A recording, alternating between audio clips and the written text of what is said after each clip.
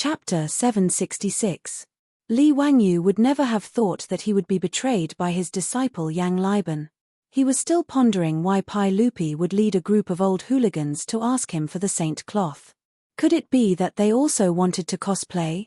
Li Wangyu, who had never experienced war, could never imagine how tempting these armors were to military generals. Uncle Cheng, I was going to give those armors to Brother Chumo and the others. Li Wangyu muttered as he looked at Cheng Yaojin's expression that looked like he wanted to eat someone. Cheng Yaojin's eyes widened like copper bells. Bullshit, those bastards, why would they need such good armors?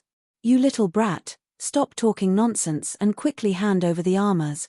Oh right, my natal body is Aries, give me that Aries constellation armor. Li Wangyu's mouth was wide open. He felt as if he had seen a ghost. Not only did this old gangster want to snatch his saint garment, he even King mentioned that he wanted the Aries saint garment. Did he have any shame? Without waiting for Li Wangyu to speak, Pai Lupi also laughed loudly. Haha, I am Aquarius natal body. Ziyu, go and bring the Aquarius armor to me. Li Wangyu's mouth twitched, not knowing whether to laugh or cry. It felt like they had teamed up to rob him. But since Pai Lupi and Cheng Yaojin, these old hooligans, had spoken, what else could he say? He could only wave his hands towards Niu Wu and the others, indicating for them to bring the wooden boxes over. Uncle, these are the boxes for the armors. Every box has a set of armor corresponding to the constellation. Li Wangyu helplessly explained as he pointed at the saint cloth boxes. Pai Lupi, Cheng Yaojin, and the others ignored Li Wangyu and the other hooligans. They each looked for the constellation that their natal body belonged to in the wooden boxes. After Yang Liban revealed and personally witnessed the incomparably fierce defense of the armor, even a big shot like Li Jing could not resist the greed in his heart and followed Pai Lupi to the Imperial Garden, preparing to ask Li Wangyu for the armor. Since Yang Liban said that he had helped Li Wangyu make 13 sets of armor, then those who had the qualifications to follow Pai Lupi to the Imperial Garden and ask for a set of armor would have an explanation. Obviously, those who did not have enough status and were not close enough could only stand to the side. Cheng Yaojin, Yuqi Jingda, Qin Xiong, Li Jing, Duan Zhishuan, Liu Hongji, Chai Shao, Shu Shiji, and Li Daozong were all Grand Dukes, and no one dared to compete with them. As for Hu Junji, although he was also a Grand Duke, he knew that his relationship with Li Wangyu was terrible. Even though he coveted the armor, he did not follow Pai Lupi to the Imperial Garden to join in the fun. Although there were 13 sets of armor, they did not push things too far. They were prepared to leave one set for their master, Li Wangyu. They were planning to divide the 12 sets among themselves, which could be considered quite benevolent. But with Pai Lupi included, there were only 10 spots. There were still 2 spots left, and that was enough for the prefectural dukes to fight over. After a battle of words, Niu Jinda relied on his son, Niu Zhengping, and his good relationship with Li Wangyu to snatch one of the spots. Zhong Gongjin, as the prefectural duke of Dingyuan and one of the 24 meritorious officials of Lingxiao Pavilion, was able to snatch the last spot. 11 of the most illustrious generals in the army, who had accumulated many achievements, followed Pai Lupi to the Imperial Garden as if they were going into battle to snatch the armor. Li Wangyu wanted to cry, but no tears came out. As he looked at these old hoodlums happily rummaging through the chest of armor, Li Wangyu wanted to call the police. Hello, is this Yaro Ling? Someone is robbing here. Is there still any law? As for the wastrels, they still had no idea what had happened. Fang Yi moved to Li Wangyu's side and whispered, Zio, His Majesty, Duke Lu, and the others, what armor did they ask you for? The wastrels were also confused. They did not understand why Pai Lupi and the others had excitedly rushed over to ask Li Wangyu for armor. Could it be that His Majesty, Duke Lu, and the others were lacking armor? Li Wangyu squeezed out a smile that was uglier than crying. Brother Yi, I had someone make a batch of armor. I was originally going to give them to my brothers. I don't know how the news got out, but Uncle and the others actually found out. Cheng Chumo heard this and casually patted Li Wangyu's shoulder. He smiled, Zio, you are too considerate. We brothers appreciate your kindness. There are plenty of armors in the mansion. Zio, why don't you give your brothers some nurses from the hospital? That's the right thing to do. Brother Chumo's words are reasonable. Armors and whatnot are not important. Why don't you give us a few young ladies? Haha. Li Wangyu wanted to kick these lustful bastards to death. Damn it, thinking about the nurses in his hospital every day. He should grab them and flick them to death. He was too lazy to pay attention to these heartless bastards. In his mind, he began to imagine what Cheng Yarojin, who looked no different from a bandit, would look like if he wore the Aries Saint cloth. The calm, wise, and handsome Aries Saint Seiya, Mr. Mu, would look like that old bastard Cheng Yarojin. Ah! Li Wangyu suddenly felt a little nauseous. He quickly stopped his wild imagination. He was afraid that if he continued to imagine, he would vomit. The group of dukes quickly distributed the saint cloth boxes for their respective constellations. Cheng Yarojin was the most impatient. He could not wait to open the wooden box. The wooden chest opened up, revealing the Aries constellation gold saint robe. Coincidentally, the sun shone down and shone on the golden saint robe, blinding everyone's eyes. Including Pai Lupi, everyone sucked in a breath of cold air. What an exquisite armor! The silk pants were stupefied by the scene in front of them. They pointed at the saint cloth and muttered, Ziyu, could it be that this armor is made from gold? It is gilded. The armor is made from tempered steel. Li Wangyu replied. The silk pants naturally knew how difficult it was to make tempered steel. Hearing this, they were speechless. Cheng Yarojin suddenly regretted. If he knew that the armor was made from tempered steel, he would have snatched a set. But since Pai Lupi was here, along with his family's master and a group of elders, it was obvious that the armor was not fated with them. What made the silk pants even more regretful was that they were shocked to find that the armor Cheng Yarojin chose was not the standard armor of the Tang army. It was made from many pieces of plate armor. The design was very exaggerated. The appearance of the armor was really beautiful. The Aries Saint cloth extended from the shoulder blades to the top of the clavicle. It was especially eye-catching. When Chada Mosomi was drawing the Aries Saint cloth, she patiently sculpted every part of it. The result was naturally very good. Of course, when Li Wangyu ordered people to make the holy garment, this pair of huge goat horns was just an ornament made of hollow iron. If it was made of solid metal, no matter how brave old hooligan Cheng Yarojin was, he would not have the strength to carry such a big piece of metal into battle. This type of armor that was made entirely from plate armor was something that no one had ever seen before. Cheng Yarojin immediately ordered people to put on the armor for him. He could not wait to try it out.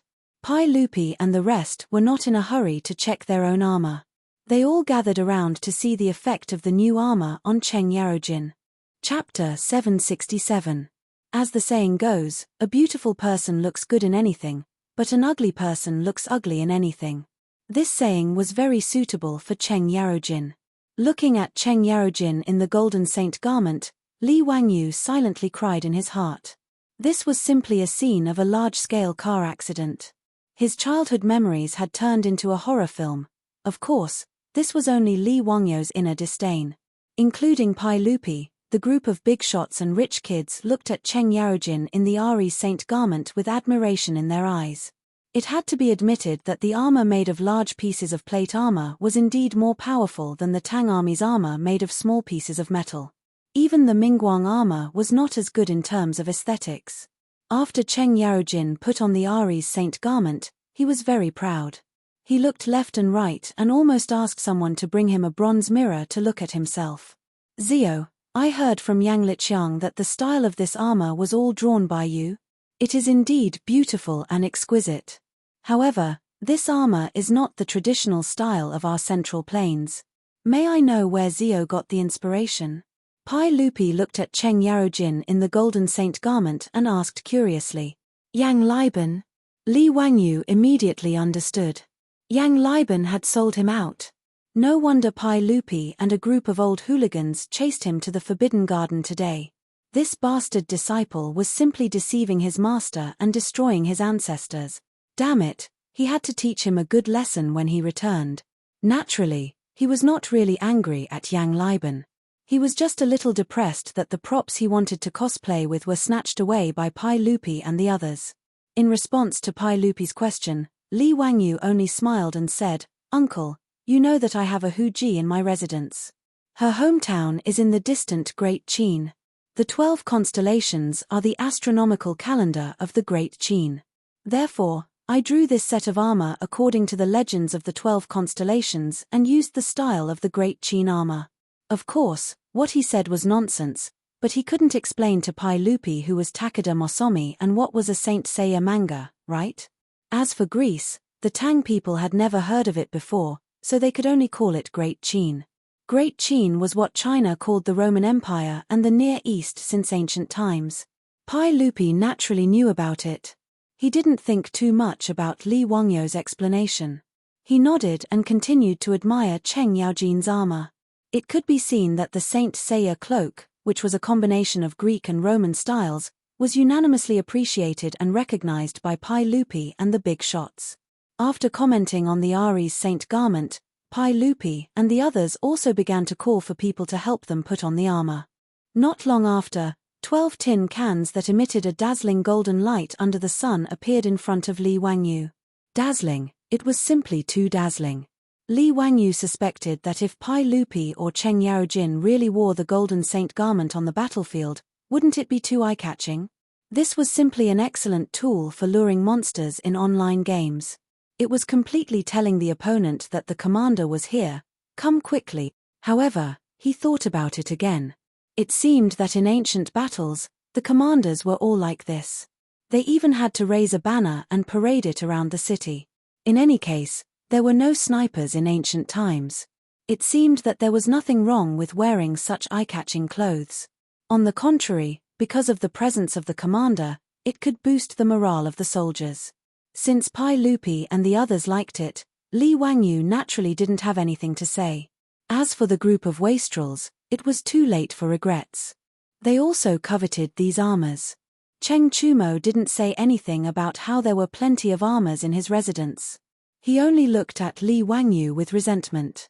Naturally, he also wanted it. Li Wangyu turned his head and pretended that he didn't see Cheng Chumo, and Cheng Chubi's eyes filled with desire. Damn, did these bastards think that it was easy to get these armors? Didn't it cost money to make them? These 12 golden saint garments cost a lot of money. Basically, the cost of each golden saint garment was almost 100 taels of gold. Although the Lai Hot family had a large business now, the landlord didn't have any extra food, right? It was very obvious that Pai Lupi and the group of old hooligans had snatched his golden saint garments. They definitely weren't prepared to pay him. Of course, the most important reason was that almost half of Yang Liban's stockpile of well-tempered steel had been ruined by him. If he let Yang Liban use well-tempered steel to make another set of armor for him, that stingy Grandit would probably directly kill himself in front of him. He couldn't bully honest people again and again, right? Li Wangyu ignoring the wastrels made Cheng Chumo grit his teeth in anger, but there was nothing he could do. He simply opened his mouth and shouted, "Ziyu, don't forget our bet today. It's getting late, let's start hunting." When Pai Lupi heard this, his interest was piqued and he asked, "Cheng Chumo, what bet did Ziyu make with you?" "He, replying to your majesty, Ziyu made a bet with us. He didn't need the help of the prefectural troops and could use his own bow to kill his prey. Naturally, we didn't believe him, so we made a bet with him." Cheng Chumo rubbed his head and replied with a smile. Cheng Yaojin laughed on the side, "Wahahaha, even I don't believe this. This kid is good at everything, but his archery skills are worse than that old man Xiao Yu's." Li Wangyu was so angry that his nose almost became crooked. This shameless old hooligan was still wearing his golden saint garment, but he still dared to speak so impolitely. Could it be that this old hooligan didn't know what it meant to take a gift and blind the eyes? Pai Lupi also couldn't help but laugh. He thought back to how Li Wangyu had deliberately recited the old oil cellar in front of Hujunji to avoid being shot at by an arrow. The literary talent of that old oil cellar was naturally excellent, but it also showed that Li Wangyu didn't know how to shoot an arrow. Not even Pai Lupi believed that he would be able to hit his prey. But if he could see this kid make a fool of himself, that would also be excellent. With this thought, Pai Lupi turned to the other elders and said, "Sirs, since we've already come to the Imperial Garden and obtained this precious armor, why don't we also relax and hunt with these brats? Excellent. Your Majesty's words are exactly what this subject wishes for. Haha, why don't we also have a competition today to see who can hunt the most prey? Those who had come with Pai Lupi to rob Li Wangyu of his armor were all elders of the army with illustrious military achievements. Hunting was naturally their favorite pastime, so when they heard Pai Lupi's words, they immediately rubbed their palms together. Even someone as experienced and prudent as Li Jing had an excited look on his face. Pai Lupi smiled and looked at Li Wangyu. Zio, if you can personally hunt the prey today, we will bestow upon you the Saliut Purple. Li Wangyu was taken aback for a moment before he became overjoyed. Uncle, are you serious? A ruler doesn't joke about his words. You can't lie to me. Haha, of course. How can we go back on our words? But the prerequisite is that you don't need the help of your troops and can personally hunt the prey. Li Wangyu nodded his head like a little chick pecking at rice. He was overjoyed. He felt that he hadn't given away these saint garments for nothing. To be able to obtain the Saliut Purple from Pai Lupi was a huge profit. Chapter 768. Emperor Taizong of the Tang dynasty, Li Shimin, was good at both civil and martial arts.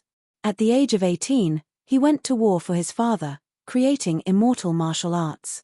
He rode a total of 6 horses, and thus walked on the altar of horse life. White-hoofed Shadow, Qingfu, Telugu, Salusi, Shifachi, and Genmaruo were the names of these 6 horses. Genmaruo was shot 9 times during the battle between Pai Lupi and Liu Hater, and died in front of the 2 armies. Salusi was also shot in the chest during the battle between Pai Lupi and Wang Shichong. This purple swallow's steed was also Li Er's favorite mount. He even gave it a special compliment: purple swallow leaps, bone-soaring divine steed, spirit swells 3 rivers, might dominates 8 formations. Pai Lupi loved these 6 horses to the bone. Later, he ordered Yang Liban and Yang Lide to carve these 6 horses into stone carvings and place them in front of his mausoleum. These were the famous 6 horses of Zhao Ling. Salusi and Genmaruo were stolen by unscrupulous merchants and sold to the United States. They were later collected in the University of Pennsylvania Museum. The other 4 horses were collected in the Steely Forest Museum in Xi'an, Shaanxi. Li Wangyu obviously knew about the 6 horses of Zhao Ling.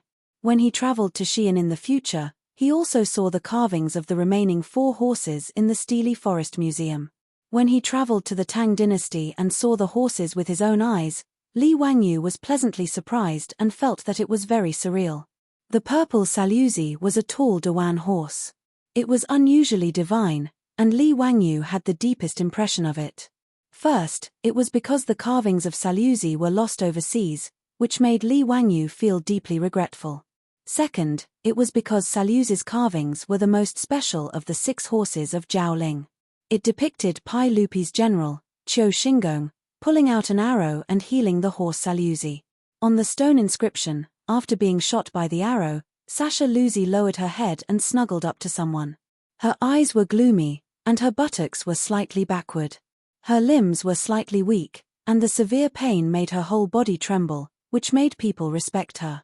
When Pai Lupi said that he would give the Salusi to him, Li Wangyu was naturally pleasantly surprised. He did not understand why Pai Lupi was suddenly so generous. One had to know that these few horses were Li Er's favorite. Even Pai Lupi himself wasn't willing to ride these fine horses, let alone give them to others. After Pai Lupi said that he would give the Saliut Purple to Li Wangyu, the surrounding people's eyes suddenly became scorching hot. The Tang people loved horses. Their love for these divine horses was no less than the men of the later generation's pursuit and desire for top-notch sports cars. Because of Pai Lupi's words, the group of playboys was so jealous that their eyes were about to turn red.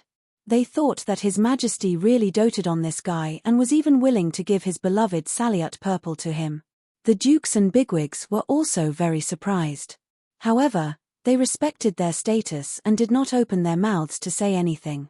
Their eyes were also full of envy.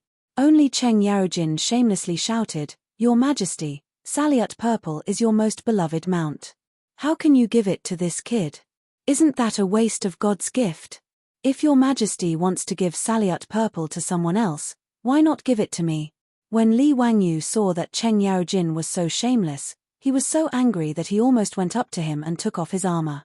Pai Lupi laughed heartily. My Saliut purple may not be given away. Everyone suddenly understood. That's right, His Majesty just said that Li Zio did not need the help of others and personally hunted prey with a bow before giving Saliut purple to him. This kind of thing was very simple for others. However, for Li Wangyu, who did not even have the strength to truss a chicken, it was harder than ascending to the heavens. The playboys winked at each other. Naturally, they were laughing at His Majesty for not being kind enough to use this kind of method to catch Li Zio's appetite. Wasn't this feeling of being able to see but not be able to obtain something even more unbearable? Pai Lupi indeed had such thoughts. Today, he had received a set of armor from his nephew. As the emperor and Li Wangyu's elder, how could he be so stingy and not do anything? However, how to reward Li Wangyu was a problem. His nephew did not lack money and did not seem to be interested in women. What could he reward Li Wangyu with? This made Pai Lupi somewhat hesitant. After hearing Cheng Chumo mention the bet with Li Wangyu, Pai Lupi came up with the idea of giving his beloved horse, Saliut Purple, to Li Wangyu. If Li Wangyu did not live up to expectations and was unable to shoot prey, then naturally he could not say that he was stingy as an uncle, could he? Pai Lupi was very satisfied with his quick-wittedness and turned his head to look at Cheng Yaojin and the others. Everyone is also Zio's elder. How could you have the nerve to take Zio's armor for free? We have even taken out the Sasha Dew Purple. You uncles can't be stingy. Cheng Yaojin, Yuchi Jingda, and the others also figured out Pai Lupi's thoughts. Hearing this, they all laughed. Your Majesty's words are reasonable. Zio, this old man has 1,000-year-old ginseng in his residence. Today, if you can personally hunt prey, this old man will give you this ginseng as a gift in return for this set of armor. Haha, Zio, don't dislike it. Wahahaha, boy, this old man's residence has a set of 7-colored glazed cups. They have been passed down from the Pre-Qin dynasty. They are very rare, Count who, this old man's residence has. The group of dukes and elders all rushed to promise Li Wangyu that they would give him all kinds of rare treasures as a gift in return. However, the condition was that he had to personally kill the prey. Li Wangyu was dumbfounded and speechless. Damn it, did they really think that he did not know what they were planning? This group of old ruffians, including Pai Lupi, really were not good people. However, Li Wangyu was secretly laughing in his heart. Later, when he used his new composite crossbow to kill the prey, he did not know if Pai Lupi and the others would still be able to laugh. He was also afraid that if he used the crossbow to kill the prey, Pai Lupi and the others would not admit to it. He hurriedly asked, Uncle, everyone, this nephew plans to use the crossbow to hunt. Is that possible? Pai Lupi, Cheng Yaojin, and the others all laughed and nodded. What the Silk Pants understood, this group of elders naturally understood even more clearly. Li Wangyu could not even draw a 1-pickle bow. How could he hope to string a 2-pickle crossbow? Zio, Zhen said that as long as you can hunt prey without the assistance of others, it is fine. Naturally, using a crossbow is not impossible, Pai Lupi said with a smile. Yuchi Jingda and the others all nodded in agreement. Cheng Yaojin was very astute. He was afraid that Li Wangyu would be a blind cat that caught a dead mouse, so he added, Brat, the prey that you shoot should at least be rabbits. Don't use some small things like field mice to make up the numbers. That is natural. Hihi, Uncle Cheng, let's not talk about small things like rabbits. Today, this nephew will at least hunt some deer, wild boar, and the like. Who knows, I might even kill a few wolves and leopards to satisfy my craving. Wahahaha, Brat, you really know how to brag. Cheng Yaojin only thought that Li Wangyu was bragging and laughed until he was rocking back and forth. Pai Lupi and the others also could not help but laugh. No one believed Li Wangyu's words. Li Wangyu did not argue and directly took the composite crossbow from his back. He waved at Niu Wu and said, Niu Wu, bring me the crossbow arm and the crossbow string. Today, I am going to start a massacre. Chapter 769. Niu Wu smiled happily at his Lungjuan's order. He hurriedly took out the holy garment box on his back, took out the crossbow arm and bowstring, and began to assemble it. Niu Wu and the Lai Hot troops naturally saw what happened just now. In Niu Wu's eyes, it was like a saint fighting with a group of dukes to give something to his Langjun. He almost laughed out loud. Other people didn't know that Li Wangyu had ordered people to make the crossbow, but Niu Wu and the troops were well aware. Not to mention hunting a few prey, it could be said to be a piece of cake. Even when facing heavy cavalry, the crossbow was a super killing weapon. In order to make the composite crossbow, Li Wangyu had put in a lot of effort. From the spring steel needed for the crossbow arm to the eccentric wheel and the lever winding mechanism, they were all difficult problems that the craftsmen of the Tang dynasty couldn't solve. Fortunately, with Yang Liban's help and a large amount of gold as a reward, the craftsmen were so excited that their eyes turned red. After desperately trying day and night, they finally made the composite crossbow that Li Wangyu needed. If the cost was calculated, Li Wangyu had spent at least 200 to 300 taels of gold on this composite crossbow, which was equivalent to 6 to 7 million yuan in the future. It couldn't be said to be cheap. However, as mentioned before, with money and willfulness, Li Wangyu didn't feel the slightest bit of heartache for spending a few hundred taels of gold to make a toy. In the future, he was a white-collar loser with a mortgage of over 1 million yuan. When he ordered takeout, he had to calculate the full discount. Spending money as one pleased like this only existed in one's dreams. However, if the gold and copper coins in his residence were converted into yuan, he could barely be considered a nouveau riche. After all, the gold that he had cheated from the aristocratic families with Pai Lupi was worth at least 300 million yuan. In this kind of situation, Li Wangyu naturally spent money as he pleased. It all depended on whether he was in a good mood or not. After Yang Liban weighed the composite crossbow that used spring steel as the crossbow arm, he was shocked to find that the flux strength of the crossbow had reached an astonishing 4 pickles. This was equivalent to the Tang army's siege crossbow.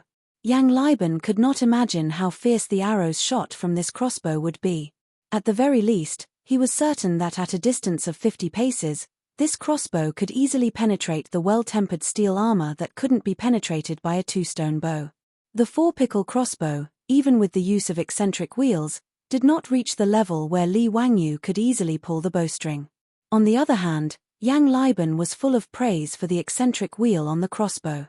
After using the eccentric wheel, a 4-pickle crossbow could be drawn with less than 2 pickles of strength. But even so, Li Wangyu still couldn't use the composite crossbow. In that case, the only way was to install a lever winding device on the crossbow. After a few experiments, Yang Liban, together with the craftsman who would be the supervisor, finally solved these problems one by one and completed the creation of this epoch-making crossbow. After receiving this composite crossbow, Li Wangyu had already practiced in his residence for 2 days. He was very satisfied with the power and accuracy of this crossbow. Originally, in Niu Wu's eyes, the crossbow that Li Wangyu had made was just a big toy. For a godly archer like him, crossbows were very disdainful. After all, compared to a strong bow, a crossbow's firing speed was too slow and its range was too short. But when Li Wangyu received this crossbow and tested it a few times, the power and accuracy of the crossbow arrow shocked Niu Wu and the Lai Hot troops. The special crossbow arrow was made of fine steel and was only 1/3 the length of a normal arrow. After being shot by the composite crossbow, the arrow easily penetrated the Tang army's standard armor from 200 paces away.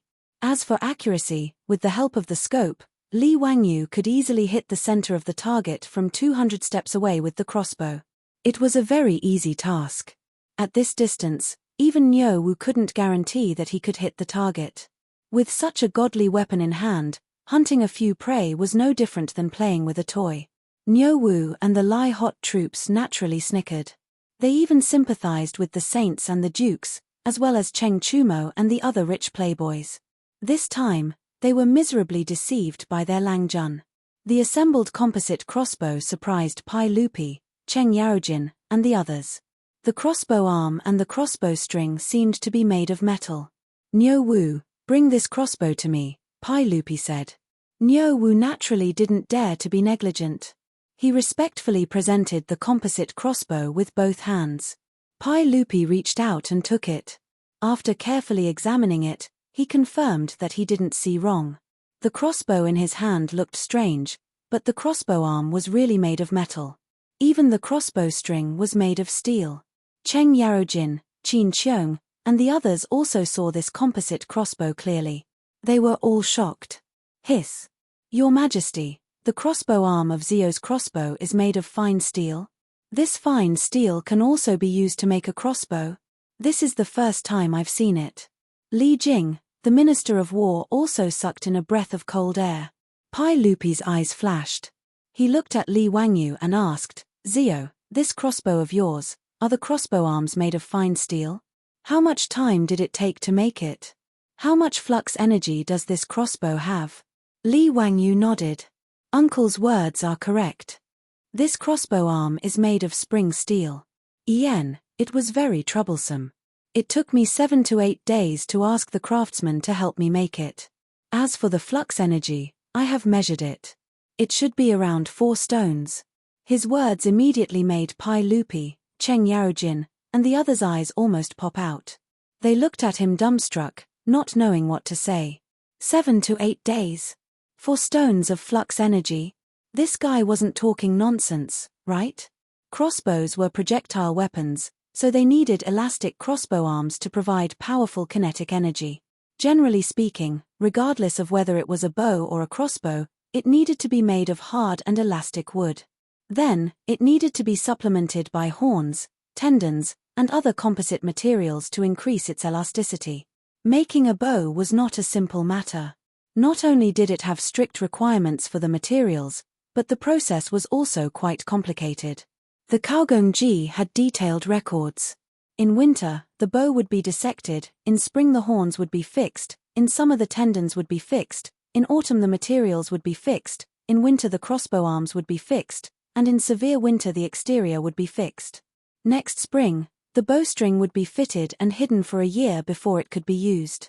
The above complicated process required 2 to 3 years to make a good bow.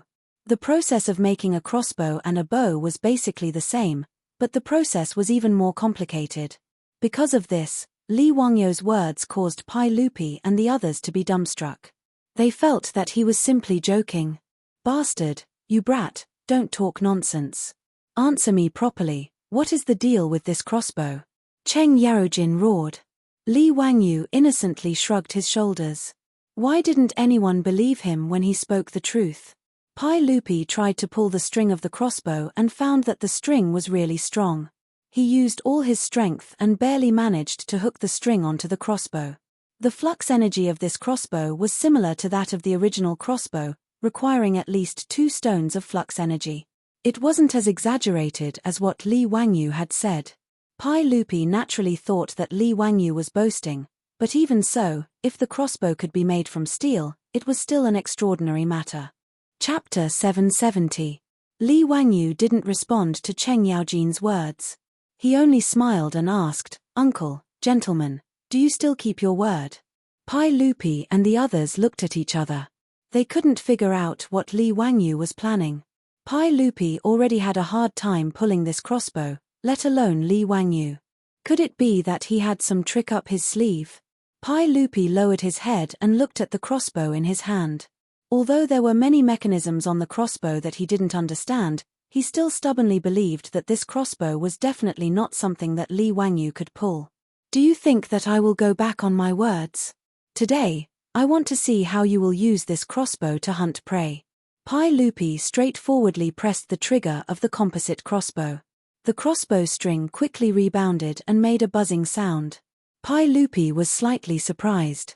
What a strong firing sound. It seemed to be much stronger than the crossbows in the army. Could it be that this crossbow really had the strength of 4 pickles? Immediately, Pai Lupi shook his head and denied his guess. If it was a 4 pickles crossbow, even he wouldn't be able to pull it. In the Tang army, 4 pickles crossbows all required the use of a capstan. Many people had to work together to pull the bowstring. Cheng Yarojin, Yuchi Jingda, and the others were also very curious about Li Wangyu's steel crossbow. They all gathered around and tried to pull the bowstring. They felt the strong pulling force from the steel crossbow. Your Majesty, this crossbow is indeed 2 pickles. It's comparable to the crossbows in the army. Zio calling it a 4 pickles crossbow is an exaggeration. The people present were all veterans in the army. They knew the pulling force of the crossbow as soon as they started. After everyone passed the crossbow around, Pai Lupi threw the composite crossbow back to Li Wangyu and said with a smile, "Ziyu, don't let Niu Wu and the others help you draw the crossbow.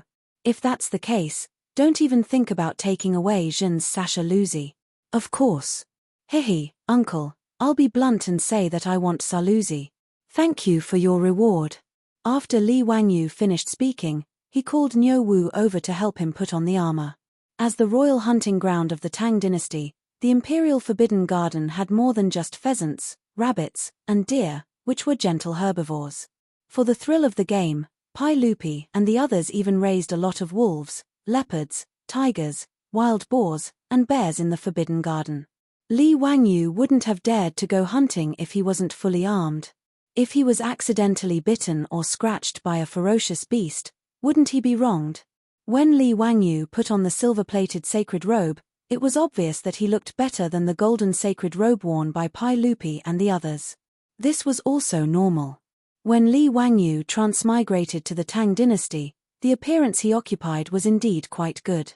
When a handsome person wore armor, he looked even more valiant. The playboys became more and more depressed.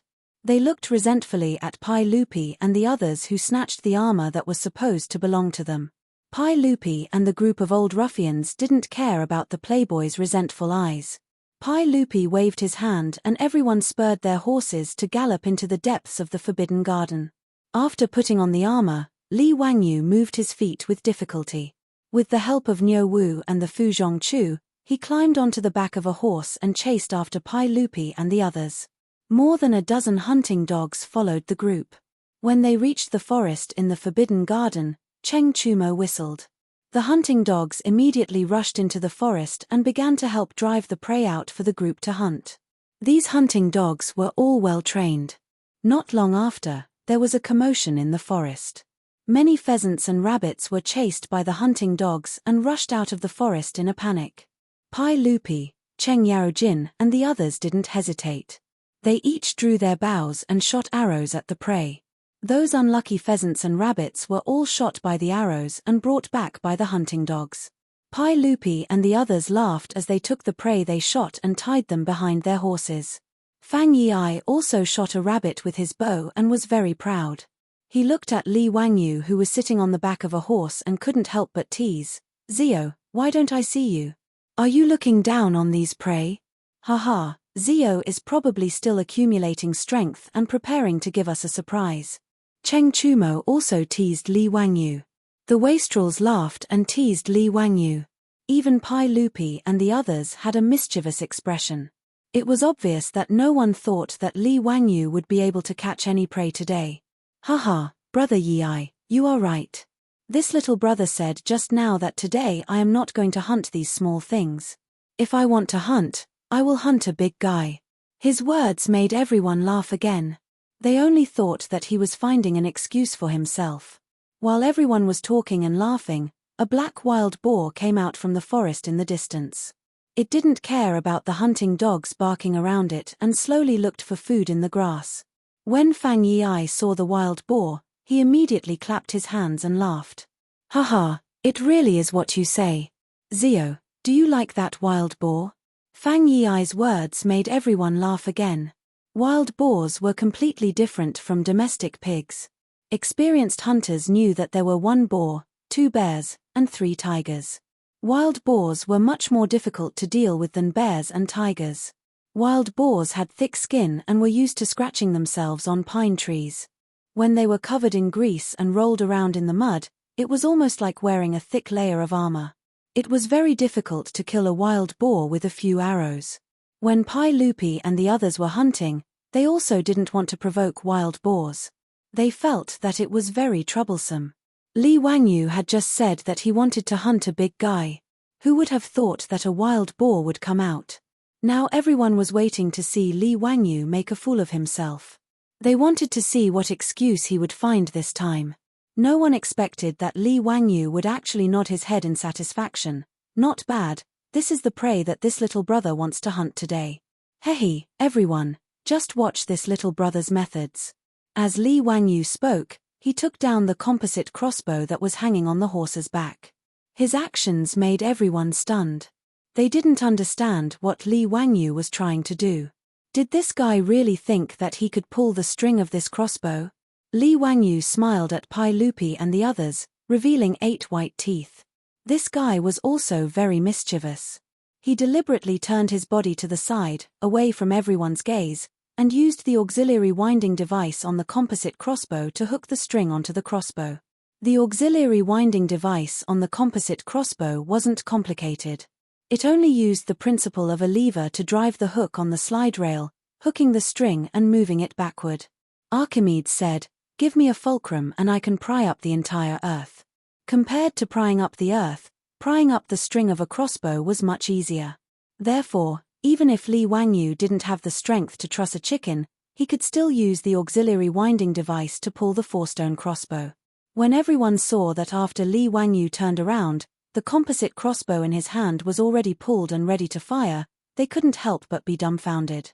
Cheng Chumo looked as if he had seen a ghost. He pointed at Li Wangyu and stuttered, Ziyu, what happened to your crossbow? How could you have the strength to pull the string?" Pai Lupi and the other dukes were also dumbfounded. Especially Pai Lupi, who had personally pulled the crossbow in Li Wangyu's hand. Even he had to use all his strength to pull the string of the crossbow, so how could Li Wangyu sit on it? Fortunately, everyone hadn't read the Marvel comics of the later generations, and they hadn't seen the Hulk movies. Otherwise, they would have suspected that Li Wangyu had been bitten by an insect, causing his body to mutate. Chapter 771. The debauchees were all dumbfounded. They looked at the crossbow in Li Wangyu's hand that was ready to shoot. "Brother Chumo, I think my eyes are playing tricks on me. Why do I see that the crossbow in Ziyu's hand is already loaded?" Fang Yi muttered. Cheng Chumo rubbed his eyes. He also had a look of disbelief on his face. "Brother Yi, I think I saw it too." Chai Lingwu suddenly slapped his thigh. "It's a smoke screen. It must be a smoke screen. This kid must have hidden a loaded crossbow on his horse. Just now, when we weren't paying attention, he switched the crossbow. Yes, Brother Lingwu is right. It must be like this. Let's go and search his horse." The debauchees all shouted and rushed to Li Wangyu's horse. Li Wangyu didn't know whether to laugh or cry at the debauchees' wild imagination. He could only let them search his horse. Cheng Chumo even let him get off the horse. He even lifted the saddle to check it.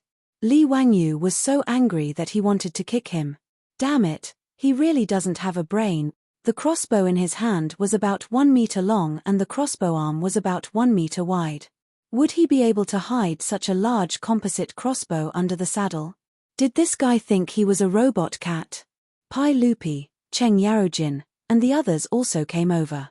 They watched the debauchees toss and turn, but naturally, they didn't find anything. Apart from the crossbow in Li Wangyu's hand, there was no other crossbow. Just now, everyone saw very clearly that Niu Wu and Lai Hot's troops were all obediently waiting a few steps behind Li Wangyu. No matter what, they couldn't do anything in front of everyone to help Li Wangyu load the crossbow in his hand. Pai Lupi and the others felt that this was too magical. Could it be that Li Wangyu really had some kind of magic? Pai Lupi, Cheng Yarojin, Li Jing, and the others looked at each other and saw a trace of unease in each other's eyes. If Li Wangyu, this brat, really had a way to draw the crossbow, perhaps they would all suffer a loss today. Pai Lupi suddenly felt a little heartache. How could he be so foolish and say that he would give the Sasha Dew purple to this kid? Cheng Yarojin and the rest looked at each other in dismay. F***ck, they seemed to have promised a lot of good things just now. Could it be that they were really going to give them to Li Wangyu, this stinking brat? But if they wanted to pull their faces down and renege on the debt, it was likely that other than the shameless Cheng Yarojin, no one else would do such a thing. Li Wangyu also saw the gloomy expressions on Pai Lupi and the others' faces, and he couldn't help but feel pleased. It was a rare opportunity to make Pai Lupi and the other big shots suffer. Cheng Yarojin looked at the swaying wild boar 200 steps away and rolled his eyes. He shamelessly said, "Brat, since you said that you want to shoot that wild boar, then you have to keep your word. If you don't kill that wild boar today, Don't blame me for not giving you anything." His words were very hooligan. The conditions that the others had proposed before were that Li Wangyu only needed to hunt the prey. Cheng Yaojin's words directly increased the difficulty by several times. These shameless words made Pai Lupi feel his face burning. But thinking about his Sasha Dew Purple, he simply turned his head and pretended that he didn't hear Cheng Yaojin's words, allowing him to negotiate with Li Wangyu. Li Wangyu also didn't expect this old man to be so shameless, but he also simply nodded his head. Since Uncle Cheng has said so, this nephew will naturally obey. When Cheng Yaojin saw that Li Wangyu had agreed so easily, he actually took an inch and wanted a mile. He shouted, "Since you said that you have a 4-stone crossbow, then it must be very powerful. Since that's the case, then don't go near that wild boar. Just shoot that wild boar from this distance. If you can do it, then I will accept my loss and present you with the gift that I promised you with both hands." When Pai Lupi heard his words, his face couldn't help but twitch a few times. He had the urge to slap this shameless old man to death. Shameful, this was too shameful. But when he thought of his beloved Sasha Dew Purple, Pai Lupi decided to endure it again. Everyone thought that Cheng Yaojin was purposely making things difficult for Li Wangyu, but who would have thought that Li Wangyu would simply nod his head again? Uncle Cheng's words are very true, so I will do as Uncle Cheng says. If this nephew doesn't kill that wild boar today, then I would be too embarrassed to ask for Uncle's Sasha Dew Purple. Pai Lupi and the others were once again speechless. They all raised their eyes to look at the wild boar in the distance. The distance of 200 steps was equivalent to 300 meters in the modern world. At such a distance, even Cheng Yaojin and the others couldn't guarantee that they would be able to hit that wild boar. Looking at it from this distance, the black wild boar was only the size of a fingernail. It was still faintly discernible in the grass. Even if one was a godly archer, who would dare to say that they would be able to hit it accurately?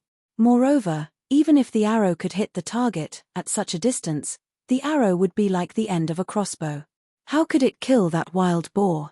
If one wanted to kill a wild boar, they had to accurately hit its vital points. Otherwise, even if the arrow pierced through, it would only incite the wild boar's ferocity. Or it would be injured and run away with the arrow. Wanting to kill that wild boar from such a distance was as difficult as ascending to the heavens. Pai Lupi shook his head. Since Li Wangyu was so arrogant, he naturally wouldn't say anything. Being able to protect his beloved Sasha Dew Purple was the most important thing. Li Wangyu looked at the wild boar in the distance and waved at Niu Wu again. "Niu Wu, bring me the scope." Niu Wu had a silly smile on his face. He took out the scope and handed it to his Lang Jun. Li Wangyu pressed the scope on the crossbow and moved his eyes closer to it to aim at the target. It had to be said that the craftsmen of the Tang dynasty were quite skilled. The scope was completely made of hand-polished crystal lenses and could magnify up to 8 times. Telescopes and scopes didn't have the concept of how far you could see or how clear you could see. The so-called 8 times scope referred to magnifying the image of the target by 8 times. It made the target appear as if it was only 1/8 of the actual distance. For example, at this moment, Li Wangyu was looking at the wild boar 300 meters away through the scope. It was the same as looking at the wild boar 30 to 40 meters away with the naked eye. Although the handmade scope couldn't be as accurate as the precision optical scopes of the future, Li Wangyu confirmed that the error wasn't too big after testing it. At a distance of 100 meters, the error was only a few centimeters. At a distance of 300 meters, the error wouldn't be more than 10 centimeters. This error was enough to hunt a target as big as the wild boar. Li Wangyu aimed at the wild boar in the distance. He took out a steel arrow from the quiver at his waist and gently placed it into the slide of the crossbow. "Lang Jun, aim at the side of the wild boar's chest. That's where its heart is. You can kill it in one shot." Niu Wu reminded him in a low voice. Li Wangyu nodded and began to adjust his breathing according to Professor Niu Wu's method. He slowly pressed the crosshair of the scope on the wild boar's body. Even Pai Lupi, Cheng Yaojin, and the others closed their mouths. They were afraid to disturb Li Wangyu. Everyone's expression was complicated. They were afraid that Li Wangyu could really kill the wild boar, but they were also secretly looking forward to it. Li Wangyu held his breath and focused. His finger suddenly pressed the trigger of the composite crossbow. Chapter 772.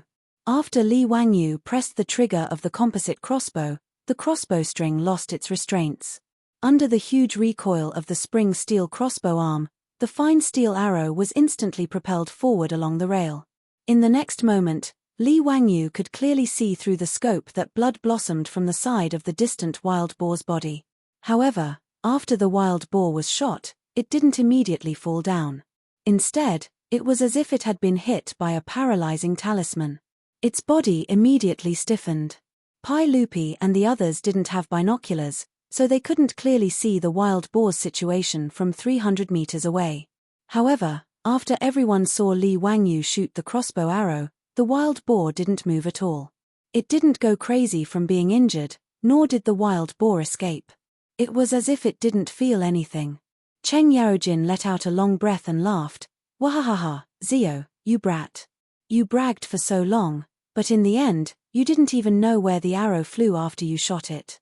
Pai Lupi also laughed. Zio isn't good at shooting, so it's not strange. Fortunately, the wild boar wasn't startled. Zio, you can still shoot a few more arrows and try again. At this time, Li Wangyu directly put away the composite crossbow in his hand. He had already seen very clearly through the scope just now. The crossbow bolt he had just shot out had very accurately pierced into the side of the wild boar's chest. According to Niu Wu, that was where the wild boar's vital point was. After the wild boar was hit by his arrow, not only did it not run, but it also stiffened in place. It was clear that the arrow had directly pierced through its heart. It was a fatal blow, so there was no need to shoot another arrow. Li Wangyu also didn't expect that the first real battle of his composite crossbow would be so perfect. A 200 to 300 pound wild boar was killed by his arrow from 300 meters away. This kind of exciting feeling made Li Wangyu unconsciously secrete adrenaline and his heart beat very quickly. It was said that men's love for guns and crossbows was deeply ingrained in their genes. Li Wangyu hadn't touched a real gun many times in his previous life. Other than shooting a few bullets during military training in school, he really didn't have the chance to touch a gun, let alone use a gun or crossbow to hunt. Li Wangyu loved the composite crossbow in his hands to death. Being able to personally hunt a wild boar with a crossbow made Li Wangyu feel good to the bone. In response to Cheng Yaojin and Pai Lupi's words, Li Wangyu pretentiously blew at the composite crossbow. It was as if the crossbow was emitting smoke like a gun. Finishing arrows. A real man doesn't need to shoot another arrow. Killing with a single arrow is the true essence of life. Cheng Yaojin curled his lips in disdain. You sure know how to say beautiful words, but that wild boar is still standing there. Before he could finish his words, he was stunned to see the motionless wild boar in the distance tilt its body and fall to the ground. The hounds that were barking around the wild boar understood and rushed forward. They bit the wild boar's hind leg and tried to drag the wild boar back to claim the credit. But how could these hounds be able to drag a 200 to 300 pound wild boar? No matter how hard they tried, they couldn't make the wild boar move an inch. Li Wangyu saw this scene and his face turned black. Damn, he was going to drag this wild boar back and eat it. This kind of rare wild meat should be worth looking forward to. He had never eaten real wild boar in his previous life. Not to mention how many wild boars there were in China. Even if there were, they would be sold at a sky-high price. It was not something a white-collar worker like him could afford. In fact, Li Wangyu didn't know that the taste of wild boar was not delicious at all. Wild boar had a low fat content, a strong smell, and no fragrance. It also had a strong fishy smell. The meat was hard and dry, and the taste was like chewing wax. There was nothing delicious about it. This was normal. Although domestic pigs were domesticated from wild boars, after generations of domestication, the fragrance of domestic pigs was much better than wild boar meat. But anything in his previous life, as long as it had the word wild meat, it would become very high-end. It represented a green ecology and had a high price. As for the taste, no one really cared about it. Li Wangyu was one of the people who was deceived by the word wild meat. His mind was full of the taste of wild meat. After the wild boar was bitten by these hounds, Could it still be eaten? This group of hounds didn't have rabies, right? There was no rabies vaccine in this era. If they were infected with rabies, they would die. Even the gods wouldn't be able to save them. Of course, Li Wangyu also knew that this was nonsense. It was impossible for rabies to remain in food that had been cooked at high temperatures. Moreover, rabies was mainly transmitted through blood. There were many people who ate dog meat, but he had never heard of anyone getting rabies from eating dog meat. Li Wangyu began to habitually ponder about these nonsensical things, but a bolt of lightning suddenly flashed across his mind. Rabies. He had been thinking about how to deal with Geiserman at Abyss of Death, but he had no idea where to start. But if he could think of a way to infect young Geiserman with rabies, this hero of Gugurio would be dead for sure. The fatality rate of rabies was 100%. Even in his previous life, when medical technology was so advanced, this was still the case. Since ancient China, the medical school had actually had some understanding of rabies, and there were many ways to treat it. For example, in the Eastern Jin dynasty's emergency prescription for elbow injuries, it was recorded that people bitten by dogs could not endure the slightest stimulation and would be afraid of sound and water. This was a classic symptom of rabies. Ji Hong had even thought of killing a rabid dog, taking out the dog's brain, and applying it to the patient's wound. He could be considered a pioneer of immunology in ancient times. When French biologists first developed a rabies vaccine, they infected rabbits with rabies and then took out the rabbit's brain to make an injection. The principle was similar to Ji Hong's method, but it was 1,000 years later. But Li Wangyu also knew that applying the brain of a rabid dog to a patient's wound was purely a matter of fate. But there was a certain chance. Because the rabies virus in a dog's brain was relatively infective, there was a certain chance that the patient would gain immunity and not get sick. But this method was too simple and crude, and success depended entirely on luck. Li Wangyu didn't believe that there was much chance of curing the patient. As long as young Geiserman was bitten by a rabid dog, in Li Wangyu's view, he was basically a dead man. At that time, no matter how unwilling Gugurio was, no matter how much young Geiserman's father controlled the Gugurio court, it would be impossible for Gugurio to clash with the Tang dynasty. After all, if young Geiserman died of his own illness, how could the Tang dynasty be blamed? The more Li Wangyu thought about it, the more he felt that this method was feasible. He even turned a deaf ear to Pai Lupi's words. Only when Niu Wu couldn't help but nudge him did he react. Uncle, this little nephew was thinking about something else. Does uncle have any instructions? Pai Lupi glared at him and pointed at the corpse of the wild boar that had been dragged back. Zio, could it be that your crossbow really has the strength of 4 pickles of flux energy? At such a long distance, your crossbow bolt was actually able to kill it in one shot. This is truly beyond our expectations. When Li Wangyu heard this, he smiled very brightly and replied without answering the question, Hehe, uncle, I wonder when you can gift me the purple. Chapter 773. Li Wangyu's words angered Pai Lupi so much that he rolled his eyes, his heart filled with regret. He felt that he had lost his mind. How could he have come up with such a rotten idea, saying that he would gift his beloved horse, Sasha Luzi, to him? Now that Li Wangyu had really killed the wild boar, Pai Lupi and the other dukes were in a predicament. Pai Lupi wanted to go back on his words, but he couldn't bring himself to do so. He could only vaguely say, "Why are you panicking? Could it be that I don't keep my word?" Li Wangyu curled his lips and whispered, "Who can say for sure? Just now, I wanted to go back on my word. We agreed that I would only need to hunt prey, but now I have to hunt a wild boar. Isn't this bullying an honest person?" Although his words were whispered, Pai Lupi heard them clearly. He couldn't help but blush. He coughed dryly and quickly changed the topic. Ziyu, stop messing around. Hurry up and show me how you string this crossbow. Li Wangyu was helpless. He couldn't force Pai Lupi to ask for a horse.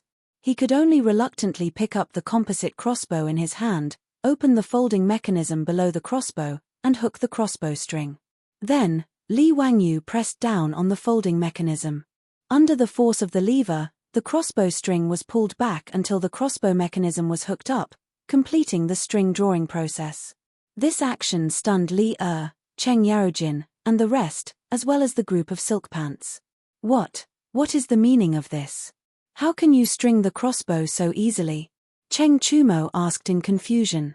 Fang Yi Ari even shouted exaggeratedly, this small iron rod can string the crossbow with just a press. How is this possible? Ziyu, did you cast an immortal spell on the crossbow? Li Wangyu rolled his eyes speechlessly. To explain the principle of leverage to this group of illiterates, wouldn't it be like a chicken trying to talk to a duck? On the other hand, Pai Lupi's eyes flashed. He pondered for a moment and asked, Ziyu, the mechanism on your crossbow looks like a hanger. All of them can magnify a person's strength, am I right? The boom was a lifting machine made using the principle of leverage in ancient China. Li Wangyu didn't think that Pai Lupi would be able to associate the composite crossbow with a hanger just by looking at it. Although Pai Lupi couldn't explain the principle of leverage, Li Wangyu still admired him. Uncle is indeed wise.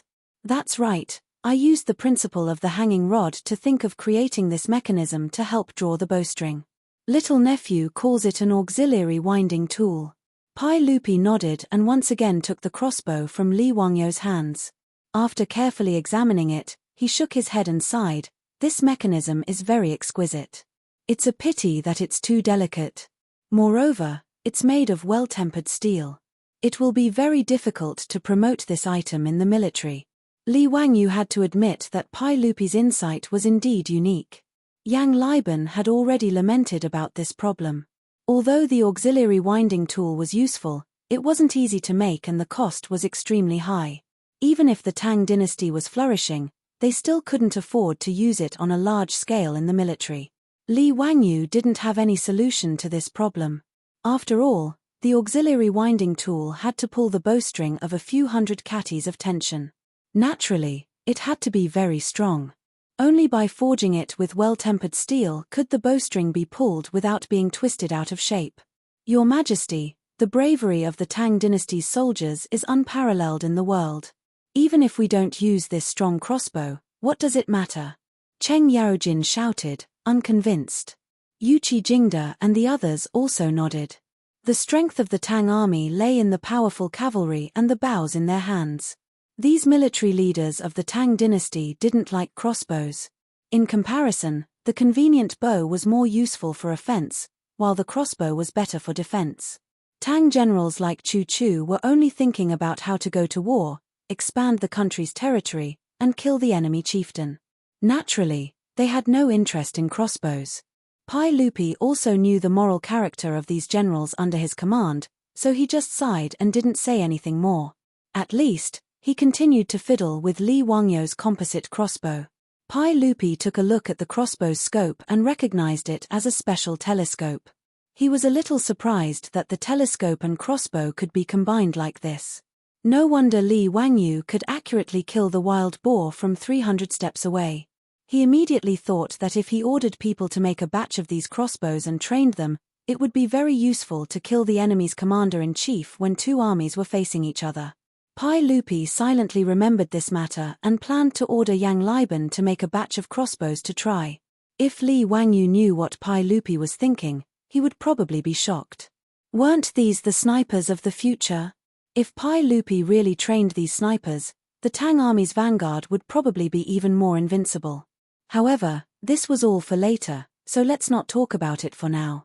Everyone played with Li Wangyu's composite crossbow for a while before continuing to hunt in the Forbidden Garden. Li Wangyu's first hunting trip was quite fruitful. A wild boar weighing more than 200 jin, a few pheasants, a few rabbits, and a deer were dragged back by Niu Wu and his troops. After leaving the Forbidden Garden, Li Wangyu did not return to his mansion in Chang'an City. Instead, he went straight through the city and returned to Dingju village. His mind was filled with thoughts of how to use the rabies to kill Yun Geiseman. In fact, there were many ways to quietly kill Yun Geiseman, but Li Wangyu wasn't a killer in the future. He was just an ordinary white-collar worker. It was already very difficult for him to come up with the idea of using rabies to kill someone. Moreover, even if he had thought of using rabies, how to carry it out was still a problem. Sick dogs were easy to find, but how to make those sick dogs bite Yun Geiseman was not easy. Just from how this fellow had been able to use his saber to block that arrow from Chang'an City, one could tell that young Gaesaman was extremely skilled in martial arts. Moreover, as the deputy envoy of Goguryeo, he always had guards accompanying him. How could those rabid dogs bite him so easily? Moreover, even if young Gaesaman was bitten by a dog, he might not necessarily be infected with rabies. If this problem was not solved, how could he kill this fellow? Li Wangyu had no good solution to this problem, but he did not plan to discuss it with his beautiful boss. Even if Li Wangyu felt that he had not done anything wrong, he did not wish for his beautiful boss to know about this matter of attempting to kill someone else. After returning to the Dingju County Council estate, Li Wangyu was just about to soak in the hot spring to relieve his fatigue when the old steward, Li Heng, walked in and reported, "Lang Jun, the Dingyuan Prefectural Duke's estate has sent over 2 Kunlun slaves, saying that they are a gift to thank Lang Jun for the armor." Kunlun slaves? Li Wangyu was stunned, and then he recalled that when Pai Lupi and the other dukes were fighting to give him gifts in the Forbidden Park, the Dingyuan Prefectural Duke, Zhong Gongjin, seemed to have said that he wanted to give him 2 Kunlun slaves. Back then, there had been too many people who wanted to give gifts, so he had not paid much attention to it. He had only been thinking about Pai Lupi's Sasha Luzi. Now that Zhong Gongjin had really sent over these Kunlun slaves, Li Wangyu could not help but feel a little sick of it. Chapter 774. In later generations, men flaunted their wealth in luxury cars and watches. Of course, there were also pickled vegetables, tea eggs, and wuliang-yi. In the Tang dynasty, the most awesome 3 treasures were the Kunlun slaves, the Bodhisattva barbarians, and the Shinluo maids. The Bodhisattva barbarians came from the small countries around the Tang dynasty. Their names were no longer known. Li Wangyu only knew that these barbarian women dressed strangely. Their hair was combed up high, and they wore small golden hats and jade bracelets. They looked a bit like the Bodhisattva in the temple murals. Therefore, these beautiful barbarian women were called the Bodhisattva barbarians. For the nobles and princes in Chang'an, marrying such a concubine and bringing her out was a very glorious thing. The Shinluo maids were women from the Shinluo kingdom on the Korean peninsula. They were docile, well-behaved, and very obedient. Therefore, all the officials and nobles in the Tang dynasty were willing to buy a few Shinluo maids to serve them. In Li Wangyu's mansion, there were Shinluo maids among the maids bought by the old butler Li Heng. Because these maids came from the distant Shinluo and were well-behaved, the price of the Shinluo maids was much more expensive than other maids.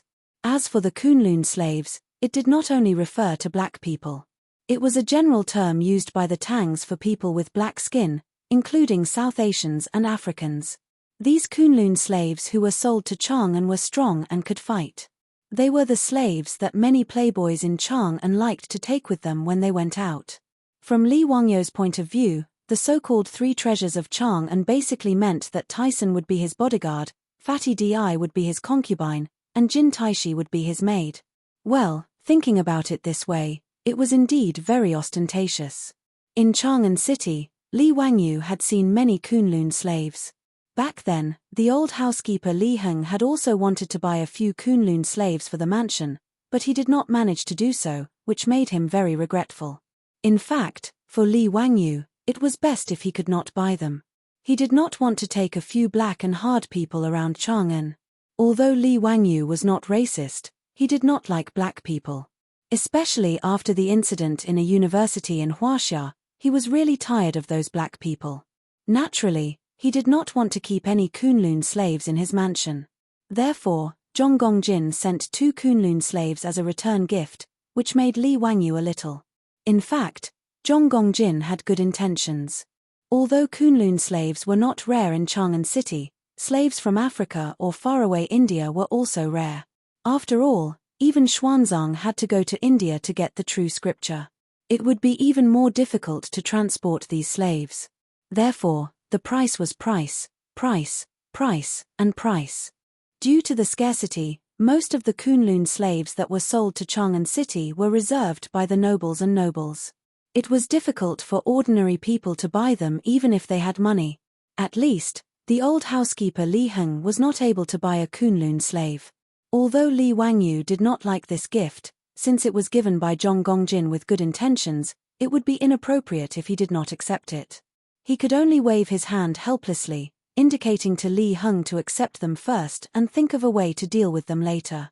At most, he could give them to Cheng Chumo and the other rich people. It was not a big deal. Li Wangyu did not care too much about this matter. He casually gave an order and went to soak in the hot spring. This guy was thinking about how to carry out this perfect murder. Why would he care about these trivial matters? He did not like the Kunlun slaves, so he would let Li Heng send them far away. It was not worth his effort. Soaking in the warm pool water, Li Wangyu closed his eyes and let the maidservants beside him massage his back. He was very comfortable. This person really did go from frugal to extravagant. Back then, he had looked down on Pai Lupi and Cheng Yaojin for not wanting Firis.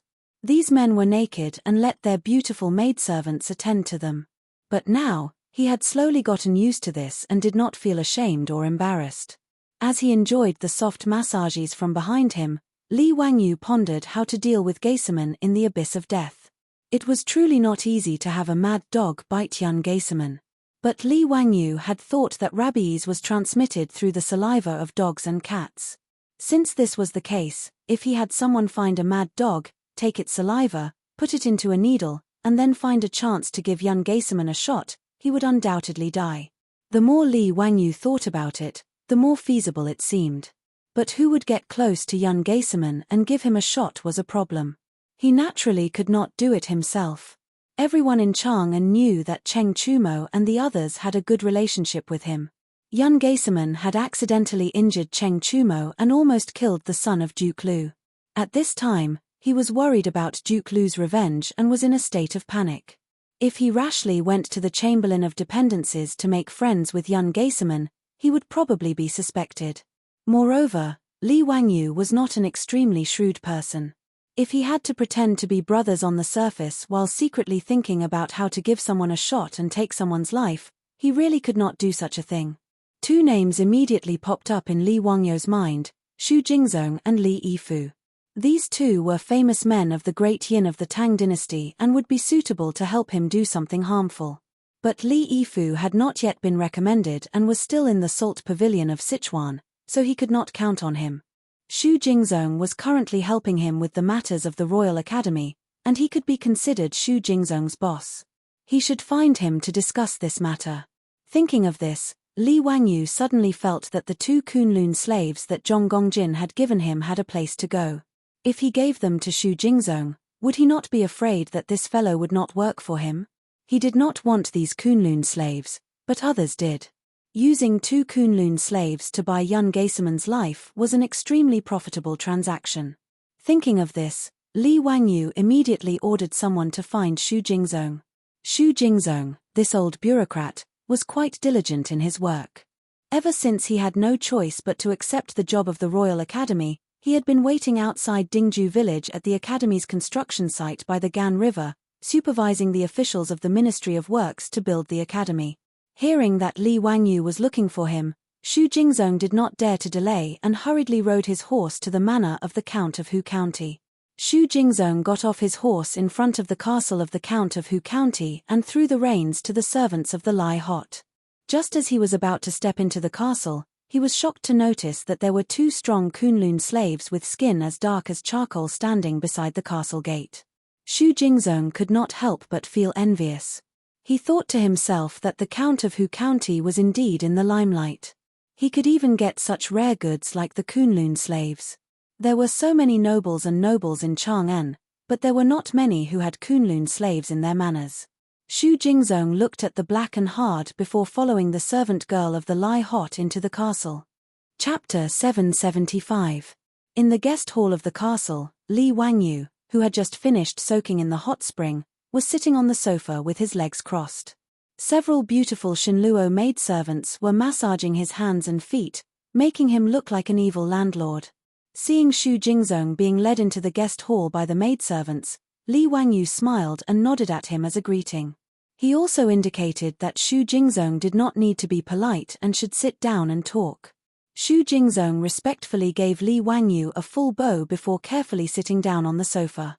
He tried his best to straighten his back, but in his heart, he didn't forget to curse the county count's mansion for being too unruly. For example, the sofa he was sitting on was comfortable, but it didn't have any image to speak of. It was impossible for him to sit upright and still. Moreover, in Xu Jingzong's opinion, there were no rules between the maidservants and the master of the county count's estate. Li Wangyu stretched out his hand to touch the beautiful servant girl's soft breasts, but the servant girl gently slapped his hand away. What kind of scandal was this? The maidservant dared to slap the master's hand in such an unruly manner. According to the laws of the Tang Empire, she could be beaten to death. However, not only was the county count not angry, he even turned his head to tease the maidservant with a smile. Xu Jingzong inwardly cursed, this county count is really tolerant of his servants. He's not afraid of losing respect. The maidservants in his residence, not to mention touching their hands, even if he was in the mood, he could directly press them onto the bed. Which of those maidservants would dare to say no? Xu Jingzong didn't need to worry about the matters of the county count's estate. He could only dryly cough and ask, "Dare I ask the count, why have you called me here today?"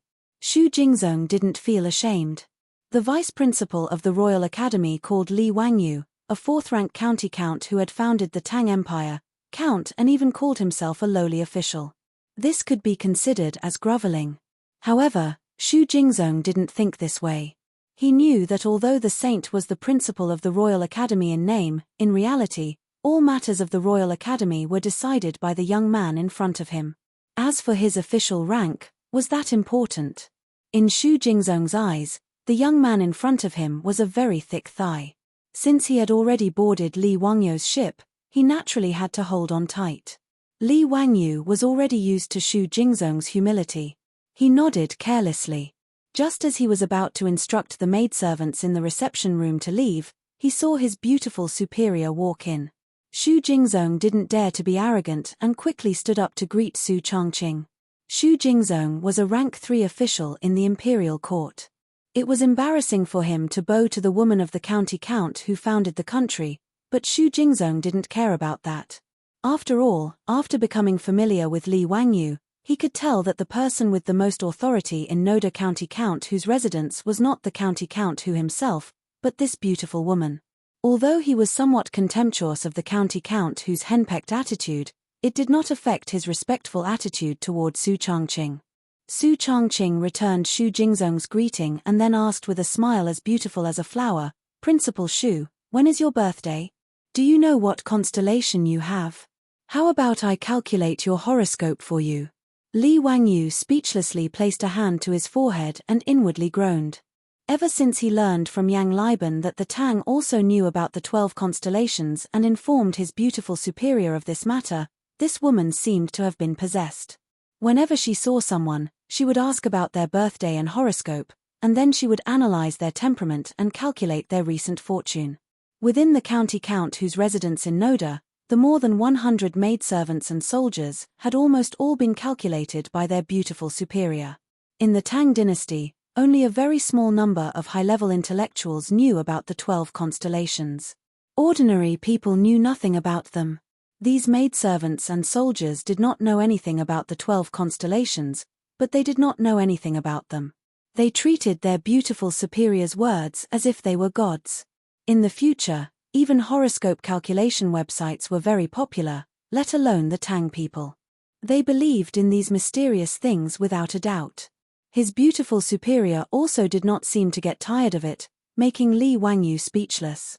In reality, although Su Chongqing liked to study the constellations in the future, it was only for entertainment after tea. He would not be so obsessed. Life in the Tang dynasty was simply too boring for modern people, which was why she was so excited when she learned that the 12 constellations had been introduced into the Tang dynasty. Li Wangyu originally did not understand why most women liked constellations. He had even searched for this on Baidu and learned about a term called the Barnum effect. This theory said that people would easily believe that a general and popular personality was suitable for them, even if this personality was empty.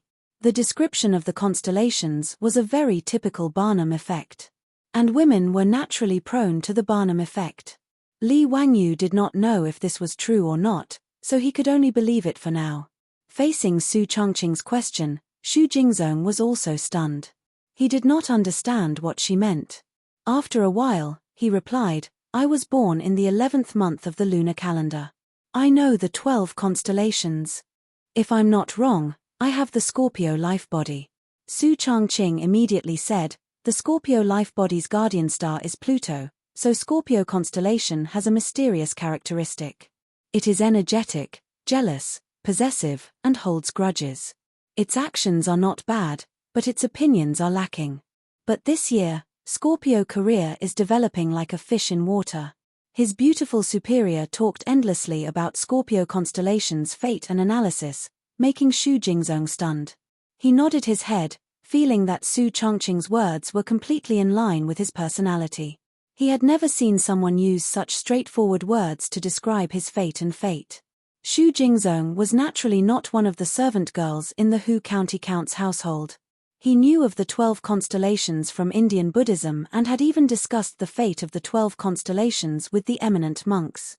But in Xu Jingzong's view, the eminent monk who had discussed the 12 constellations with him was far less knowledgeable about the constellations than Su Changqing, the wife of the Hu County Count. Xu Jingzong's thoughts were not wrong, but in terms of knowledge about the constellations, the eminent monks were not as good as Su Changqing. Of course, this was very normal. In the future, the study of astrology in the West had even become a professional course in universities. Although his beautiful superior was not that professional, compared to the ancient people from 1,000 years ago, there was probably no one in the world who understood the fate of the constellations better than her.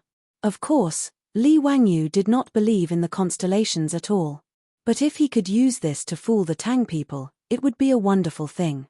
At the very least, he could not think of a way to make the stubborn Pai Lupi and Empress Zhongsun agree to let him marry his beautiful superior as his wife. He might as well try and see if the fate of the constellations could create some other opportunities for them. In any case, Li Wangyu would not accept marrying another woman as his wife. He could take in a few more concubines, but his wife had to be Su Changqing. Since Pai Lupi and Empress Zhongsun emphasized so much about matching in terms of social status, if he could package Su Changqing as the master of horoscope divination of the Tang dynasty, he might be able to make these two meddlesome in-laws agree. Thinking of this, Li Wangyu naturally smiled as he watched Su Changqing trick Xu Jingzong, treating it all as an experiment. Li Wangyu could see that Xu Jingzong's experimental subject was surprisingly effective. As his beautiful superior spoke, the expression on Li Wangyu's face became increasingly solemn and respectful. Chapter 776. His beautiful superior's analysis of Scorpio's character and numerology had fooled Xu Jingzong. Although Xu Jingzong did not understand a lot of Su Changqing's words, it did not affect him from understanding the general meaning. For example, what kind of planet was Pluto? Of course, Xu Jingzong had never heard of it. This dwarf planet, which was invisible to the naked eye and was expelled from the solar system, was only officially discovered in 1930. If Xu Jingzong knew about it, then he would be damned. But this did not prevent him from imagining the meaning in his own mind. Pluto, as the name suggests, must be the king of the netherworld. Pluto should be an unknown constellation that he did not know about. These things that Xu Jingzong did not understand made him listen more carefully. It had to be said that there was a reason why the study of constellations in the future could attract a large number of fans. Not to mention that the Tang people originally believed in those mysterious things without a doubt. The constellation numerology that Su Changqing talked about was the accumulated knowledge of the later generations over thousands of years. Naturally, Xu Jingzong was stunned. Different from the servant girls in Lai Hot, Xu Jingzong was not only a listener when Su Changqing talked about the constellation numerology, but he also gave his own opinions from time to time. This made Su Changqing more talkative. Li Wangyu naturally had no interest in these. He was about to yawn as he listened. He also did not understand why a top student from the University of Pennsylvania, the city's white bone fairy, and the beautiful superior of a professional woman, would be so obsessed with constellations. But since his beautiful superior was interested, he naturally would not disturb her. He simply let the servant girl continue to massage him. He closed his eyes and leaned against the sofa to take a nap. When he woke up, He asked the servant girl next to him and found out that he had slept for almost 2 hours. And the constellation exchange meeting between his beautiful superior and Xu Jingzong finally came to an end. Xu Jingzong stood up again and respectfully bowed to Su Changqing. "Thank you, Master Su, for clearing my doubts. It turns out that the constellation numerology is so profound. In the future, this Xu will have to consult Grandmaster Su. I hope that Grandmaster Su will not be stingy with his guidance." Originally, Xu Jingzong's attitude towards Su Changqing was extremely respectful, but he only called her Lady Su because of Li Wangyu's face. At this moment, Xu Jingzong changed his way of addressing Su Changqing as Master Su, which surprised Li Wangyu. In the Tang dynasty, the term Great Master was not only used by the close eunuchs of the emperor to address the emperor, but it was also used by daughters-in-law to address their mother-in-law respectfully. In addition, there was another way to address women who were knowledgeable and learned. Of course, the pronunciations of these three great masters were different. The first two pronunciations were the same as in the future, and the Great Master Su that Xu Jingzong called Su Changqing had the same pronunciation as Great Aunt Su. Li Wangyu was wondering if Xu Jingzong was flattering him. His beautiful superior casually talked about constellations. How could he have the nerve to call her Great Master? In history, women who could be called Great Masters were all people who left their names in the history books. Xu Jingzong just listened to his beautiful superior talk about constellations for half a day and called her Great Master. Wasn't this a bit too shameless? Although with his beautiful superior's talent, there was probably no woman in the world who could compare to her. Chapter 777.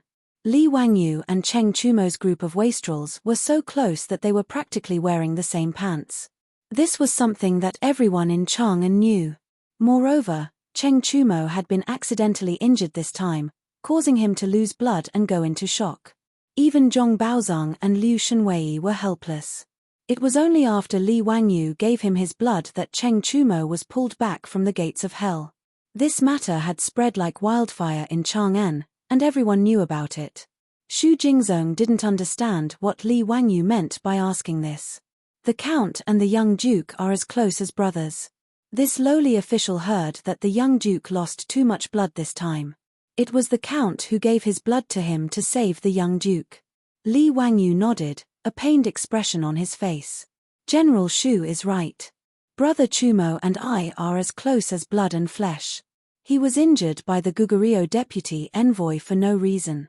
If I hadn't arrived in time, I'm afraid that we would have been separated by life and death.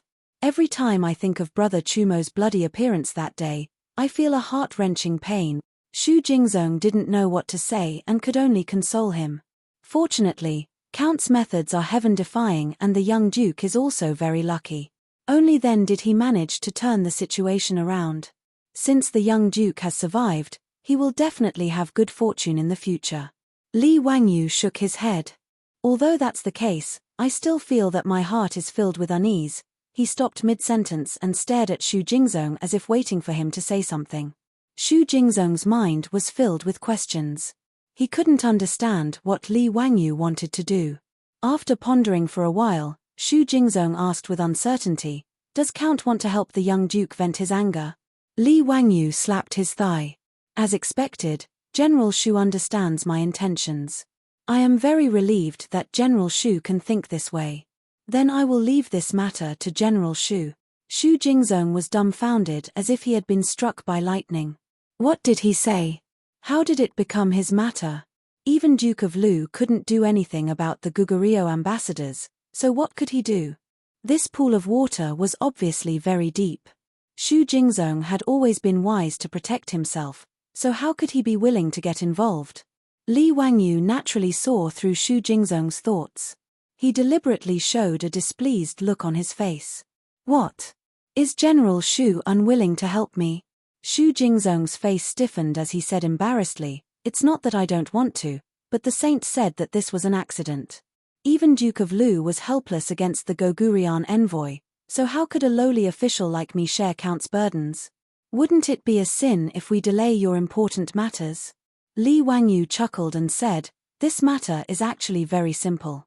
It's just that it's not convenient for me to make an appearance. That's why I asked for your help.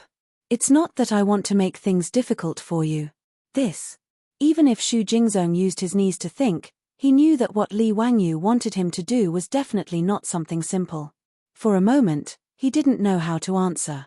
Xu Jingzong didn't want to be a busybody, but he was worried that he would leave a bad impression in Li Wangyu's heart. For a moment, he was in a dilemma.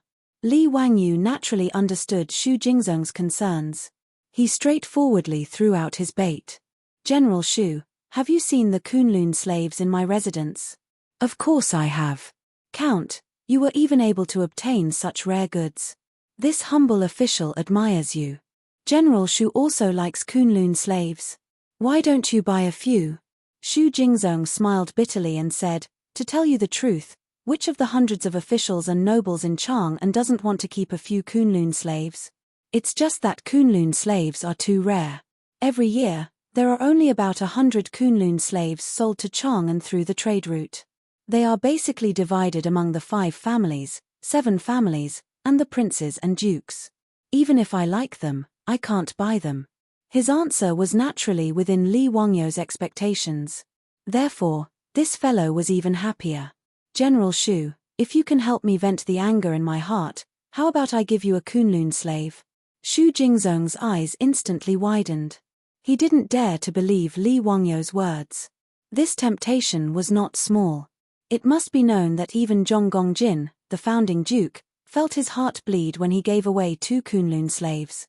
Even though Xu Jingzong was the vice principal of the Royal Academy, a lower rank 3 official, it was still extremely difficult for him to obtain a Kunlun slave. He was just about to nod in agreement when he suddenly realized that Count Hu was willing to put in so much effort. This matter was probably not going to be easy. Logically speaking, whether it was Duke Lu or Count Hu, if they wanted to make trouble for the Goguryeo diplomatic mission in Chang'an, even with the Saint's ban, it would be difficult to stop them. Even if they found someone to sneak into the Chamberlain of Dependencies and beat the Goguryeo diplomatic mission half to death, it wouldn't be a big deal. No matter how Xu Jingzong thought about it, he couldn't figure out why Li Wangyu would use him, even going so far as to use Kunlun slaves as a reward to tempt him. He was greedy, but he wasn't stupid. Humans would die for wealth, and birds would die for food. This was something he understood. Xu Jingzong swallowed a mouthful of saliva with difficulty and wiped the cold sweat from his forehead. He asked, Count, how do you want to vent your anger on the young duke? What can this lowly official do for Count? Seeing his nervous appearance, Li Wangyu's smile became even more relaxed. Hihi, it's actually very simple. You just need General Xu to befriend that Goguryeo Deputy Ambassador Yun Geiseman and invite him to the Peace Square or the Hu Taverns to drink and make friends. Xu Jingzong thought that he was hearing things. It was that simple. Was this Count Hu's revenge? Count, what do you mean by this? There's no need for you to ask about other matters. Relax, I won't harm you. I'll have to trouble General Xu with the matters of the Royal Academy in the future, so how could I put General Xu in danger? Li Wangyu naturally didn't tell Xu Jingzong the complete truth.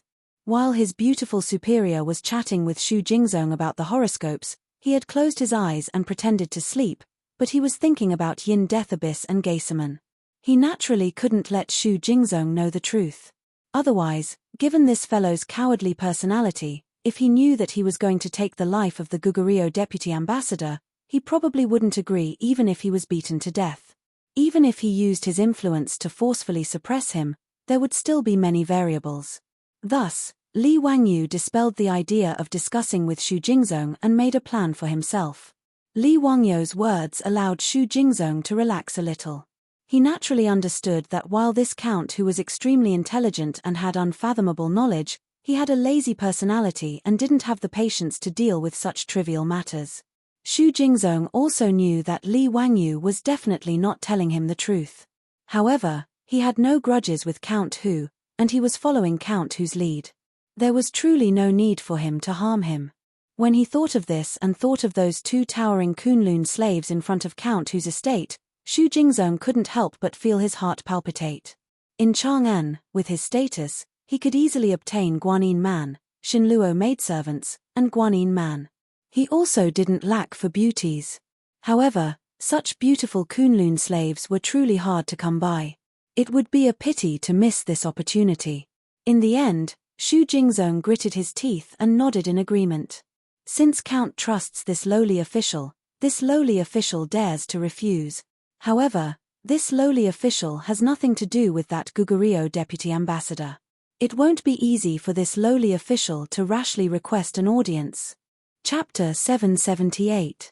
In response to Xu Jingzong's question, Li Wangyu casually shrugged. Duke Xu, this matter is simple. I've heard that Kunlun slaves are rare goods even in Goguryeo. I presume that Yun Geisaman also likes them? Duke Xu has the Kunlun slaves as a stepping stone. Are you afraid that you won't be able to get close to Yun Geisaman? Xu Jingzong was taken aback. Could the Kunlun slaves that county count who had given him be used as a stepping stone to get close to the Gogurian deputy envoy called Yun Geisaman? Wouldn't he have done all this for nothing? Li Wangyu saw that Xu Jingzong was in a daze and knew that he had misunderstood. He smiled and said, Duke Xu, be at ease. My residence has 2 Kunlun slaves. I'll give one to Duke Xu and the other to Yun Geisaman. Only now did Xu Jingzong realize that he had misunderstood Li Wangyu's intentions. He couldn't help but feel his face heat up as he hurriedly changed the topic. Count, this lowly official is only worried that Yun Geisaman will not easily leave the Chamberlain of Dependencies after Duke Lu's announcement. Li Wangyu was not worried about this. In a few days, it will be the Lunar Summit, and the Goguryeo diplomatic mission will be going to the Taiji Palace to meet the sage. Presumably, as the deputy envoy of the Goguryeo diplomatic mission, Yun Geisaman will also be going to meet the sage. As long as he shows himself, with Duke Xu's abilities, you won't be able to get close to Yun Geisaman. Xu Jingzong nodded. As an old bureaucrat, he naturally didn't need Li Wangyu to instruct him on such matters. In truth, Xu Jingzong felt that the matter Li Wangyu had instructed him to do was very simple. He had plenty of ways to achieve his goal. Xu Jingzong was even thinking that he didn't need to give the precious Kunlun slaves to the Goguryeo deputy envoy to become friends with him. But this was just a thought. While Xu Jingzong was greedy, he was also clear about what he could and could not do. If County Count who found out that he had secretly taken a Kunlun slave, wouldn't he be asking for trouble? Xu Jingzong was only slightly worried. Li Wangyu had invested so much, so it was likely that he was after something big. It was probably not as simple as just venting his anger as he had said before. However, since he had already agreed to this matter, it would not be good for him to go back on his word. In any case, even if Li Wangyu wanted Yun Geisaman's life, Xu Jingzong didn't care about the lives of these Goguryans. He just had to be careful and not let Li Wangyu use him as a scapegoat. Li Wangyu then instructed the old steward, Li Heng, to bring several hundred taels of gold to Xu Jingzong, claiming that it was for his expenses. It was to be used for the banquet at Peace House and the Hu Tavern.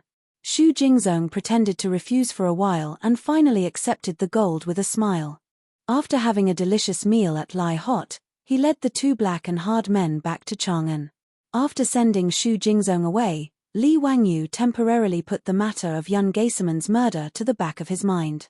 He did not intend to kill Yun Geisaman in a short time. After all, the death of the deputy envoy of the Gogurian diplomatic mission in Chang'an was a troublesome matter. Moreover, there were many renowned doctors in Chang'an. If Yun Geisaman fell ill and Pai Lupi sent Sun Simiao and Zhong Baozong to treat him, it would be bad if someone discovered the illness. The matter of Yun Geisaman's death had too many implications. Li Wangyu was prepared to keep it to himself and not tell anyone, so he naturally had to clear himself of suspicion. It was precisely for this reason that Li Wangyu believed that the best time to strike was when the Gogurian diplomatic mission was preparing to leave Chang'an and then find a chance to give Yun Geisaman a shot. By the time Yun Geisaman's rabies broke out, the Gogurian diplomatic mission would have left Chang'an and would have nothing to do with the Tang dynasty or him. He had Xu Jingzong get close to Yun Geisaman precisely so that he could strike quietly and without attracting attention. But this was just Li Wangyu's own plan. He had no idea if it could be realized, so he could only take it one step at a time. In any case, there were still several months before the Gogurian diplomatic mission left Chang'an, but there was no rush. During this period of time, Li Wangyu had become idle again. He had left the matters of the academy to Xu Jingzong to manage. Back then, when he was recruiting new students from the Imperial College, he had used a set of psychological tests to filter out more than 100 pure and patient students. After a few months of training, these students would be able to join the academy and serve as teaching assistants to teach the children. But Li Wangyu, this lazy bum, didn't even want to do such a thing. He shamelessly threw this matter to his beautiful superior. In his words, his beautiful superior had often trained new employees in the company and was very experienced. In this regard, the beautiful boss just rolled her eyes at him, and then happily ran off to teach the group of rookies in the workplace. Li Wangyu couldn't help but secretly laugh at this. He naturally knew that his beautiful superior wouldn't refuse him. First of all, the beautiful boss was also bored. Although she was in charge of the Shunfeng Carriage Company, the underwear store, and other industries, the army of women she led had now grown up and managed those industries in an orderly manner. There was almost no need for her to personally go out and work every day. Recently, she had been spending more and more time at the county magistrate's estate in Dingju, and she had become more and more proficient at mahjong. Even Li Wangyu was no match for her. Moreover, to be able to train a bunch of rookies was an interesting matter for his beautiful superior. The Tang dynasty was a society where men reigned supreme. As a professional woman of the future, she was naturally very unhappy, but there was nothing she could do. Li Wangyu naturally understood the disappointment in his beautiful boss's heart, so he deliberately let her train that group of scholars. To be able to give instructions to more than 100 Tang dynasty scholars was naturally a form of mental pressure for his beautiful superior. Li Wangyu didn't care whether those Tang dynasty scholars would be unhappy to be taught by a woman or not. Ever since Pai Lupi was prepared to personally become the president of the Royal Academy, and even the vice president was a lower third-rank official in the imperial court, the Royal Academy was no longer a grassroots organization. Those students who had left in anger because they thought that Li Wangyu had deliberately humiliated them were now regretting it so much that their intestines turned green. There were also countless scholars who wanted to enter the Royal Academy to teach. If Li Wangyu was willing, he could easily recruit 10 times the number of scholars, let alone 100. It was hard to find a three-legged bastard, but there was no lack of two-legged scholars. Moreover, the Tang dynasty's academy treated them well. Under such circumstances, if anyone dared to cause trouble because his beautiful superior was going to train them, Li Wangyu wouldn't mind making an example out of them and kicking them out. As a wife-protecting maniac, Li Wangyu dared to make his beautiful superior unhappy for the rest of his life. After throwing these troublesome matters out of the way, Li Wangyu was free again. Looking at the blonde beauty who was swaying in front of him every day, Li Wangyu couldn't help but ponder over the words his beautiful superior had said that day. Taking Aphrodite, who wasn't even 16 years old, into his room, was he too much of a beast? But compared to being worse than a beast, wasn't it acceptable to be a little more beastly? At this thought, Li Wangyu couldn't help but let his imagination run wild. He gritted his teeth, called Niu Wu, and rode straight to Chang'an City. Chapter 779. Li Wangyu had only gone to Chang'an for one thing, and that was to buy a piece of land. The purpose of buying land was, of course, to build the theater that he and his beautiful superior were planning. The theater was naturally for the performance, and the performance needed someone to manage it. That person was, of course, his beautiful blonde, Aphrodite. Then, a certain someone could openly take the blonde into his room. It had to be said that a man needed motivation to do something. It was not easy to buy a suitable piece of land in Noda's Chang'an City, but this was not a problem for someone of Li Wangyu's status. Lu Dejing and Kui Zhuo went straight to Chang'an and Wanyan counties.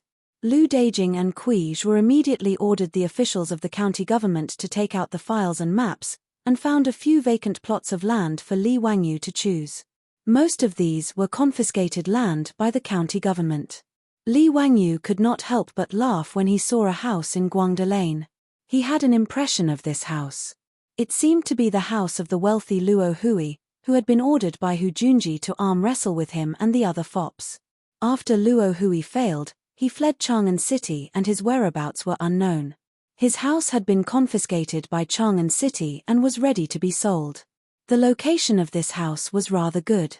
It was close to the bustling Shi city and was not small. Li Wangyu took a liking to this house at first glance. The backyard wall of Luo Hui's house was the wall adjacent to the Shi city. Li Wangyu pondered for a while and felt that he could open a door on this wall as the entrance to the theater in the future.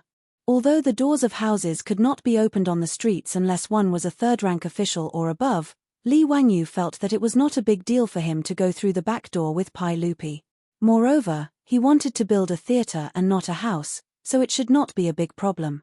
As an elegant art theater performance, the tickets were naturally not cheap. The target audience was of course the officials and aristocratic families of Chang'an City. The officials and aristocrats could not possibly go around Guangde Lane to watch the show, right? Guangde Lane did not have enough space for everyone to park their horses and carriages. Kuiming House. How much is this house in Guangde Lane? I'm quite interested in this house. Kuijua smiled fawningly and said, County Count Hu, this house belongs to Luo Hui, who has no criminal record in the county. It's not worth much. If County Count Hu is interested, you can just give him a few tens of thousands. Li Wangyu naturally knew that Kuijua was trying to curry favor with him, but with his current net worth, he disdained to take advantage of such a situation. Luo Hui's house in Guangde Lane was in an excellent location. According to the current market price in Chang'an, it would not be less than 1 million yuan, or even more. If he really only gave a few tens of thousands of dollars, it would not be worth it if someone caught him and impeached him in the future. I appreciate Kuiming House's good intentions, but this house will be sold at the market price, Li Wangyu said calmly. Kuijua could only smile awkwardly. He stretched out his hand to summon an official from the Ministry of Civil Affairs and asked, How much is this house in Guangde Lane? According to the current market price in Ming House, it should be 2 million yuan. 2 million yuan was about 8 million yuan in the future. It was actually quite cheap to buy a house that occupied a few acres of land. Li Wangyu could not help but curse the black-hearted developers in the future when he thought of the 100-square-meter house he bought with a loan of more than 2 million yuan. Okay, I'll buy this house at this price. I'll have someone send the gold later. Li Wangyu did not hesitate at all and immediately made the decision. Kuijua nodded repeatedly. He did not care whether he received the money or not, and immediately ordered the official from the Ministry of Civil Affairs to process the title deed for Li Wangyu. Li Wangyu did not refuse. After all, he did not lack the money from Chang'an, so he did not hold back. After drinking 2 cups of tea with Kuijua, the official from the county government completed a series of procedures. The house that occupied a few acres of land in Guangde Lane was now Li Wangyu's property. After receiving the title deed, which was still wet with ink, Li Wangyu smiled at Kuijua and said, Kuiming House, I don't need to trouble you for one thing. I'll have to trouble you to find some craftsmen to demolish the house for me. Ah, demolish? Li Wangyu's words stunned Kuijua.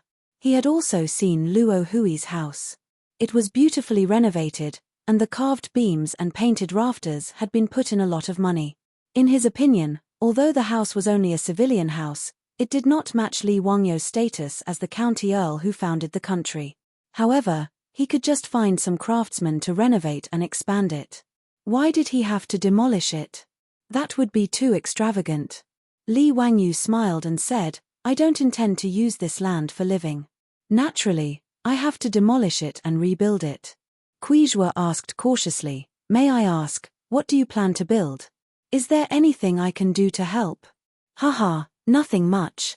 I just plan to build a theater for watching plays. Watching plays? Theater? Kuijua did not understand what Li Wangyu was saying, but he did not dare to continue asking. He could only pretend to understand and nodded. He planned to find someone to ask what a theater was. After leaving the Chang'an County Yamen, Li Wangyu saw that it was still early, so he went directly to the Ministry of Works in the Imperial City and asked to see the Minister of Works, Duan Lun. To build a theater, cement and craftsmen from the Ministry of Works were indispensable. Now that the cement was in the hands of the Ministry of Works, the civilian craftsmen could not do this.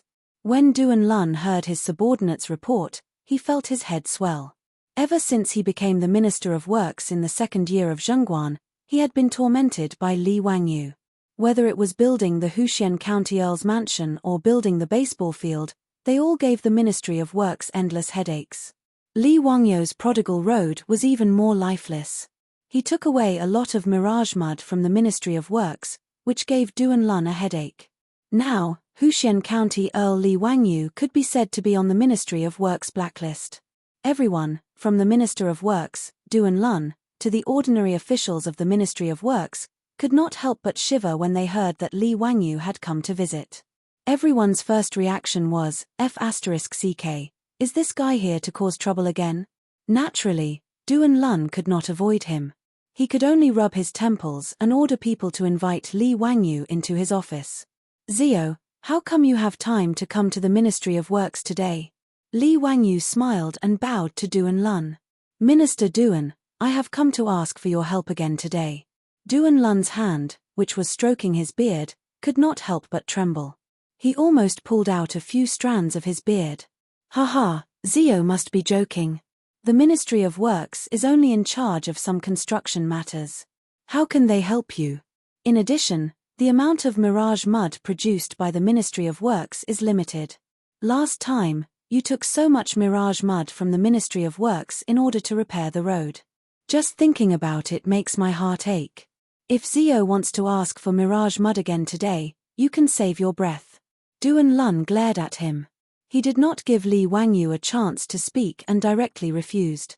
Li Wangyou's smile froze. He cursed Duan Lun in his heart. Asking for some cement was the same as asking for his life. Did he have to go so far? It was not like he did not pay. Not only did he pay, but he also paid a high price. F***CK, 5 strings of copper coins for a ton of cement. He did not even complain that it was expensive. This old man Duan Lun actually complained that he used a little cement from the Ministry of Works. He was really stingy to the extreme. Li Wangyou and Duan Lun were very familiar with each other. He knew that the old man was joking with him, so he decided to act shamelessly. Minister Duan, I really did come today for the mirage mud. Haha, if you don't give me the mirage mud today, I will not leave. You won't leave? That's fine. Since Zio is willing to stay in the Ministry of Works, I will let the night watchman on duty go home. Haha, I can't ask for more than for Zio to lead your troops to help me on duty. Duan Lun's words almost made Li Wangyou's nose crooked from anger. Why did this old man not play by the rules? Chapter 780. If Duan Lun refused to sell him the cement, Li Wangyou would never be able to build the theater. Li Wangyou pulled a long face and replied to Duan Lun's teasing with a mischievous smile. Hey, Minister Duan, isn't it just some mirage mud? Do you really think it's a treasure? Besides, you can't burn the bridge after crossing the river. This mirage mud was given to the saint by me. The Ministry of Works got the recipe for mirage mud for free. Shouldn't they give me some? Besides, I spent a lot of money to buy it from the Ministry of Works. It's not like I took it for free. Duan Lun heard this and glared at him. Zio, you still have the nerve to say that? This mirage mud is so precious, but you used it to pave roads. Do you know how many fortresses and cities at the border are waiting for the mirage mud to be repaired and strengthened? How can you waste it for no reason? Li Wangyou naturally knew that Duan Lun was telling the truth. Ever since Pai Lupi and the others learned about cement, they immediately thought of using it to strengthen the city walls and fortresses. Li Wangyou could understand using cement for military purposes, but it was also proper business for him to build roads and theaters. In the end, the production of cement was too low. Li Wangyou touched his nose and smiled. If the production of mirage mud is not enough, then we can increase it. Why does Minister Duan make things difficult for me? I have great use for the mirage mud. It's easy for you to say. Mirage mud needs lime to be burned. Now that the production of lime is not enough, how can it be easy to increase the production? When Li Wangyou heard Duan Lun's words, he couldn't help but think of the undiscovered lime mines in Hu County. Originally, he wanted to monopolize the lime mines, but there were too many things to do, so he completely forgot about it. After thinking about the many troubles of opening the mines himself, Li Wangyou, a lazy person, simply gave up on this idea. It seemed that he had to take the old path, which was to cooperate with others and let them manage the lime mines while he waited for the profits. However, he did not want to be a partner in this business with Pai Lupi. Should he ask Pai Lupi to sell the lime to the Ministry of Works? Wasn't this taking money out of his own pocket? Li Wangyu thought about it. Why not take care of Cheng Yaojin and those old hooligans?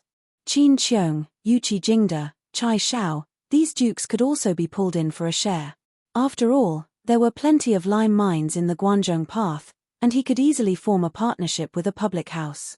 At the thought that all the Grand Dukes of the Tang dynasty were his partners, Li Wangyu could not help laughing. Let's see who else would dare to provoke me in the future. Hu Junji, Zhong Liang, and those people with 5 surnames and 7 nobles. Would they dare to fall out with a group of dukes? When Li Wangyu thought of this, he couldn't help but chuckle. This made Duan Lun extremely surprised. He couldn't figure out what was wrong with this kid. After Li Wangyu came to his senses, he said seriously, "Minister Duan, if I can get you a large amount of lime, would you be willing to buy it? At that time, can you provide me with mirage mud?" Hearing this, Duan Lun couldn't help but raise his eyebrows. "Zio, is this true? If you really have a large amount of lime, I can buy it at 50 coins per stone. I'll buy as much as you have.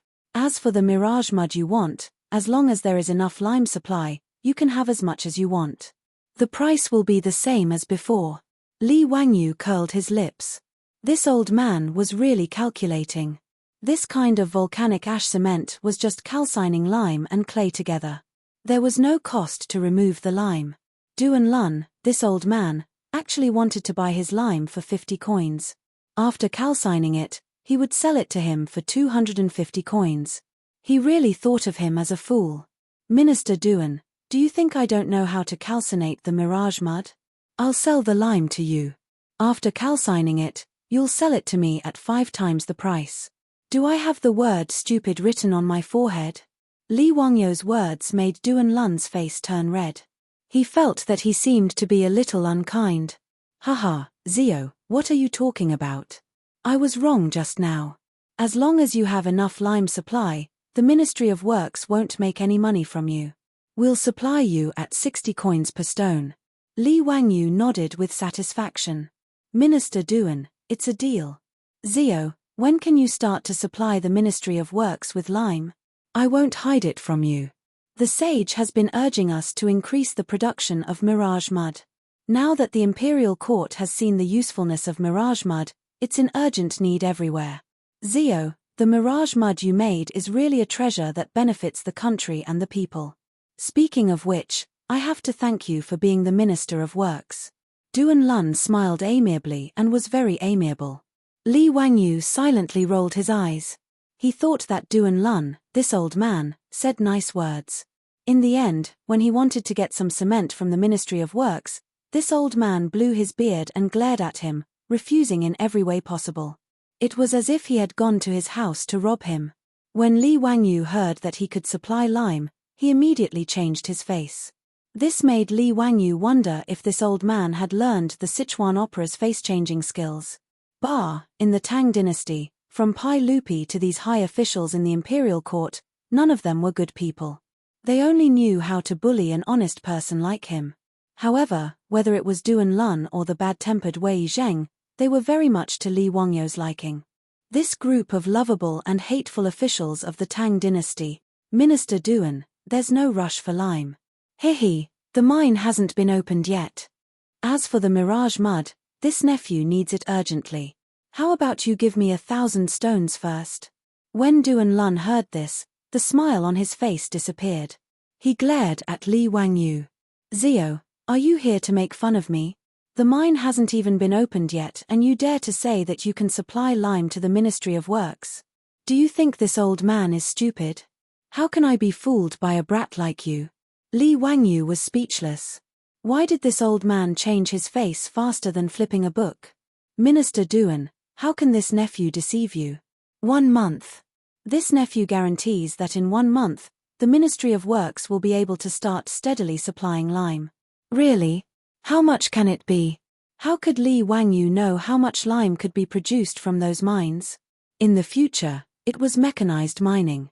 In the Tang dynasty, it was all manual labor.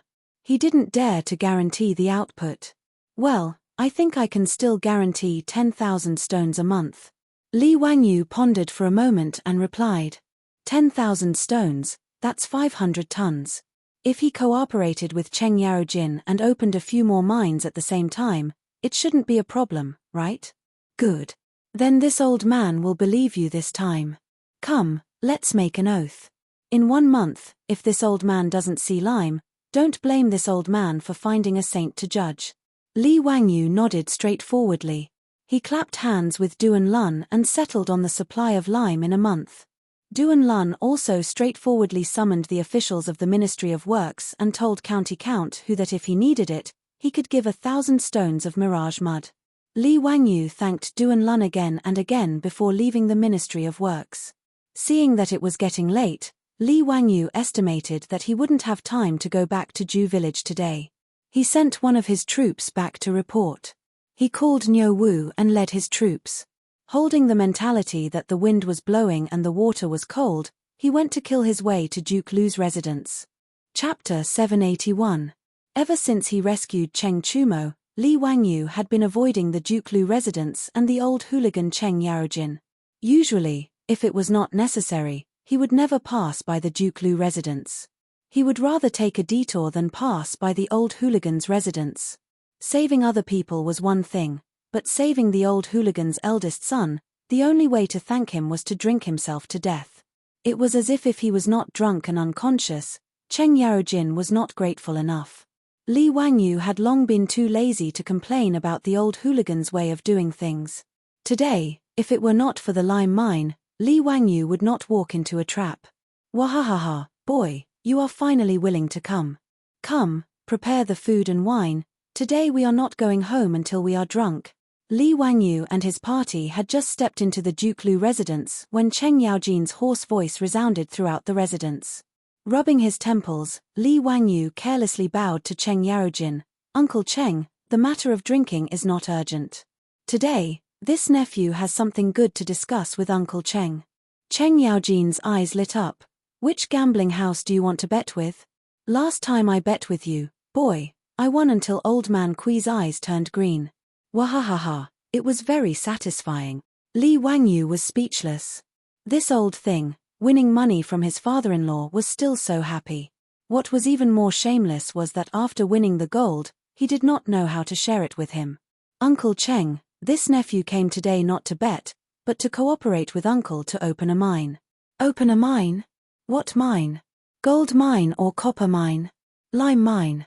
Cheng Yarojin was stunned, then reacted. Is it the lime used to make mirage mud? This is a good business. Boy, do you know where there is a lime mine? Li Wangyu nodded. This nephew naturally knows, that is why I came to discuss this matter with Uncle Cheng. Wahahaha, boy, you still have a conscience. You did not forget your Uncle Cheng when it comes to making money. It is not in vain that I dote on you. Let's go, let's drink and chat. Li Wangyu secretly curled his lips. He didn't know where this old hooligan's confidence came from. He actually had the nerve to say such shameless words. Hihi, Uncle Cheng, this nephew knows of more than one limestone mine. Why don't we invite Uncle Chin, Uncle Yuchi, and the others as well?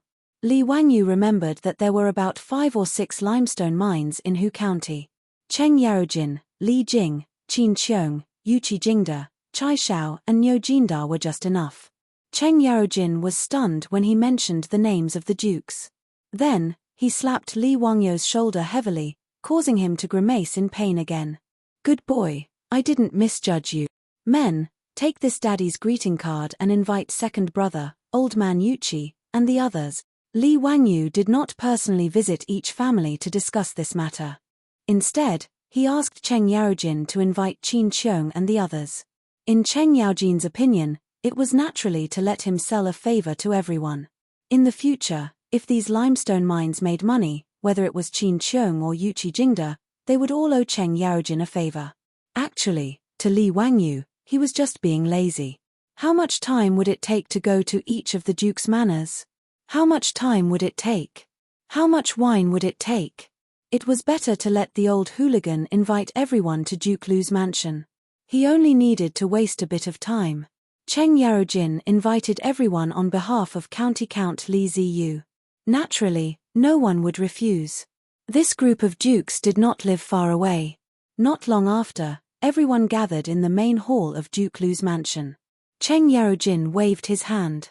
Immediately, groups of servant girls brought wine and food for everyone. Musicians played music and danced in front of the hall to liven things up. It was very lively.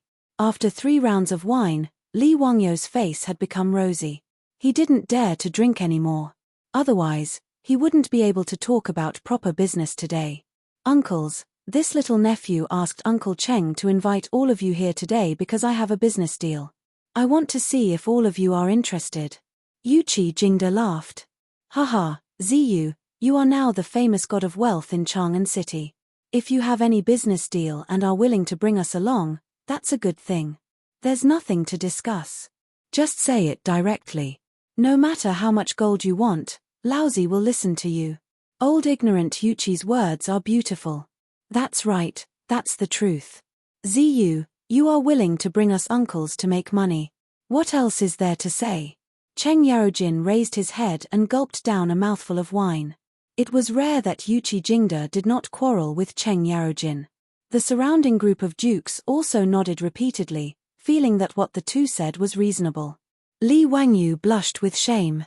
When did he have such charisma? He naturally did not know how shocking it was for a white-clothed youth to establish such a large family business in just over a year's time. Even Yuqi Jingda, who had always been proud and arrogant, could only say the word admire in regards to Li Wangyo's business skills, not to mention others. Heh, then this little nephew will speak frankly. This little nephew knows that there are a few lime mines in Hu County that have yet to be discovered. This little nephew is a lazy person and does not have the patience to deal with these trivial matters.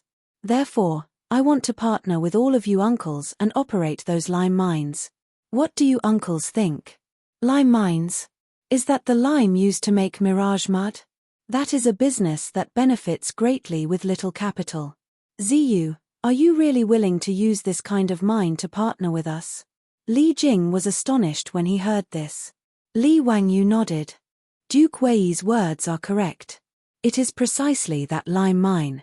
This little nephew has already discussed it with Minister Duan of the Ministry of Works. 50 wen per stone. The Ministry of Works will buy as much lime as there is, so there is no need to worry about lime sales. Cheng Yarojin was furious. That old man surnamed Duan is going too far. Ziyu, why did you agree to his conditions? I bought some mirage mud from the Ministry of Works, but it costs 350 wen per stone. Isn't it too much of a loss to sell it to the Ministry of Works for 50 wen? Everyone nodded in agreement. They also felt that Li Wangyo's price was too cheap. Li Wangyu said with a smile, Uncles, mirage mud is expensive because the lime is transported from afar. This little nephew has inquired before. The lime used by the Ministry of Works costs 100 wen per stone. The lime mine that this little nephew knows of is in Hu County, only a few dozen li away from Chang'an. It is very convenient to transport it. 50 wen per stone seems cheap, but from now on, the Ministry of Works can only use the lime produced by our mines. This is a monopoly business. Uncles, you must not underestimate the profits involved. Duan Lun had offered to sell lime to the Ministry of Works for 50 wen per stone. He was just waiting for Li Wangyu to haggle over the price. The price in his heart was 100 wen per stone. Duan Lun did not expect that the always shrewd Li Wangyu would agree to it. This shocked him greatly. How could he have known that Li Wangyu was thinking about monopolizing the supply of lime? His appetite was quite big. Li Wangyo's words made Cheng Yarojin and the others ponder for a while. In the end, they slapped their thighs. Ziyu, you little brat, you are indeed full of cunning ideas. Fine, we will do as you say. How are we going to share this lime mine? You should give us an explanation. We will listen to you. Chapter 782. The discussion process with the bigwigs was very simple. Mining, 50/50ths, simple and clear. Li Wangyu and each duke's residents would each contribute half to purchase the land where the lime mine was located, as well as the various mining expenses. As for how the lime mine would be mined and how it would be managed, Li Wangyu did not care. He was prepared to be a hands-off shopkeeper and enjoy the fruits of others' labor. As for recruiting absentee workers, building mines, and many other tedious matters, Cheng Yarojin and the other bigwigs patted their chests and took on all of them. Regarding Li Wangyu's lazy behavior, none of the bigwigs expressed any dissatisfaction. After all, this cooperation was purely because Li Wangyu was leading them to wealth. Everyone could see the benefits of mirage mud and knew its value. As for the lime used to make mirage mud, it was naturally a hot commodity. Unlike copper and gold mines, the output of lime mines was very shocking. Li Wangyu estimated that the price of 50 copper coins per dan would not be maintained for long and would continue to fall. The price of mirage mud would also continue to fall. As for directly using lime to make mirage mud, whether it was Li Wangyu or the other bigwigs, they did not plan to participate for the time being. After all, Pai Lupi had already taken the production of mirage mud back to the imperial court and treated it as a strategic resource. Naturally, it would not be their turn to produce it. Li Wangyu provided the location of the lime mine, so it was only right for the dukes to contribute. Moreover, Cheng Yarojin and the other bigwigs had a large group of stewards in their residences. These trivial matters would naturally be handled by the stewards of the various residences. There was no need for the bigwigs to worry about it. Cheng Yarojin ordered someone to bring over a map. Li Wangyu began to outline the location of the lime mine on the map for the bigwigs. It had to be said that as the great general of the Jinwu Guards, the maps in Cheng Yaojin's residence were all used for military campaigns and were very detailed. They were much more detailed than the maps in Chang'an for 10,000 years. Although the mountains and rivers had changed a lot in the past 1,000 years, Li Wangyu only remembered that there were many lime mines in Shijing Town in Hu County in the future. He had asked Yang Quan before, but there was no place called Shijing Town within the jurisdiction of Hu County. Fortunately, Li Wangyu still remembered the general location of Shijing Town in the future. It was 14 li south of Hu County, at the northern foot of Mount Zhongnan. After searching for a while on the map, Li Wangyu determined the approximate location of the lime mine. As for which mountain the mine was located on, it would be up to the big shots to send artisans who specialized in mining to find out. When Li Wangyu said that there was a limestone mine in Hu County, Cheng Yarojin and the others believed him without a doubt. No one asked him how he knew about this. Everyone was already used to Li Wangyu's mysterious way of doing things. Now, everyone believed that Li Wangyu was the reincarnation of some almighty daoist. In this regard, Li Wangyu was happy to see it happen, and it saved him the trouble of making up lies. The matter of him working with Cheng Yarojin and the other big shots to mine the lime mine was settled. Including Cheng Yarojin, none of the big shots had any plans to sign a contract with Li Wangyu. By now, Li Wangyu was well aware of the habits of these bigwigs. Naturally, he would not ask for trouble and insist on signing some sort of partnership agreement with these dukes. They were all famous dukes who had founded their own countries. If he signed an agreement with them, wouldn't he be slapping their faces? After the matter was settled, Cheng Yarojin and the others once again started to drink. Within Duke Lu's residence, a new round of noise started. Li Wangyu had always politely rejected the gatherings of the nobles of the Tang dynasty. There was no other reason other than that he was too agitated.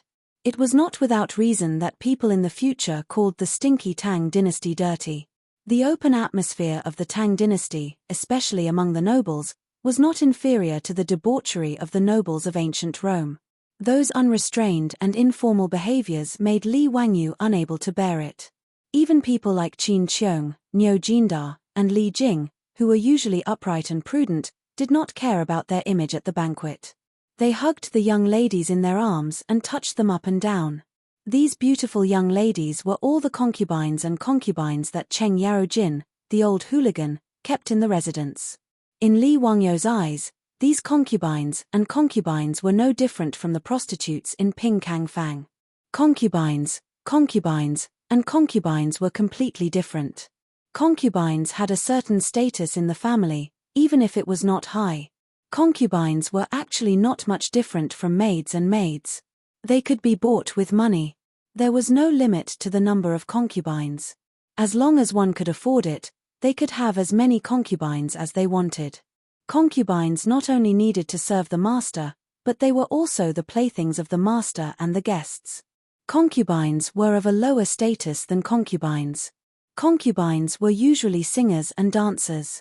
Of course, no matter if they were concubines or concubines, it was normal for them to accompany the guests in bed. As for giving concubines and concubines away, that was a common thing among the nobles of the Tang dynasty. Even Su Dongpa, such a romantic person, often gave his concubines away. Bai Juyi even had a poem, 10 years of spring cries become oriole tongues, 3 years of disdain for old ugliness change into moth eyebrows. It meant that after 3 years, concubines felt that they were too old and had to be sold in exchange for a new batch. From this, one could see that concubines and concubines were indeed very lowly and pitiful in ancient times. Cheng Yarojin, this old hooligan, had dozens of concubines and concubines in his residence. Including Li Wangyu, all the founding dukes had 2 or 3 young and beautiful concubines serving them. This group of old hooligans, after drinking a few cups of wine, did not care if they would poison Li Wangyu, this young man, and directly touched him in the hall. Yuqi Jingda, that old man, quickly stripped the concubines and concubines by his side into pink little white lambs. He was just short of directly performing a live erotic scene in this hall. Cheng Yarojin and the others not only did not feel offended, but also applauded loudly. Niu Jindar was considered more reserved. His pair of large hands had already reached into those concubines' dresses and continuously kneaded. Seeing this, Li Wangyu was very speechless.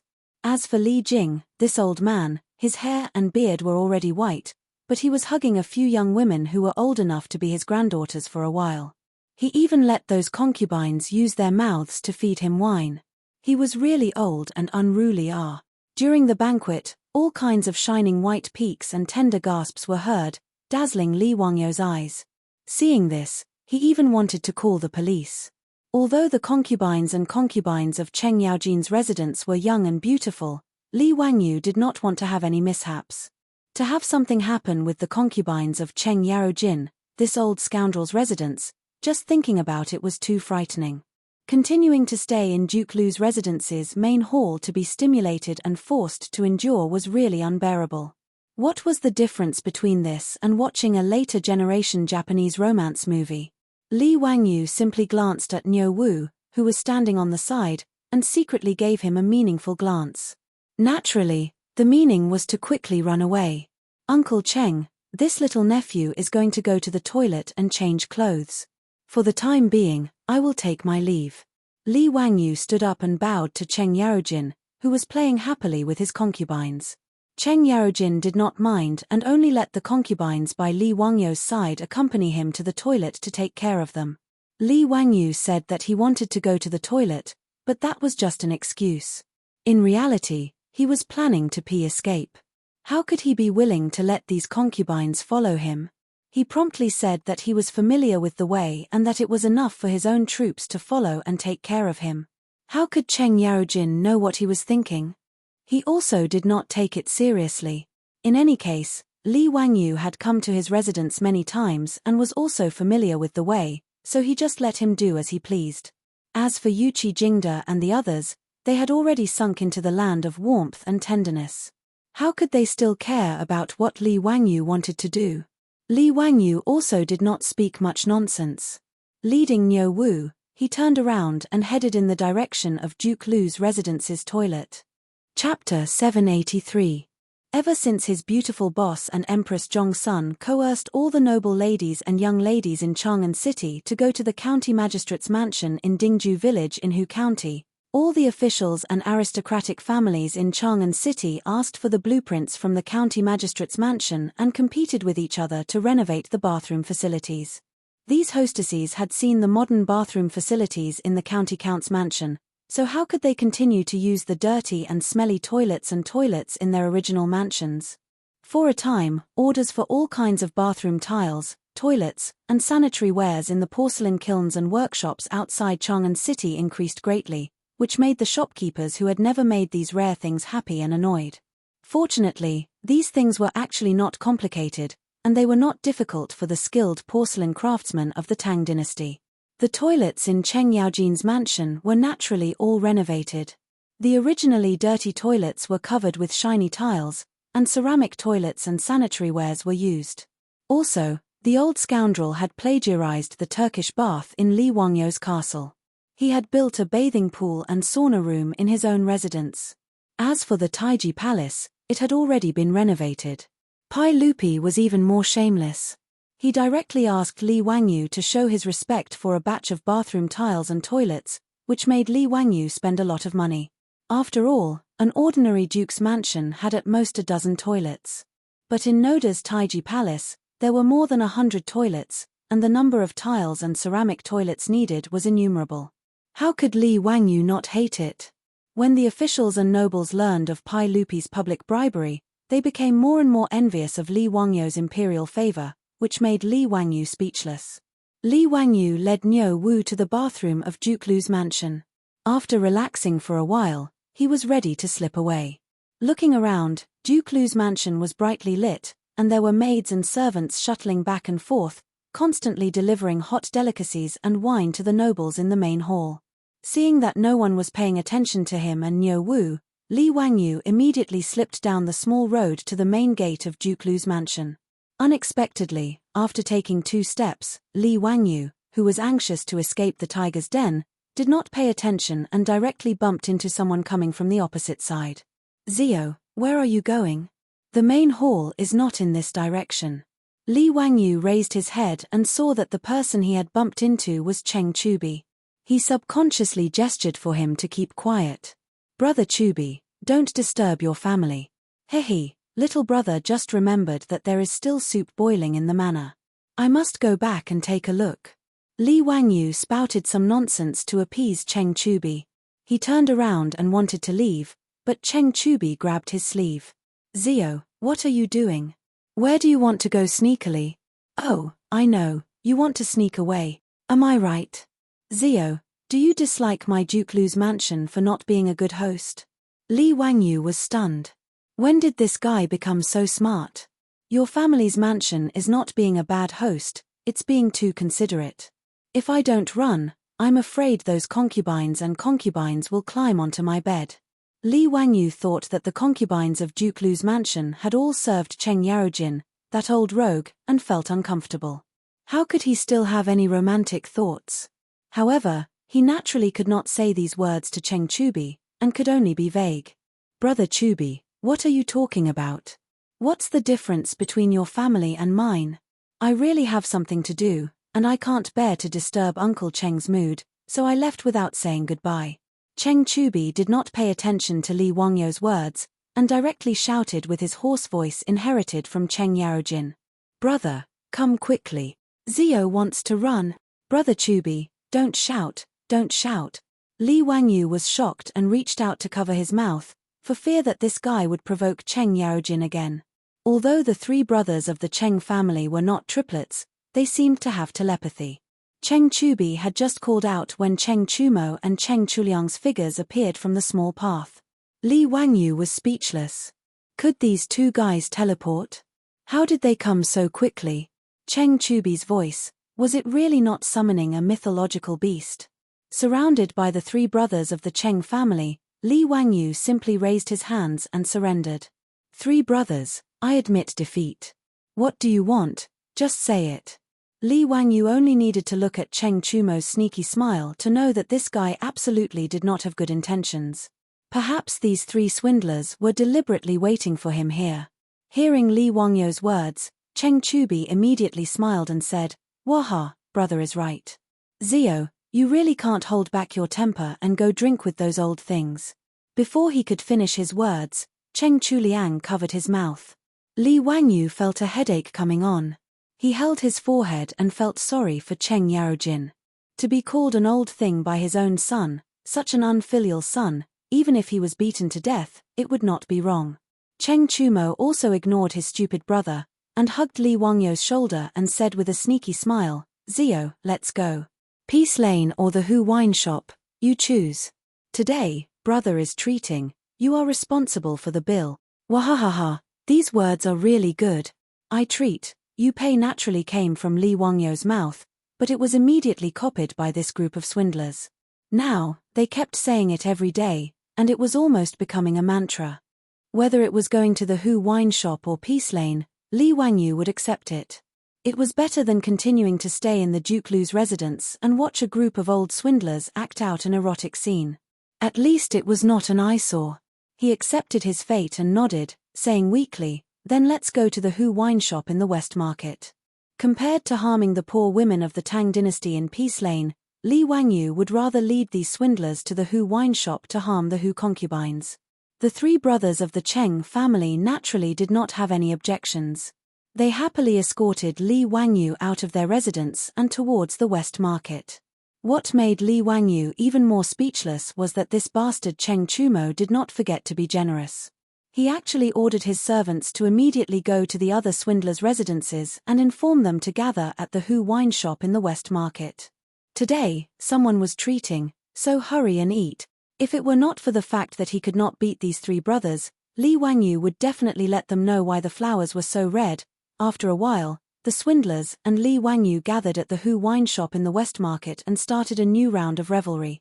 With County Count Hu and a group of young dukes at the door, the shopkeeper of the Hu wine shop naturally did not dare to be negligent. He respectfully invited everyone into an elegant room, and then sent the youngest and most beautiful Hu concubines in the wine shop into the room. Li Wangyu was not some old master or a moralist, so he was very relaxed and at ease with these swindlers. His arms were wrapped around two scantily clad Hu concubines, and he was very happy to take advantage of them. While everyone was drinking and having fun while chatting, Li Wangyu noticed the conversation between Chai Lingwu and Du He and couldn't help but frown. Chapter 784. Just as Li Wangyu was exchanging toasts with Cheng Chumo and the others, he heard Wei Shuyu and Chai Lingwu laughing and saying, "Brother Lingwu, I heard that you know Master Fire of the Mercy Temple?" Chai Lingwu nodded. "Yes, there is such a thing. I am acquainted with Grandmaster Fire. The retired emperor missed my mother, so he invited Great Master Fire to my brother's residence to perform a blessing ceremony for my mother. Why, does Brother Shuyu want to find Master Fire?" Chai Lingwu's mother was Princess Ping Yangzhao, Li Yuan's third daughter. Princess Ping Yangzhao could be called a heroine. At the end of the Sui dynasty, when the world was in chaos, she gathered the heroes of Guanzhong and led the army of women to achieve great things. She joined forces with Pai Lupi on the north bank of the Wei River and together they broke through Chang'an.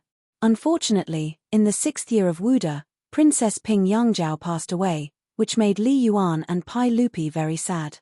Princess Ping Yangzhao was the only woman in the history of Huaxia to be buried with military rites. It could be said that she was truly honored in life and death.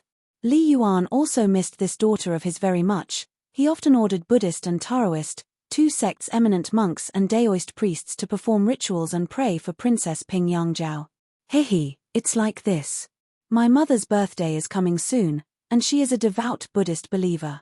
Therefore, I want to find a Buddhist scripture personally copied by a monk as a gift for my mother.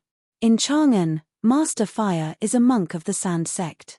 If I can ask him to personally copy a Buddhist scripture, it would naturally be excellent," Wei Shuyu explained with a smile. Chai Lingwu didn't say anything and immediately agreed. "Brother Shuyu, don't worry. Leave this to me." "Haha, then thank you, Brother Lingwu. Come, let me toast you." Fang Yi couldn't help but laugh. "Why are you two patronizing yourselves? Everyone, come, today is a beautiful day, and it's rare for Zio to be the host. Don't waste this wine and beauty. Everyone, drink up." Hearing Fang Yi's words, everyone laughed and raised their cups. There was a lot of noise in the room. No one paid attention to the conversation between Chai Lingwu and Wei Shuyu. Only Li Wangyu was stunned. "Master Fire? Why did this name sound so familiar? Where have I heard of it before?" He furrowed his brows and pondered for a long time. Then, he suddenly stood up, scaring the wastrels. "Zio, what are you doing? You're not going to change again, are you? Brat, are you trying to escape by peeing again? Brothers, keep an eye on Zio. Don't let him slip away." "Ha." Li Wangyu did not pay attention to the playboy's teasing. He only remembered who Master Fire was. There was a record in the old book of Tang, 3 years ago, There was a shaman Fire, who entered and left the two palaces by chance, but was forbidden from doing so. Fire was resentful and spoke evil words, and was executed. Demon monk Fire, Zhengguan Ye, was a very famous case. Although there were only 36 words about fire in the old Tang book, its influence was huge. This master Fire could be considered an eminent monk during the Sui and Tang dynasties. He was loved and respected by Li Yuan and Crown Prince Li Jiancheng. Fire could enter and leave the palaces as he pleased. For a time, he was very famous in Chang'an city. Countless noble families and officials tried to befriend him. However, every dog has its day. In the 9th year of Wuda, Pai Lupi risked everything and started the Xuanwu Gate Rebellion. He killed Crown Prince Li Jiancheng and Prince Qi Li Yuanji, forcing Li Yuan to abdicate. Li Yuan was forced to make Pai Lupi the crown prince. He then abdicated and lived in the Taiji Palace. However, this master Fire still frequently entered and exited the palaces to meet with Emperor Li Yuan and discuss Buddhism. If Fire only talked about Buddhism, it would be fine. As an emperor, Pai Lupi would not make things difficult for a monk. However, this great master Fire was not someone who knew when to advance or retreat. In private conversations with the retired Emperor Li Yuan, he often complained about Li speaking out against injustice for the Crown Prince Li Jiancheng, feeling indignant about the retired Emperor Li Yuan's encounter. Although these words between Fire and Li Yuan were private, in Noda's Taiji Palace, how could there be a war that did not leak out? This matter naturally spread into Pai Lupi's ears. Pai Lupi was annoyed and decided to remove Fire's right to enter and leave the palaces, forbidding him from ever entering and leaving the palaces again. By right, this matter should be considered over. Fire could continue to stay in his Great Mercy Temple as a senior monk and live in peace. However, Fire belonged to the type of person with extremely low emotional intelligence. He actually held a grudge because Pai Lupi removed his right to enter and leave the palaces. He started to call himself the reincarnation of the living Buddha on the streets and wantonly attacked Pai Lupi. He attributed the locust plague and drought in the 2nd year of Zhengguan to Pai Lupi's immoral behavior, saying that it was God's punishment for the Xuanwu Gate incident, for killing his brother and imprisoning his father. Such treasonous words were naturally reported to the imperial court. Fire was only a monk and not a noble family like the 5 surnames and 7 Wangs. How could Li be merciful? He simply ordered the Ministry of Justice to arrest him and then pushed Fire to Shi City where he was beheaded in public. Not only did Fire succeed in seeking death, he was also given the title of Demon Monk Fire. What was even more tragic was that before Fire died, he accused Prime Minister Pei Ji of being his accomplice. As a result, Pei Ji was demoted and sent back to his hometown. Li Yuan also quickly moved out of the Taiji Palace because of this matter and moved to the cold Dian Palace. 6 years later, he died of an illness in Dian Palace. Li Wangyu recalled this incident clearly and thought that Wei Shuyu actually wanted to ask for Fire's handwritten Buddhist scriptures for his mother. He felt that something was wrong. Although in the history books, it was only recorded that Prime Minister Pei Ji was unlucky because of Fire, who could guarantee that Wei Shuyu or Wei Zhang would not be implicated because of this? After all, ever since he transmigrated to the Tang dynasty, the changes caused by the flapping of butterfly wings were not few. Who knew if Wei Shuyu had asked for a copy of Fire's Buddhist scriptures for his mother in history? Who could be sure that after Fire was arrested by the Ministry of Justice, he would not randomly accuse others? Li Wangyu also knew that the main reason why Prime Minister Pei Ji was demoted and sent back to his hometown because of the case of Demon Monk Fire was that Pei Ji was an old official of the retired emperor, Li Yuan. Pai Lupi's actions were also to clean up Li Yuan's influence in the imperial court. However, it was best to avoid such matters as much as possible. It was already the 3rd year of Zhengguan, and Fire should be banned from the palace by Pai Lupi soon. At this time, it would be unwise to get involved with that idiot. Thinking of this, Li Wangyu could not help but advise, Brother Shuyu, I advise you to change the congratulatory gift for your mother. You don't need the Buddhist scriptures copied by Master Fire. His words made Wei Shuyu, Chai Lingwu, and the others stunned. They asked in confusion, why do you say that? What's wrong with the Buddhist scriptures personally copied by Master Fire? That's something that many people in Chang'an could not get even if they wanted it. Li Wangyu scratched his head in annoyance, but he did not know how to explain it. Should he say that he knew that fire was about to be unlucky? No one would believe this, and if this were to spread out in the future, it would be even more troublesome. This was a bit of a pain in the ass. Chapter 785. In the face of the popinjay's doubts, Li Wangyu could only beat around the bush, vaguely saying, "That great master fire, I feel that although he is valued by His Majesty the retired emperor, he might not be some eminent monk." Fang Yi asked curiously, "Oh? Why do you say that? Everyone in Chang'an knows about Master Fire's reputation." Li Wangyu shrugged. Aren't the disciples of the Sand sect all about jumping out of the mortal world and cutting off worldly ties?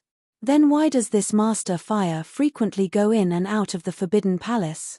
In little brother's opinion, he's just a person that's angling for fame and fortune.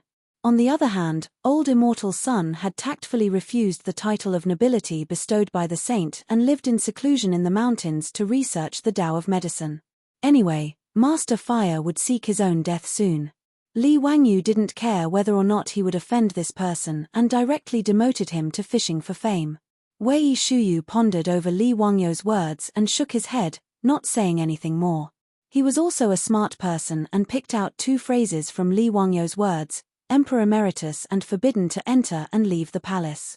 Ever since the aristocratic families led hundreds of officials to force the emperor to abdicate in the second year of Zhengguan, everyone could see that the so-called filial sons and fathers of the royal family was just a joke. His father, Wei Zheng, was an imperial censor of the censorate and Pai Lupi's confidant. At this time, it wasn't worth it for the Wei residents to form a relationship with Master Fire, the Emperor Emeritus' favorite. If his master was suspected by the saint because of this, it would be bad. Wei Shuyu understood this point and suddenly felt that he hadn't thought it through before. He looked at Li Wangyu with eyes full of gratitude. He faintly sensed that this was probably the reason why Li Wangyu was against him asking Master Fire for scriptures for his mother. In the elegant room, apart from the playboys, there were also 20 to 30 prostitutes present. It was naturally inconvenient to continue talking about this topic. Everyone laughed and started fooling around with the prostitutes again. Of course, Li Wangyu was not a gentleman. After reminding Wei Shuyu, he also drank and made merry with the other playboys. His hands had already reached into Hu Ji's lapel and started to play with the soft parts of the beautiful Hu Ji beside him. He was very happy. Although he wouldn't really do anything, if he didn't take advantage of her, wouldn't that be too much of a loss? After messing around with the popinjays, Li Wangyu did not think too much about the demonic monk fire. In the next few days, he was busy recruiting craftsmen and preparing to start building the theater. But Li Wangyu did not expect that the words he said in the Hu wine shop that day were actually heard by Hu Ji, who was present, and then told it to the other guests as a joke. Gradually, the news that the Count of Huxian was disrespectful to the Great Master Fire of the Mercy Temple and called him a fame-seeking person quickly spread throughout the city.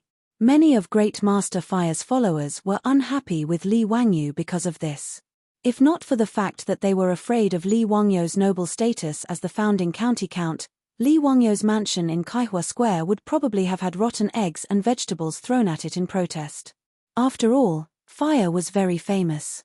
He was originally an eminent monk at the end of the Sui dynasty and was valued by Li Yuan and Li Jiancheng. He had countless followers in Chang'an. When Li Wangyu's words got out, it was like poking a hornet's nest. Among the hundreds of officials and nobles in Chang'an, there were many who were followers of Fire. After all, for Fire to be able to gain Li Yuan's trust, his eloquence was naturally outstanding. Hearing him preach and explain the Buddhist doctrine, many officials and nobles were convinced. Otherwise, why would Wei Shuyu want to use her connections to ask for a scripture personally copied by Fire as a birthday gift for her mother? The common people didn't dare to do anything to Li Wangyu. At most, they would curse him in private. However, these officials and nobles might not be so easy to talk to.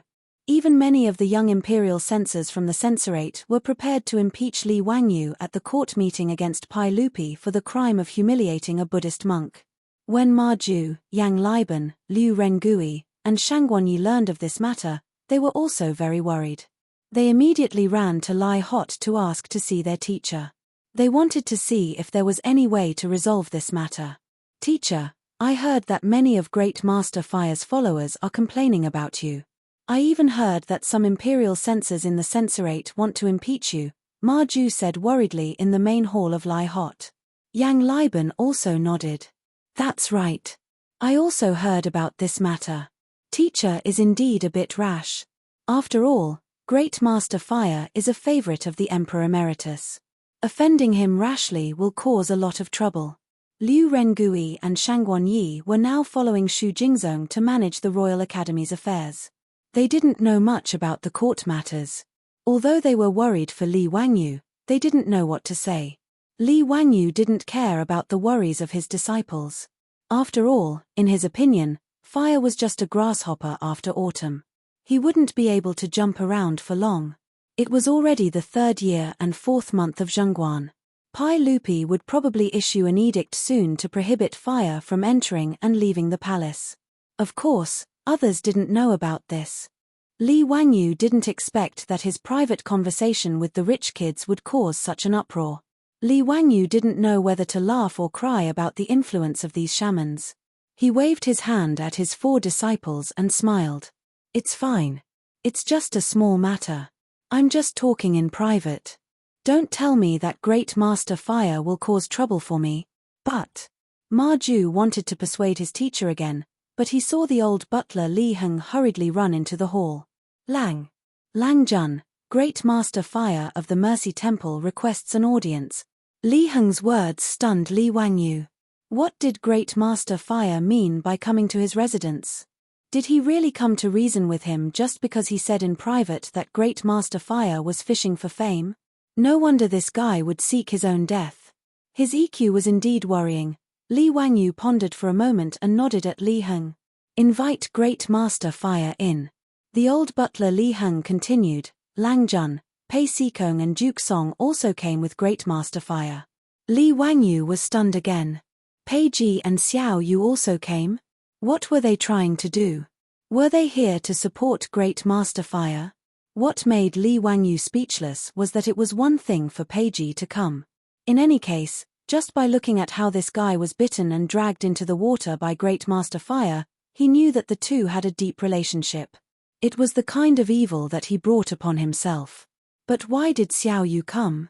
The old man's pneumonia back then was cured by him and Liu Shenwei. There was still a relationship between the two parties. Li Wangyu immediately understood something. Whether it was Pei Ji or Xiao Yu, they were both Li Yuan's old officials. He had scolded Great Master Fire. Presumably, Li Yuan would be very unhappy about it, right? Pei Ji and Xiao Yu might have accompanied Great Master Fire at Li Yuan's behest. On a deeper level of thinking, even though he was Pai Lupi's confidant, he had scolded Great Master Fire. He was afraid that Li Yuan would misunderstand that he had said what he had said at Pai Lupi's behest. Understanding this, Li Wangyu felt very helpless. What kind of nonsense was this? Chapter 786. Li Wangyu was sick of this, but he couldn't refuse to see Pei Ji and Xiao Yu. He could only have the old butler Li Heng invite Fire and the others into the residence. Not long after, Li Heng respectfully invited Pei Ji and Xiao Yu into the main hall. As for the white-bearded old monk beside them, he was obviously Fire. Just from appearance alone, Li Wangyu had to admit that this monk Fire indeed had the appearance of an enlightened senior monk. He looked to have a very pure and tranquil aura. It was no wonder that he was able to obtain Li Yuan and Li Jiancheng's trust. If Li Wangyu didn't know about Fire's absurd actions, he might have been fooled by him. Although he knew that Fire had brought Pei Ji and Xiao Yu here to cause trouble for him, Li Wangyu could only pretend that he didn't know and greet the 3 of them politely. "Greetings to Pei Sikong, Elder Xiao. This master must be Master Fire. It's an honor to meet you." Pei Ji wasn't familiar with Li Wangyu and had only seen him at court. They didn't have much of a relationship, so he only greeted Li Wangyu very calmly. Xiao Yu, on the other hand, had an awkward expression. After greeting Li Wangyu, he didn't say much. It was obvious that coming to Lie Hot to denounce Fire wasn't his original intention. The truth was indeed so. When the monk Fire found out that Li Wangyu, the county count of Huxian, evaluated him as someone who was fishing for fame, he immediately flew into a rage. He immediately ran to Taiji Palace to seek an audience with Li Yuan, hoping that Li Yuan would uphold justice for him. When Li Yuan heard about this, he naturally wasn't happy. He directly sent a message to Pei Ji and Xiao Yu, asking them to accompany Fire to the county count's manor to denounce Fire and demand an explanation. Xiao Yu and Li Wangyu were friends and naturally didn't want to get involved in this kind of mess.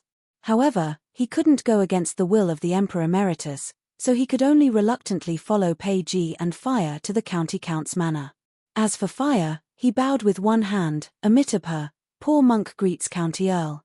However, I'm afraid that County Count Huxian's I'm looking forward to meeting you for a long time, isn't that a lie? When Li Wangyu heard this, he couldn't help but be astonished. Was Fire's EQ really that low?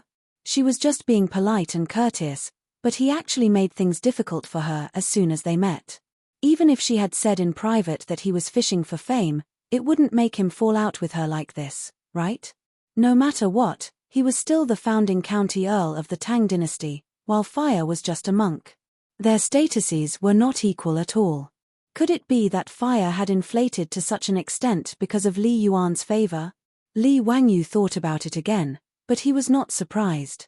This brainless monk, even after Li revoked his right to enter and leave the imperial palace, he still held a grudge and spread rumors everywhere. So it was normal for him to attack a small county earl who founded the country. When Li Wangyu thought about this, he couldn't be bothered to lower himself to Fire's level, so he smiled and didn't say anything. On the other hand, when Ma Sizhou and the others heard Fire's words, their faces were filled with dissatisfaction. Li Wangyu invited Fire, Pei Ji, and Xiao Yu to take a seat in the main hall before ordering people to serve them tea and snacks. Only then did he smile at the three of them and say, "May I know why the three of you have graced me with your presence?" Xiao Yu calmly sat at the side and stared at the teacup in his hand, as if he could see a flower in it. Pei Ji coughed lightly and said, "County Earl Hu, we took the liberty to visit today because there have been many rumors recently that County Earl Hu seems to have misunderstood Master Fire. That's why I shamelessly accompanied Master Fire here with Master Xiao to clarify this matter." Before Li Wangyu could say anything, Fire rudely interrupted Pei Ji and asked, "County Earl Hu, poor monk heard that you said that poor monk was someone who fished for fame. Is that true?" Li Wangyu was stunned. This guy really wasn't polite at all. Fire's attitude made Li Wangyu a bit angry, so he straightforwardly nodded and said, "That's right, it is true." He didn't care what Fire thought and didn't want to continue pretending to be a snake. He directly nodded and admitted it. In any case, he was sure that Fire couldn't do anything to him. He was the one who said bad things about him, so what could a bald donkey like him do? Good, good. Since County Count Huxian has admitted it, then this humble daoist wants to argue with you. Fire was so angry that his beard trembled. He pointed at Li Wangyu and said angrily. Li Wangyu originally didn't want to bother with him, but seeing him like this, he thought of an elegant story between Su Dongpa and Buddhist master Foying in history. He couldn't help but laugh, thinking that he could also follow suit and tease Fire a bit more. "Master Fire, I've heard that in Chang'an City, everyone calls you the eminent monk who sits on the purple golden lotus. I wonder if that's true?" Li Wangyu did not answer the question, but asked Fire back with a smile. These 4 sentences came from Su Dongpa's Water Mirror Chronicles. The 8 winds referred to the 8 realms of praise, knowledge, slander, reputation, profit, decline, bitterness, and joy. Su Dongpa's poem was naturally a good one. Moreover, this poem praising Buddha was used to describe Fire, which was even more flattering. When Pei Ji and Xiao Yu heard Li Wangyu say this, they thought that he was admitting his mistake and couldn't help but smile. When Fire heard this, his face was also filled with joy. He nodded slightly and said, "Amitabha, it's just the world's wrong praise. Haha, you are indeed not an ordinary person, but..." Li Wangyu's smile disappeared and he said expressionlessly, "It's just bullshit." When he said this, everyone was shocked. Not only did Pei Ji and Xiao Yu not expect Li Wangyu to swear, but even Ma Ju and the others were dumbfounded. No matter what, Fire was still a famous eminent monk in Chang'an City. Li Wangyou's comment about him fishing for fame had already caused a lot of trouble. Now, he actually scolded him with bullshit. If this matter spread out, it would probably cause even more trouble. Fire, who had been proud of Li Wangyou's poem, was so angry that his whole body trembled. He pointed at Li Wangyou and couldn't say anything for a long time. When had he ever been insulted like this to his face? Since you are unmoved by the 8 winds, why is it that my casual comment about fishing for fame blew you from Mercy Temple to my residence? What kind of logic is this? Aren't these words bullshit? Fire froze when he heard this and his old face turned red. If Fire was really a cultivator of the Tao, he naturally shouldn't say anything more. Leaving obediently was the right thing to do. People of Buddhism naturally had to avoid anger, arrogance, and rashness. Fire, on the other hand, had come to denounce Li Wangyou just because of a comment. Naturally, he couldn't be called a cultivator of the Tao. Fire flew into a rage out of humiliation and stood up. He pointed at Li Wangyou and scolded, "County Count who has such a sharp tongue. Poor monk has learned a lot. However, County Count who has gone too far and insulted poor monk so wantonly. Aren't you afraid of the world's gossip?" Chapter 787. Li Wangyou's previous words made Pei Ji and Xiao Yu's faces twitch. They didn't know what to say. Fire's angry rebuke made the two of them feel even more awkward. Now, not to mention Xiao Yu, even Pei Ji was filled with regret. He didn't understand why he accompanied this monk to County Count whose residence to be humiliated. Li Wangyou didn't even bother to lift his eyelids in the face of Fire's angry rebuke. He found Fire's words even more hilarious. This idiotic monk actually thought that he represented Buddha? That he represented all living beings in the world? Haha, what a long-winded mouth. What does Great Master Fire think of me? Li Wangyou suddenly asked. Ma Ju and the others couldn't help but be stunned. What did their master mean? You've already scolded Fire for farting, yet you're still asking Fire how he thinks of you? What good words could there be? As expected, Fire's face was ashen. He didn't have the demeanor of an eminent monk. He flung his robe and said angrily, Poor monk County Count who is just an arrogant brat with glib words. He's not human." These words completely shed all pretense of cordiality. Since Li Wangyou had already scolded him for farting, Fire naturally had to scold him back, angrily saying that Li Wangyou wasn't human. Ma Ju and the others heard this and glared at Fire. With Fire's status, it was too arrogant for him to say such words. Even Pei Ji and Xiao Yu had ugly expressions. They felt that Great Master Fire really didn't know when to back down. Pei Ji was still thinking that he had to persuade the retired emperor not to come into contact with a monk like Fire in the future. Li Wangyou didn't get angry at all. Instead, he laughed loudly. Haha, I think Great Master Fire is like a Buddha. Everyone was stunned again. They didn't understand what Li Wangyou meant. Great Master Fire had already scolded you for being inhuman, yet Li Wangyou still said that Great Master Fire was like a Buddha? Could it be that he felt that saying farting was too much and wanted to say something nice to salvage their relationship?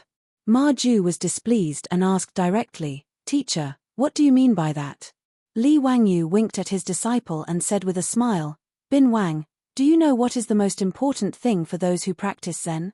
Ma Ju did not understand. He looked at Yang Liban, Liu Rengui, and Shangguanyi beside him. The four of them did not understand what Li Wangyou meant. Disciple does not know. Please answer my question, teacher. Li Wangyou said with a laugh, see your nature clearly, point straight to your heart. What you have in your heart is what you have in your eyes. Therefore, in my opinion, Master Fire is a Buddha, while in Master Fire's opinion, I am an arrogant and inhuman person. As soon as he said this, everyone in the hall was shocked. Fire, who had just been unable to restrain his anger, had his face flushed red. He opened his mouth but was unable to say anything. As for Pei Ji and Xiao Yu, their gazes towards Fire were even stranger. After a long while, it was Pei Ji who coughed softly and cupped his hands towards Li Wangyou, County Count who, today's matter was abrupt. I am ashamed. I still have other matters to attend to and will not stay any longer. Farewell. Xiao Yu naturally stood up and bowed towards Li Wangyu to bid farewell. Accompanying Fire on this trip today, he felt that he had lost all his face. At this moment, Fire did not dare to say anything more and could only leave with Pei Ji and Xiao Yu. When Pei Ji and the others left, Ma Ju, Yang Liban, and the others almost laughed out loud. As for Li Wangyu, this little division commander, he was filled with even more admiration. Their teacher's mouth was really unforgiving. He actually used Buddhist etiquette and beat around the bush to scold Fire, the famous senior monk of Chang'an City. It was really satisfying to the extreme. However, while it was satisfying, Ma Ju and the others were still faintly worried. After all, Fire's influence in Chang'an City was not small. Many nobles were believers of Fire. Previously, their teacher had only said that he was fishing for fame and it had already caused quite a stir. Today, their teacher had scolded him again. It would probably cause even more trouble. On the other hand, Fire had come to denounce him but had been rendered speechless by Li Wangyu. This made Fire feel even more resentful. He silently returned to the Mercy Temple and kept thinking about how to take revenge on Li Wangyu. However, Ma Ju and the others did not expect that before Fire could make things difficult for Li Wangyu again, Pai Lupi had found out about his private conversation with Li Yuan. In his fury, Pai Lupi immediately issued a decree forbidding Fire of the Mercy Temple from entering the Forbidden Palace. Fire was actually forbidden from entering the Forbidden Palace by the saint. This matter immediately exploded in Chang'an City. Those nobles who were prepared to make things difficult for Li Wangyu because Li Wangyu had humiliated Fire all kept their mouths shut. The censor who wanted to impeach Li Wangyu directly tore the memorial he had written to pieces. No one was a fool. At this moment, they could all see that Fire of the Mercy Temple was in big trouble this time. However, different from the original history, the officials and nobles all connected the matter of Fire being forbidden from entering the palace to the retired emperor. In the eyes of the nobles, this was purely the saint standing up for his nephew, Li Wangyu, the Count of Huxian. Not only did the officials think so, but Fire also thought so. This made Fire even more furious, and he became jealous of both Pai Lupi and Li Wangyu. As the saying goes, one can defy the evils of heaven, but one cannot survive the evils of one's own making. The brainless Fire took bigger and bigger steps on the road to death. After that, he caused all kinds of waves. Not only did he drag Pei Ji down, but he also dragged many people down with him. This was also a variable that Li Wangyu did not expect. However, this was all for later. Let's not talk about it for now.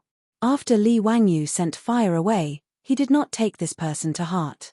After all, he still had many things to do. How could he have the time to care about what Fire was thinking? There was good news from the Duke's side. According to the approximate location that Li Wangyu had circled on the map for them, the craftsmen sent by the Duke's public house to explore the mines had already discovered a few lime mines. These lime mines were almost all located in barren mountains. Cheng Yarojin and the others did not spend much effort to buy these mountains from Yang Quan. Now, they had begun to recruit craftsmen wantonly and were preparing to open the mines. In fact, Li Wangyu was the most concerned about the construction of the theater. After all, this matter concerned his sexual happiness, so naturally, Li Wangyu was full of enthusiasm as if he had been injected with chicken blood. The house that he bought from the Chang'an county government was razed to the ground in less than 2 days. The craftsmen that Li Wangyu had recruited had also begun to enter the site and start construction according to his drawings. With the help of cement and the small amount of work, the craftsmen estimated that they would be able to complete the construction of the theater in about a month. After dealing with all these matters, Li Wangyu returned to Dingju village and prepared to give the phone to Aphrodite. Of course, the premise was that he had taken the blonde girl as his wife. This was what Li Wangyu was looking forward to the most. Chapter 788.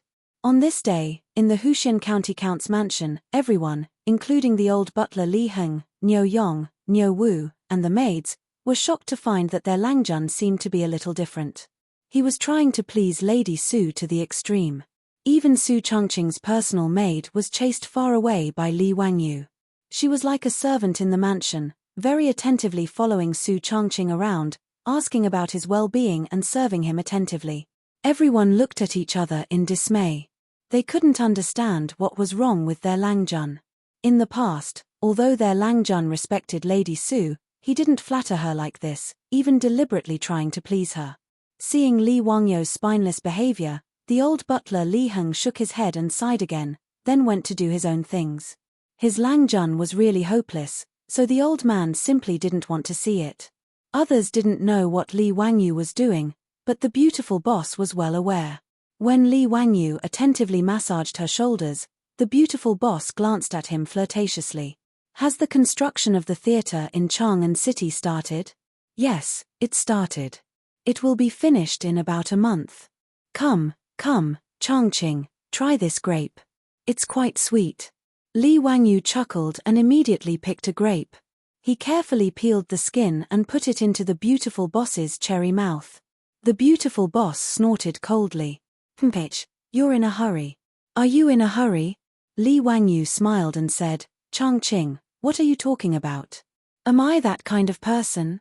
Hehe, I'm just worried that you'll be bored at home.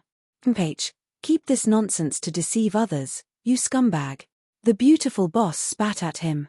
Li Wangyu touched his nose awkwardly, but he couldn't refute. Speaking of this matter, he really was a scumbag. He slept with a goddess like the beautiful boss, but he still ate from the bowl and looked at the pot. If it was in the future, he naturally wouldn't dare to have such thoughts.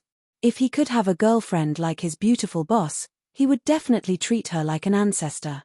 He would hold her in his hands, afraid that she would fall, and afraid that she would melt in his mouth.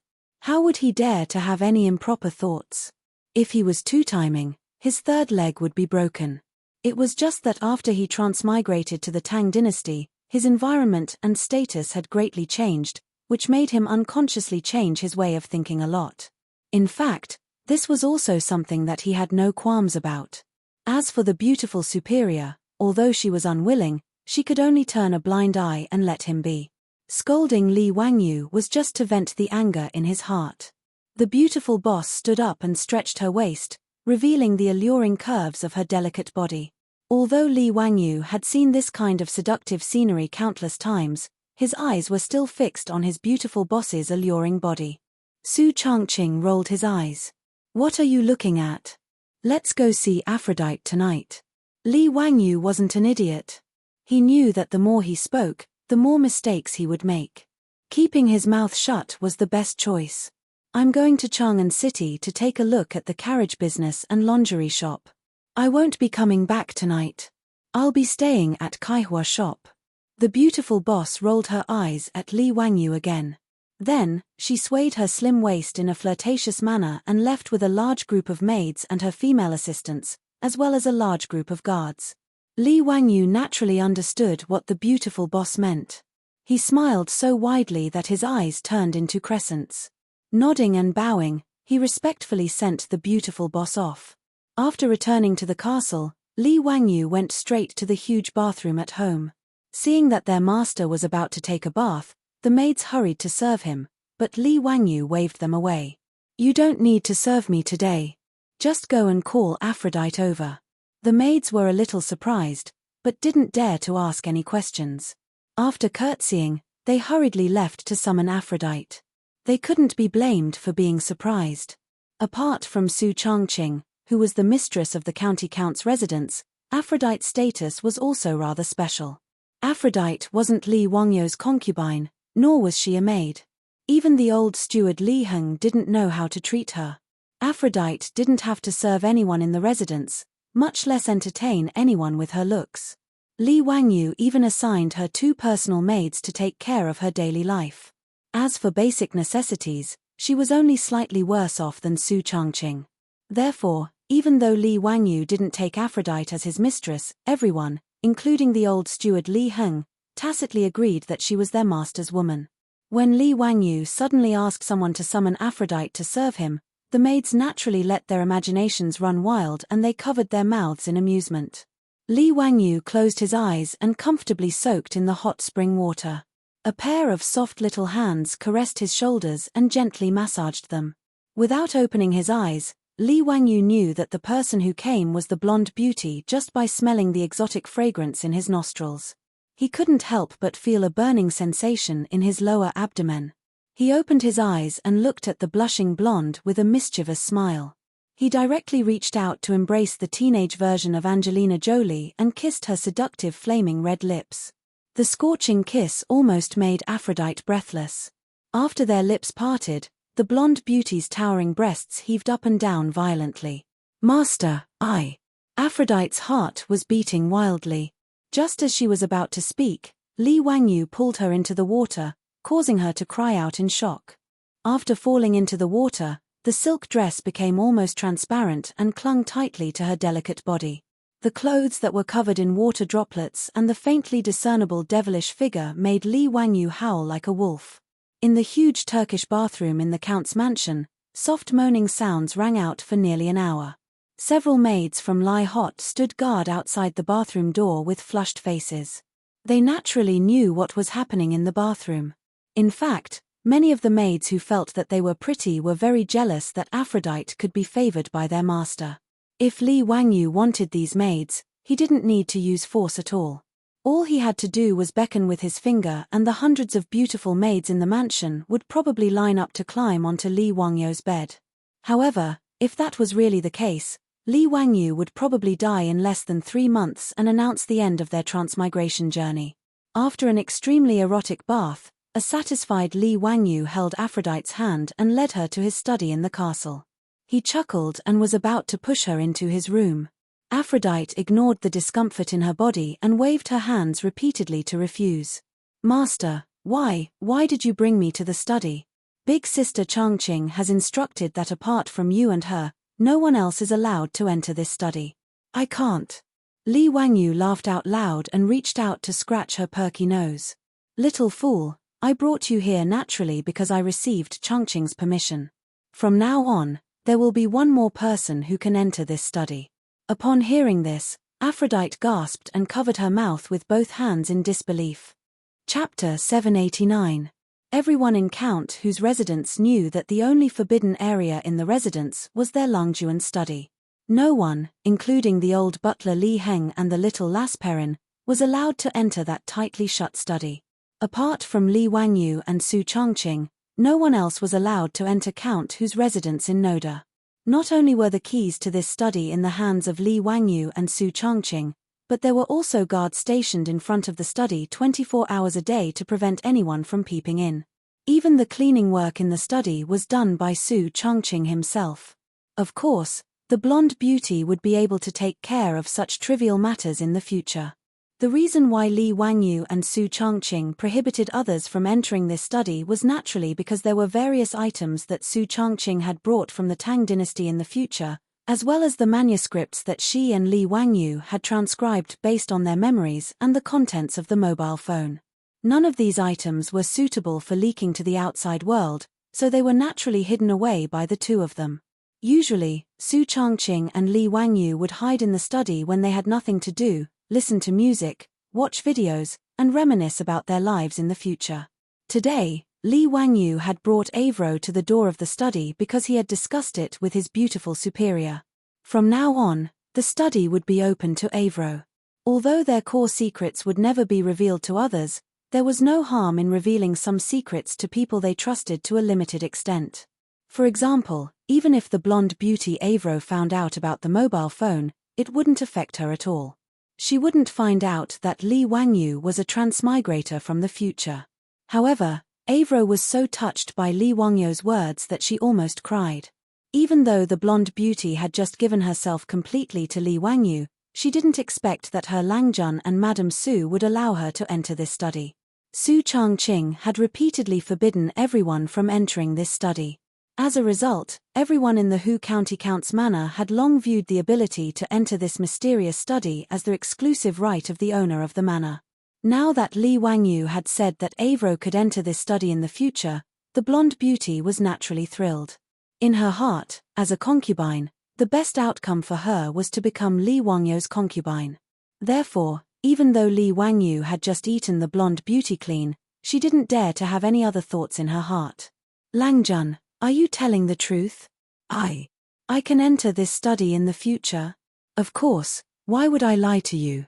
Li Wangyu smiled and at the same time motioned to the troops standing guard in front of the study that they didn't have to stop Avro from entering and leaving the study in the future. The troops naturally agreed to their Longjuan's orders, but their gazes toward Afro became more respectful.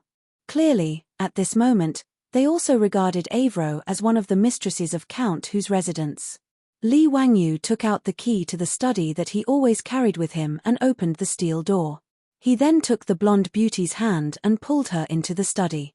In fact, there wasn't anything special about the layout of this study without the modern items.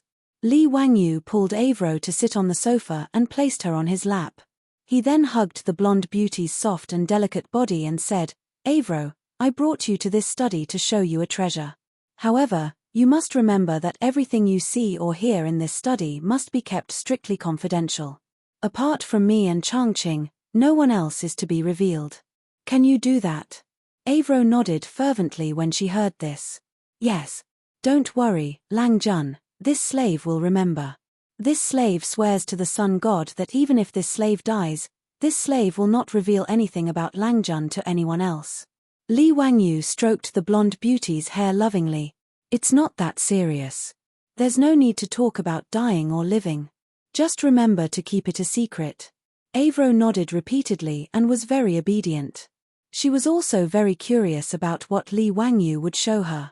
In the Count Hu's residence, the servants and troops all secretly spread rumors that their Lang Jun was the reincarnation of the celestial lord of the heavens and had unfathomable abilities. Moreover, their Longjuan's immortal treasure was definitely stored in that study where no one else was allowed to enter. As this rumor spread, not only did Avro believe it without a doubt, but even the old Li family, the old steward Li Heng, and the little Lasperin believed it. Therefore, when Li Wangyu told Avro to keep it a secret, the blonde beauty recalled the rumors in the residence and couldn't help but feel a little nervous. She didn't know what kind of treasure her Lang Jun would show her. This European girl Avro had a little habit. Whenever she was nervous, she would subconsciously stick out her pink tongue and lick her red lips. She sat on Li Wangyu's lap and subconsciously stuck out her tongue to lick her rosy lips. The thin layer of perfume added a layer of lustrous color to her already plump, bright red lips. Due to her subconscious action, Aphrodite's innocent face appeared exceptionally alluring. Li Wangyu hugged the soft blonde beauty in his arms and couldn't help but feel a burning sensation in his lower abdomen when he saw her expression. "Lang Jun, what treasure are you going to show this slave?" "Hey, Lang Jun, you." The blonde beauty suddenly felt something strange in her lower body as she spoke. She immediately realized what was going on and couldn't help but blush shyly as she became flustered. At this moment, Li Wangyu didn't care about the phone at all. His hands subconsciously climbed up to the peak as he turned into a wolf once more. Finally, the flames of war in the study were extinguished once more. Li Wangyu, whose back was aching, pulled Avro to the sofa again. He lamented inwardly that he really had to seize the time to train his body. Avro ignored the discomfort in her body and carefully wiped the sweat off Li Wangyu's forehead with a silk handkerchief. Li Wangyu took out his phone and handed it to Avro. "This is the treasure I'm going to show you." Avro sized up the strange object in front of her curiously, but she didn't know what this thin black thing was for. "Lang Jun, what exactly is this?" "Hee, don't worry. Open your eyes wide. It's time to witness a miracle." Li Wangyu stretched out his finger and gently tapped on the screen. The next moment, Avro immediately let out a cry of surprise as her eyes widened and her mouth opened slightly. Her face was filled with horror and astonishment. "Lang Jun, is this an immortal magic treasure? Why did you put Sister Changqing in this little box? Did Sister Changqing do something wrong?" Avro's words stunned Li Wangyu. He looked down at the phone and couldn't help but chuckle. The screensaver of the phone was a picture of his beautiful boss smiling at him and the blonde beauty. Chapter 790. Faced with Avro's bewilderment, Li Wangyu was stunned for a moment before he burst into laughter. "Silly girl, this is a phone that can be used to take photos. The Changqing you see is just a photo of her. I didn't lock Changqing up. Haha, I don't have the guts to do that. Come on, I'll take a photo for you and you'll know."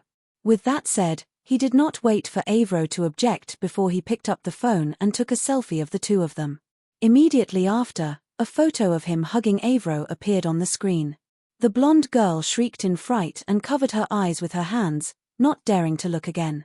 Li Wangyu only found Avro's reaction amusing, but he was not surprised.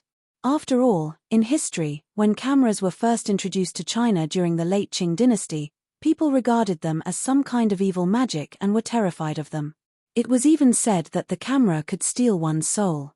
People were still like this more than 1,000 years later, so it was not surprising that Avro, the blonde girl, was frightened by the phone's camera function. Before he showed the phone to Avro, he was already mentally prepared for this. Avro, look, I'm in the photo too. It's okay, don't be scared. The photo is just an image of us. Li Wangyu gently pulled down Avro's hands that were covering her eyes and explained with a smile. Only then did Avro carefully peek at the phone screen again. Staring at the screen, she saw her husband smiling at her and her frightened self. Li Wangyu explained for a long time before Avro, the blonde girl, finally accepted the fact that the phone was taking photos. Is this an immortal treasure, Lang Jun? Lang Jun, are you really the reincarnation of Lord Tai Bai Jinxing? You even have such a treasure. After Avro let go of her fear, she regained her girlish nature and kept swinging Li Wangyu's arm coquettishly as she asked questions. Li Wangyu enjoyed it very much as his arm kept rubbing against the blonde girl's chest. He did not explain whether he was the reincarnation of the so-called Lord Tai Bai Jinxing, nor did he explain what the phone was. For some things, it was better to continue to keep a sense of mystery. As for Aphrodite's misunderstanding, it wouldn't hurt anyone to let her continue to misunderstand. What made Li Wangyu speechless was that after he taught the blonde how to use the phone to take selfies, the girl actually held the phone tightly and began to pose for selfies in all kinds of poses. Oh my God, is it the nature of every woman to love taking selfies? Li Wangyu silently rolled his eyes, but he was too lazy to say anything, allowing the blonde beauty to take photos of him with her phone. It wasn't until Aphrodite was done playing that he picked up the phone again and said seriously, Aphrodite, do you still remember the stage performance I told you about before? Confused, Aphrodite nodded and blinked her blue eyes, looking at Li Wangyu adorably. I remember. You mentioned it before, but you didn't explain to me what a performance was. Li Wangyu nodded. That's why I asked you to come to the study today. The answer you want is right here. With that, he clicked on the video on the phone and began to play a clip of the opera Turandot. Aphrodite, the blonde beauty, widened her eyes again and looked at the video on the phone in horror. Lang Jun, what is this? Why are those people in this treasure? Are they demons that have been imprisoned by Lang Jun with immortal spells? Li Wangyu facepalmed and didn't bother to explain further. Don't ask so many questions. Just watch carefully. This is the stage performance I told you about. Those people in it are actors. They are performing an opera called Turandot. It's about a princess named Turandot who wants to avenge her ancestor who was kidnapped in the Dark Night. He roughly told the plot of the opera Turandot to Aphrodite so that the blonde beauty could understand the story. After Aphrodite recovered from her shock, she was soon attracted by the video that was being played on her cell phone and watched it with rapt attention. The song Turandot on the beautiful boss's phone was just a fragment of a famous aria, No One Can Sleep Tonight. It was sung by the Tartar Prince Calaf in the opera on the night he asked Princess Turandot to guess his identity. Although the blonde beauty couldn't understand the lyrics of the opera, she was already attracted by the melody of the song. After watching the excerpt of the opera for several minutes, Aphrodite's eyes began to sparkle. Lang Jun, is this the stage performance you were talking about before? Yes, that's right. This is just one of them. It's called an opera. After saying that, Li Wangyu clicked on the other videos of the stage performances for Aphrodite. After watching the videos, Aphrodite was deep in thought. Lang Jun, I think I understand now. So this is a stage performance. It's really interesting. Li Wangyu was overjoyed. It's good that you understand. I'm currently building a theater in Chang'an. I'm building a stage performance in Chang'an, and I plan to put the stage performance on the stage. Aphrodite, I want you to be in charge of this. Are you willing? Me? Aphrodite was in disbelief and waved her hands in fright at Li Wangyu's words. Me? No, I'll do it. Li Wangyu waved his hand heroically. Why not? You can do it if I say you can. Don't worry, it's not a big deal. Changqing and I both have high hopes for you. This is also why Changqing agreed to let me bring you into this study. Hearing that, Aphrodite was so nervous that she didn't know where to put her hands and feet. She grabbed the hem of her clothes tightly and lowered her head in silence. Li Wangyu was also a little anxious. If Aphrodite wasn't willing to take over this matter, his theater would be built for nothing. Aphrodite, it's settled then. I'll leave this matter to you. I'll support you no matter how much manpower and material resources you need, as long as you do it well. Li Wangyu acted like a domineering CEO and didn't give Aphrodite a chance to refuse at all as he gave the order directly. Since her Langjun had already said so, Aphrodite naturally didn't dare to refuse anymore. She could only bow and agree to the matter. Since the 12 sets of golden saint robes that Li Wangyu had made as a prank back then were snatched away by Pai Lupi and that bunch of shameless old hooligans, the stage performance of Saint Seiya arrows naturally couldn't be performed anymore. However, this wasn't a problem for Li Wangyu. In any case, there were plenty of stories that could be adapted for the stage in the future. The Legend of the White Snake, the 7 Fairies, Miss Conch, the 9-colored deer, the treasured lotus lamp, and so on were all ready-made stories. Li Wangyu didn't care if Aphrodite could accept it or not. He told these stories all at once, and Aphrodite was fascinated by them again. Chapter 791. The third year of Zhengguan, the end of May, early summer. In the city of Chang'an, the officials and nobles, as well as the common people, were stirred up by another event. The Tang Theatre in Guangde Lane was about to open. The Tang Dynasty Theatre was a new thing created by Count Li Wangyu of Huxian County. No one knew what a theatre was. However, when the Count of Huxian County went to the Chang court and personally sent an invitation to Pai Lupi in front of the officials, inviting the sage, the empress, and the imperial concubine to the Tang Dynasty Theatre to watch a play, it was like a sudden gust of wind stirring up a pool of spring water. It attracted the attention of the officials and nobles in the main hall. When it came to eating, drinking, and playing, the things that Count Li Wangyu of Huxian County made were all attractive. Needless to say, the food of Count Huxian County was already famous for. Even Pai Lupi had to admit that his nephew really knew how to eat. Even the imperial kitchen in Taiji Palace used cooks stolen from the Count of Huxian County. The Xiaodao wine and tea ceremony were also popular in Chang'an City and the Tang Dynasty. There was no need to talk about playing. Not to mention the baseball league that made everyone in Chang'an City crazy. Even the mahjong and poker games from the Count of Huxian County had long been the favorite toys of the officials and the common people in Chang'an City. Therefore, although the people did not understand what this theatre was and what watching a play was, it did not affect their expectations. After all, the entertainment in the Tang Dynasty was really lacking. How could they not be tempted by such a novel thing? Pai Lupi naturally accepted the invitation from his nephew. Zio, what is the meaning of watching a play? Pai Lupi sat high on the throne and curiously looked at the invitation in his hand. Li Wangyu smiled and did not answer. He deliberately kept him in suspense. Your Majesty, of course it is something fun. Your Majesty will know when you see it. If I were to say it in advance, wouldn't I lose the fun? Pai Lupi didn't mind him pretending to be mysterious. He nodded and said with a smile, since that's the case, then we will personally go and take a look. But if you're not interested, be careful that we'll settle the score with you. Hehe, Your Majesty, don't worry. Your subject guarantees that it will be a refreshing experience for Your Majesty. In Taiji Palace, as the officials listened to the conversation between Li Wangyu and Pai Lupi, their hearts itched with curiosity. They were even more curious about the theatre and play that Li Wangyu had mentioned. Cheng Yaojin, this old fellow, did not care about etiquette and directly shouted in a hoarse voice in Taiji Palace, Zio, could it be that you only invited His Majesty and not us? When Li Wangyu heard Cheng Yaojin shouting like this, he couldn't help but laugh. This Cheng Yaojin was really a good supporting actor. Wasn't the reason why he came to attend the Chang court meeting and sent an invitation to Pai Lupi in front of the officials and nobles all for the sake of advertising?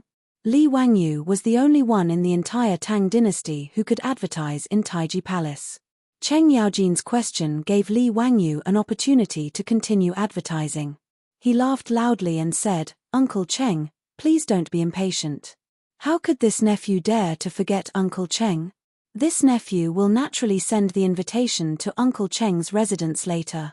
When Cheng Yaojin heard this, he was very satisfied.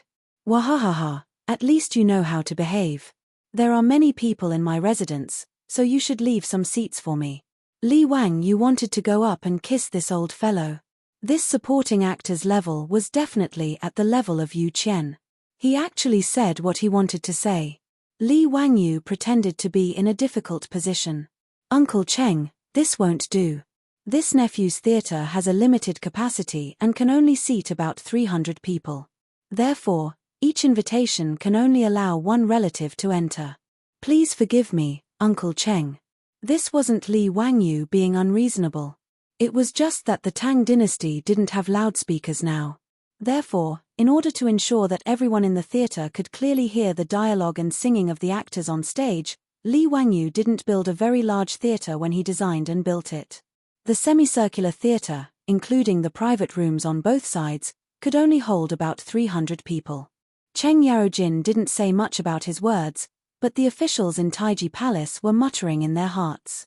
In Chang'an City, there were at least 500 to 600 officials and nobles. Including their relatives, there were thousands of people. According to County Count Hu, the Tang Dynasty Theatre could only hold about 300 people, and each invitation could only allow one relative to enter. This meant that County Earl Hu could only send out 100 or so invitations at most. Therefore, it was worth pondering over who would be able to receive an invitation from County Count Hu. Obviously, if the princes, dukes, and princes were excluded, there wouldn't be too many invitations left. At this time, the officials in Taiji Palace probably didn't need to ponder over the matter of invitations. Those who felt close to Li Wangyu weren't in a hurry. They assumed that Li Wangyu wouldn't forget to send them an invitation. However, the officials above the third rank who weren't close to Li Wangyu couldn't help but feel nervous. After all, if others could receive an invitation and they couldn't, it would be a great loss of face. Therefore, after the daily court, the nobles who felt that they were qualified to receive an invitation all sent out their servants to keep an eye on Li Wangyu's mansion in Kaihua Square. They wanted to see which mansion the steward of Lai Hot went to deliver an invitation. Big shots like Li Daozong, Zhongsun Wuji, Fang Xianling, Du Ruhui, Cheng Yaojin, and Yu Qijingde naturally didn't need to be nervous. Li Wangyu personally went to them and sent them an invitation. As for Yu Shenan, Kong Ingda, Lu Quan, and Duan Lun, who were close to Li Wangyu naturally didn't forget about them. He personally went to them and sent them an invitation. Even though Li Wangyu didn't like the heads of these aristocratic families, he still went to them. Both sides pretended to be cordial and courteous, then sent an invitation to Kui Xin and the other family heads to the theater to watch a play. After all, Li Wangyu also knew that the heads of the 5 families and 7 families were powerful. Even Pai Lupi didn't want to fall out with them. When it was time to give them face, Li Wangyu still had to give them face. Moreover, he had previously colluded with Pai Lupi and the others to swindle so much gold from the aristocratic families. Now, he gave them face and sent an invitation. In Li Wangyu's eyes, it was only right. These invitations had to be sent by Li Wangyu personally, so the nobles in Chang'an City knew in their hearts. Everyone made a rough estimate. After removing 50 to 60 invitations, there were less than 100 left.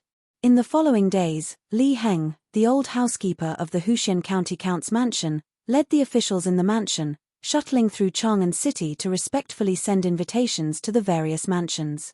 And the officials who received the invitations were all very enthusiastic, even though Li Heng's status was far below theirs.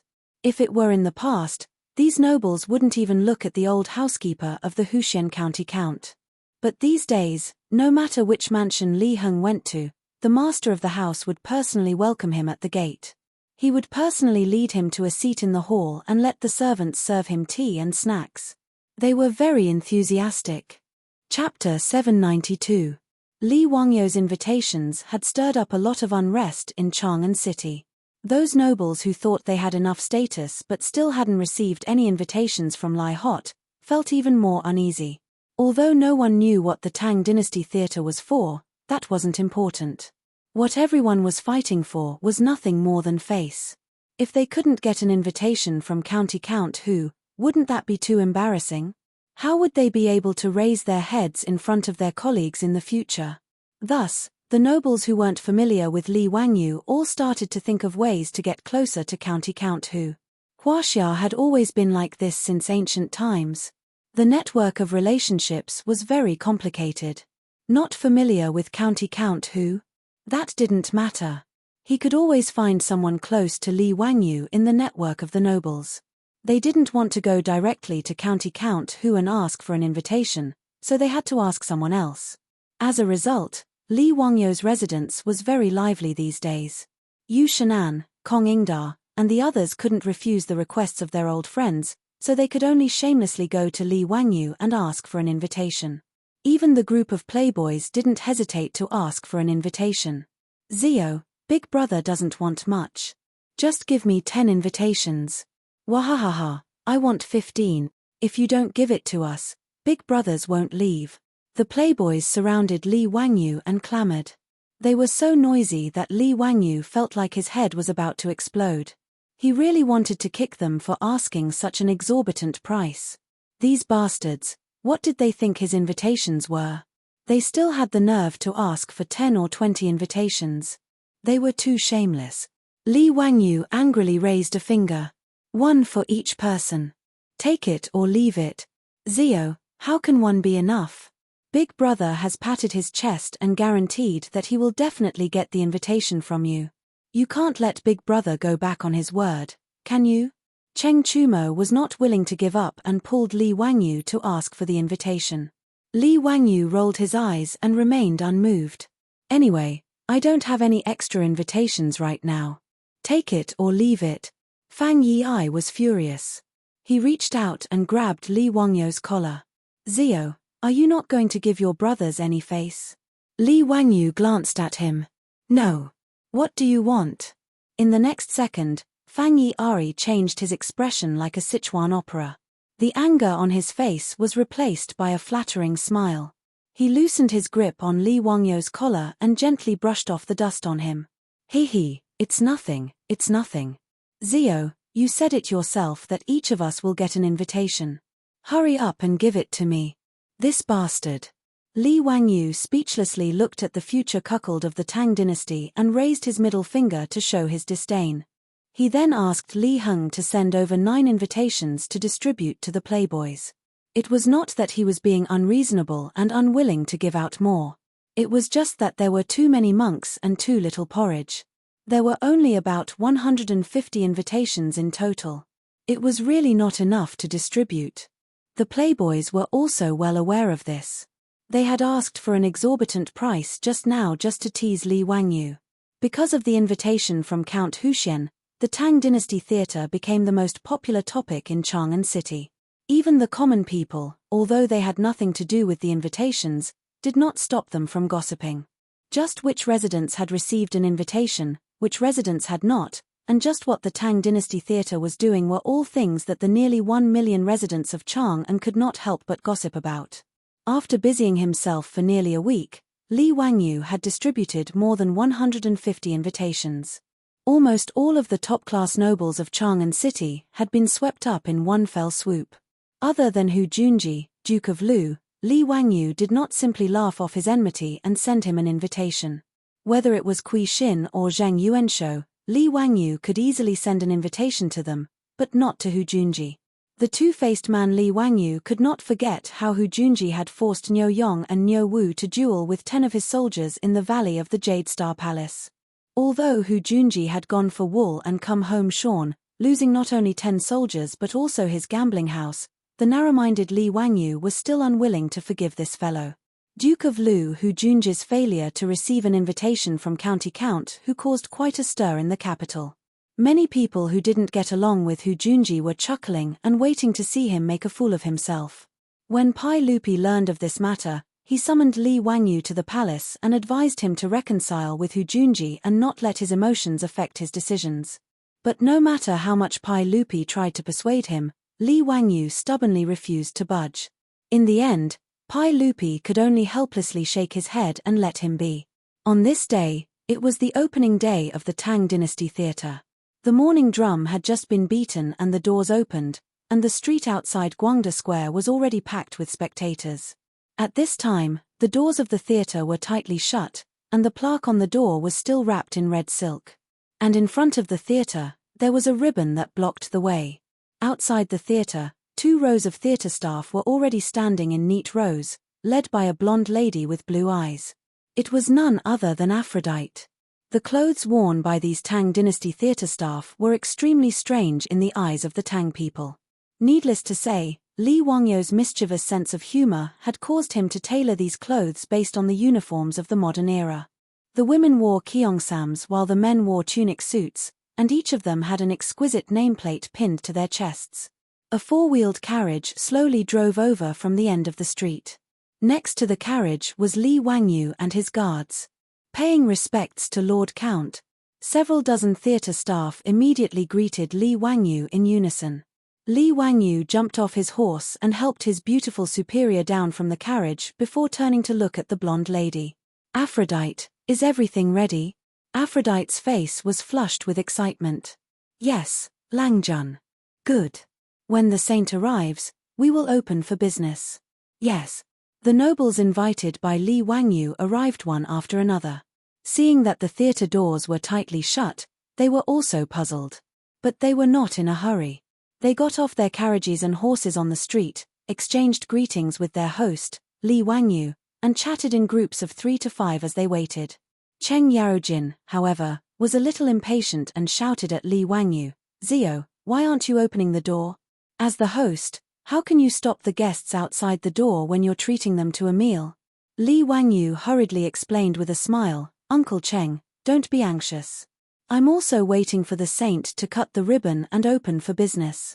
Cheng Yaojin naturally didn't know what cutting the ribbon was, but when he heard that they were waiting for Pai Lupi, he could only mumble a few words and didn't say anything else. At this moment, the imperial guards in bright armor trotted into the street and drove the crowd away from the center of the road. Everyone knew that the emperor of the Tang dynasty, Pai Lupi, was about to arrive. Sure enough, not long after, Pai Lupi led Empress Zhongsun, concubine Yang, and the others to the theatre under the escort of the imperial guards. Li Wangyu hurriedly went forward to greet them. "Greetings, uncle and aunt. Haha, don't stand on ceremony. Zio, why is the theatre doors still closed? Am I not welcome?" Pai Lupi was in a good mood today and joked with a smile. Li Wangyu hurriedly explained, "Uncle, I'm waiting for you to cut the ribbon." "Cut the ribbon?" Pai Lupi was puzzled. Li Wangyu pointed to the ribbons in front of the theatre doors and explained, "Uncle, cutting the ribbons represents the opening of the theatre. This nephew wants to ask uncle to cut the ribbon for this nephew's great Tang theatre to gain favor." Chapter 793. Pai Lupi naturally wouldn't refuse Li Wangyu's request. However, to Pai Lupi and the other nobles of Chang'an City, the ribbon-cutting ceremony was very novel. Led by Li Wangyu, Pai Lupi walked to the ribbon in front of the gate. There was an eye-catching embroidered ball made of red silk tied to the ribbon. A maid immediately came forward with a tray on which a pair of shiny golden scissors was placed. "Uncle, please use the scissors later to cut this piece of red silk," Li Wangyu explained with a smile. "Zio, this is a novel idea." Pai Lupi didn't stand on ceremony and reached out to pick up the golden scissors. The musicians who had already been prepared on both sides immediately played a cheerful tune under Aphrodite's command, attracting the attention of all the guests. The ribbon-cutting ceremony, which was commonly seen in later generations, had its origins. Some said that it originated from the launching ceremony of a new ship in Europe, while others said that it originated from a shop owner in a small town in the United States. But in any case, there was a reason why the ribbon-cutting ceremony could become popular all over the world in later generations. The nobles waiting in front of the Tang Dynasty Theatre were also curious to the nobles who were waiting here. Under Li Wangyu's guidance, Pai Lupi used the golden scissors to cut the red silk. The group of employees in front of the theatre immediately began to applaud and cheer, which also led the guests to applaud as well. There was a jubilant atmosphere at the scene.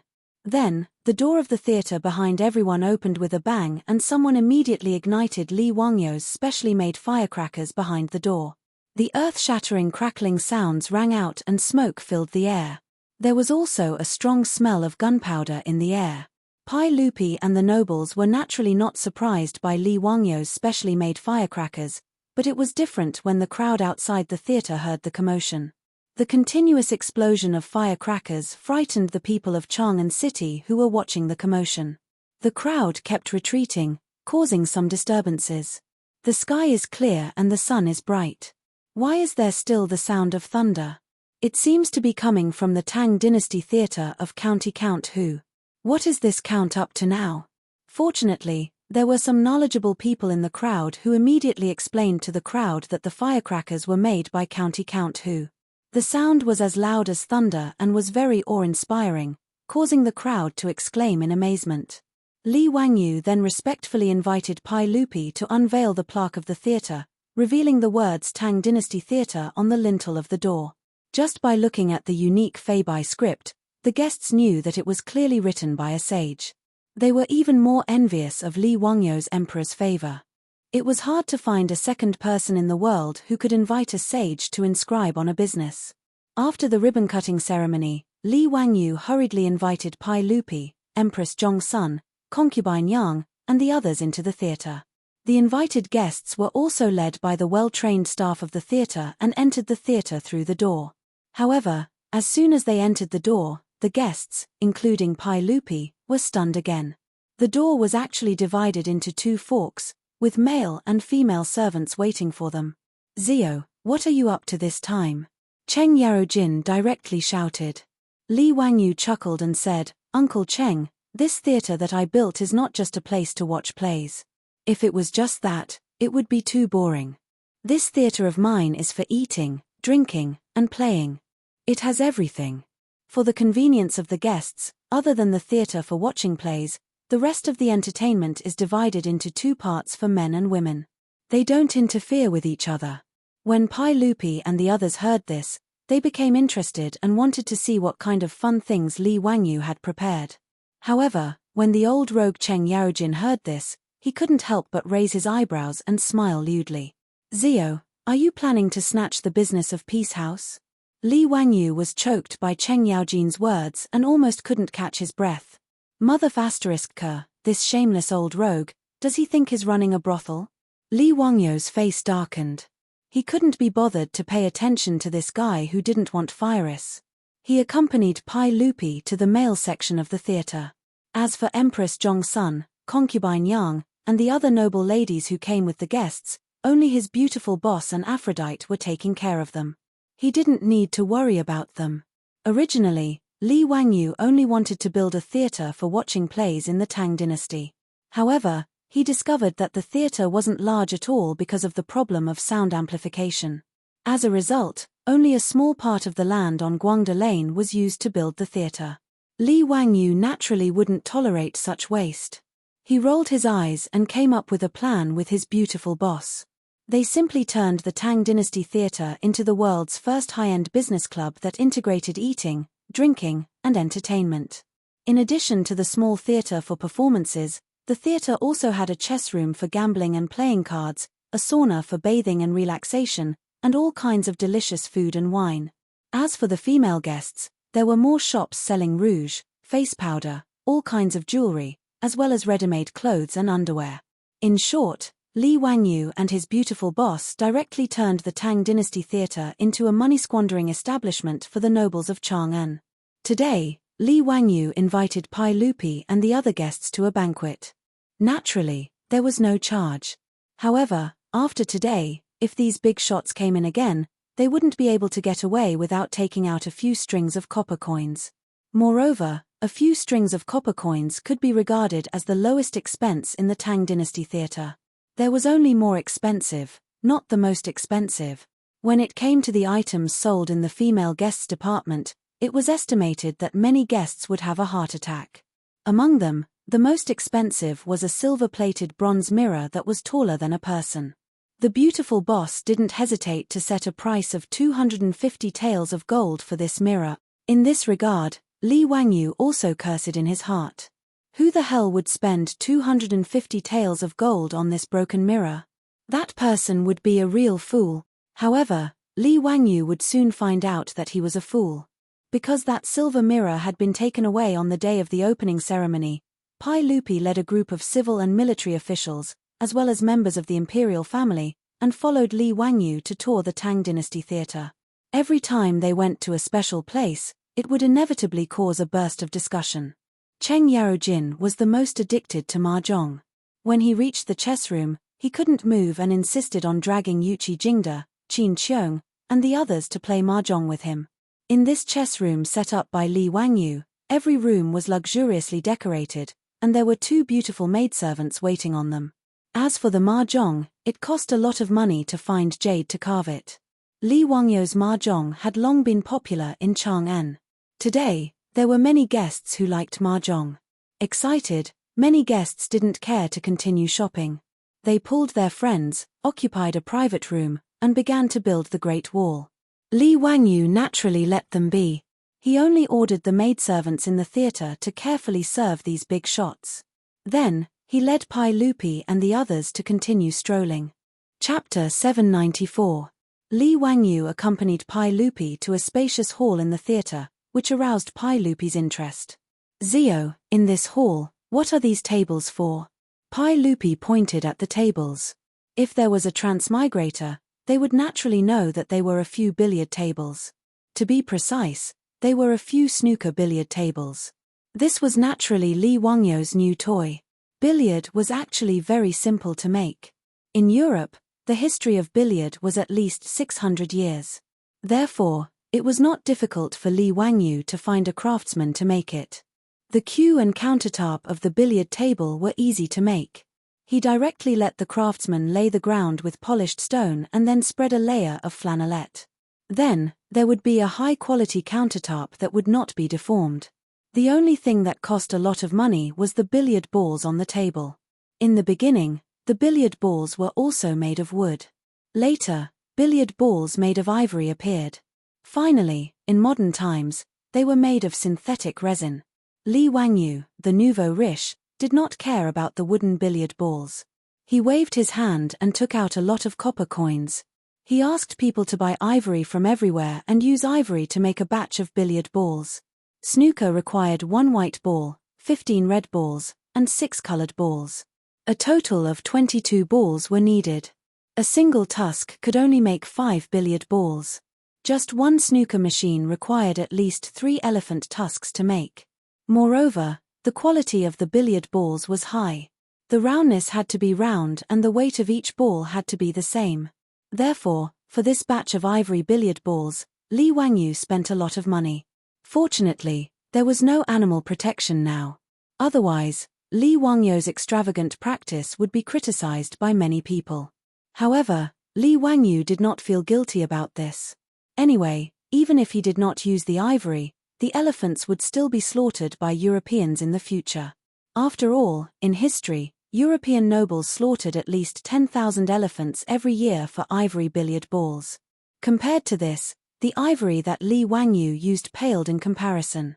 As for whether Li Wangyu would follow his example of bringing the billiards to the Tang dynasty and hunt those poor elephants, it was none of Li Wangyu's business.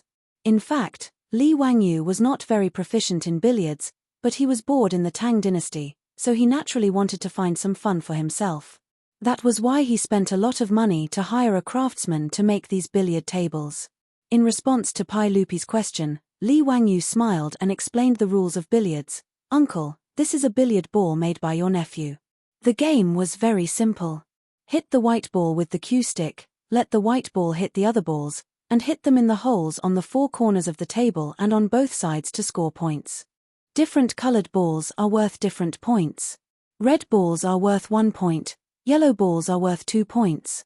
As Li Wangyu explained, he took the cue stick and demonstrated it to Pai Lupi and the others. After his explanation, Pai Lupi, Zhongsun Wuji, and the other big shots became interested. "Zio, this thing is very interesting. It's somewhat similar to Chuiwan. Come, how about playing around with me?" Pai Lupi understood Li Wangyu's explanation and immediately waved for someone to pass him the cue stick. He imitated Li Wangyu's posture just now, lying on the table and gesturing. In response, Li Wangyu naturally did not refuse. He signaled to the maid beside him to arrange the balls on the table for them, and then made a please gesture to Pai Lupi, inviting Pai Lupi to start the game. In the future, although Li Wangyu was not good at billiards, he was still considered skilled. Against a rookie like Pai Lupi, he was naturally at ease. After a round of snooker, he won rather easily. This ignited Pai Lupi's competitive spirit, and he actually pulled Li Wangyu to continue. Li Wangyu naturally could not disobey the emperor's order. However, he did not give Pai Lupi any face, and unceremoniously won another round. This made Pai Lupi so angry that his face turned black. Thus, Li Wangyu, who wanted to continue showing off his skills, was rudely chased off the table by Pai Lupi, and replaced by Zhongsun Wuji, who was already envious, to continue playing with him. The result was self-evident. After a round of pecking between rookies, Pai Lupi, who had 2 rounds of experience, narrowly won against Zhongsun Wuji, and finally laughed heartily. Not bad, this thing is very interesting. Maito, bring a billiard table back to the palace for me. Pai Lupi did not hold back at all. He did not even greet Li Wangyu, the host, and turned his head to instruct Maito, who was beside him. Li Wangyu almost choked with anger, but he had nothing to say. He could only secretly curse the shameless Pai Lupi in his heart. Was there still any law in snatching other people's property so openly? However, even if he had any opinions, he could only keep them in his heart. After all, the world was big, and Pai Lupi was the biggest. Pai Lupi had his fill of billiards, and then he toured around the Tang Dynasty Theatre with Li Wangyu. He was very interested in the various entertainment and leisure facilities, and he also praised Li Wangyu. It was not until noon that Li Wangyu ordered the servants to treat the big shots who were having a great time to a meal. In the theatre, there were many boxes with different decorations, which were specially built to entertain guests. Li Wangyu respectfully invited Pai Lupi and the others to a box called Dongfeng Pavilion. Pai Lupi looked at the words Dongfeng Pavilion on the box, and could not help but ask curiously, "Zio, what is Dongfeng Pavilion?" Li Wangyu was waiting for Pai Lupi to ask this question. He immediately coughed softly and said loudly, "Uncle, this is taken from a poem. You will know when you hear it." "Oh, read it." "The sun and moon are shining in the sky, and the mountains and rivers are strong. Peace is not repaid, and I am willing to send a letter to the Dongfeng Pavilion." Li Wangyu immediately read the poem shamelessly, but Pai Lupi could not help but be a little stunned. Behind him, Zhongsun Wuji, Fang Xianling, Du Ruhui, and the other big shots had strange expressions. It was no wonder that they had such expressions. It was really Li Wangyu's poem that was too shameless. The poem that Li Wangyu read was written by Chen Shubao, the successor of the southern and northern dynasties. After he became a prisoner, he wrote a poem to flatter Emperor Wen of Sui. The Dongfeng Pavilion referred to the Fengshan Pavilion. Chen Shubao's poem was praising Emperor Wen of Sui, saying that Emperor Wen of Sui should go to Mount Tai to do the Fengshan Pavilion. Li Wangyu shamelessly used this poem to flatter Pai Lupi, which was why everyone's expression was so strange. "Uncle, the world is peaceful now, and it is all because of Uncle's saint aura. At present, my great Tang is undergoing a new era and is thriving. The common people all sincerely bow to Uncle. Uncle is the son of heaven, and your achievements surpass the 3 sovereigns and 5 emperors. I think Uncle is worthy of the Dongfeng Pavilion. That is why I boldly named this pavilion Dongfeng Pavilion." In fact, Pai Lupi had never been able to do the Fengshan Pavilion in his life. However, at this time, Pai Lupi was in the prime of his life. Naturally, he yearned for the Fengshan Pavilion. Li Wangyu's blatant flattery made Pai Lupi very happy. However, he was too embarrassed to say anything. He just coughed dryly and said, "Zio is thoughtful." Zhongsun Wuji, Fang Xianling, Du Ruhui, and the others were not as shameless as Li Wangyu. It was not easy for them to say anything about this topic.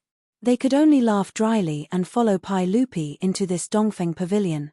Chapter 795. During lunch, all the guests, including Pai Lupi, were naturally happy.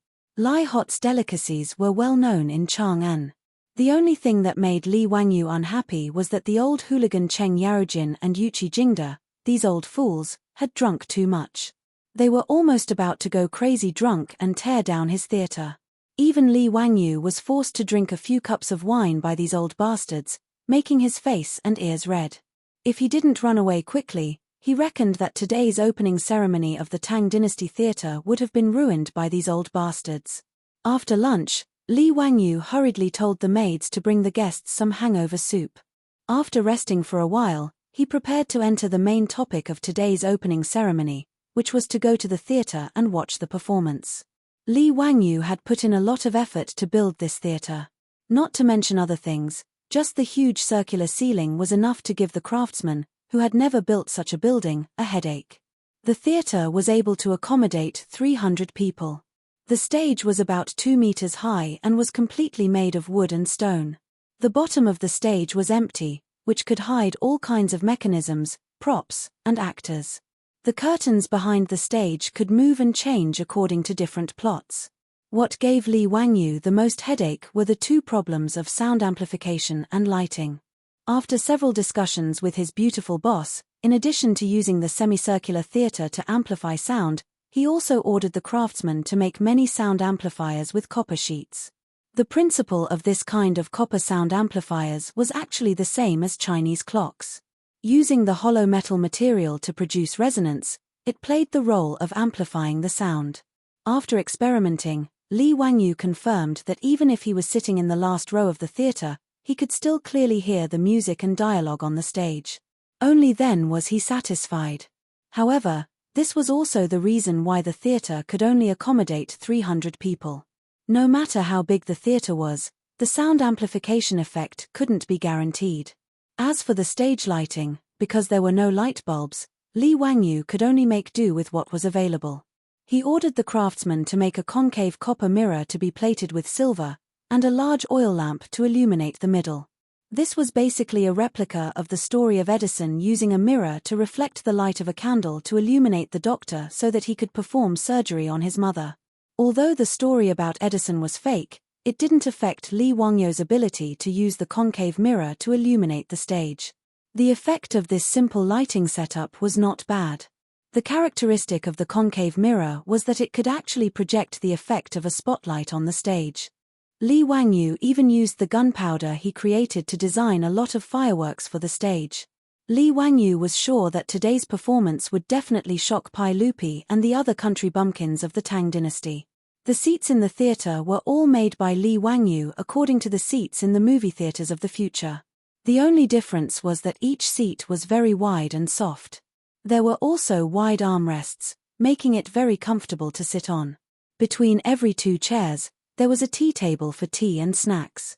Li Wangyu's target customers were the nobles in Chang'an. If he wanted to take money out of these people's pockets, he naturally had to give them the best enjoyment. The actors in the theatre were all singers that Li Wangyu bought from Taichung Temple after spending a lot of money and pestering Pai Lupi for a long time. They were given to Aphrodite to train for more than a month. Fortunately, these singers had already undergone professional training in Taichung Temple. Although the rehearsal time was short, Li Wangyu was very satisfied after watching their performance. He didn't consider that these singers were all trained by Taichung Temple with a lot of effort, but they were almost all taken away by Li Wangyu. Because of this, the chief of Taichung Temple had complained to Pai Lupi many times. There were no male actors in the theatre because Li Wangyu didn't want to get into trouble. After all, love stories were unavoidable in a stage play.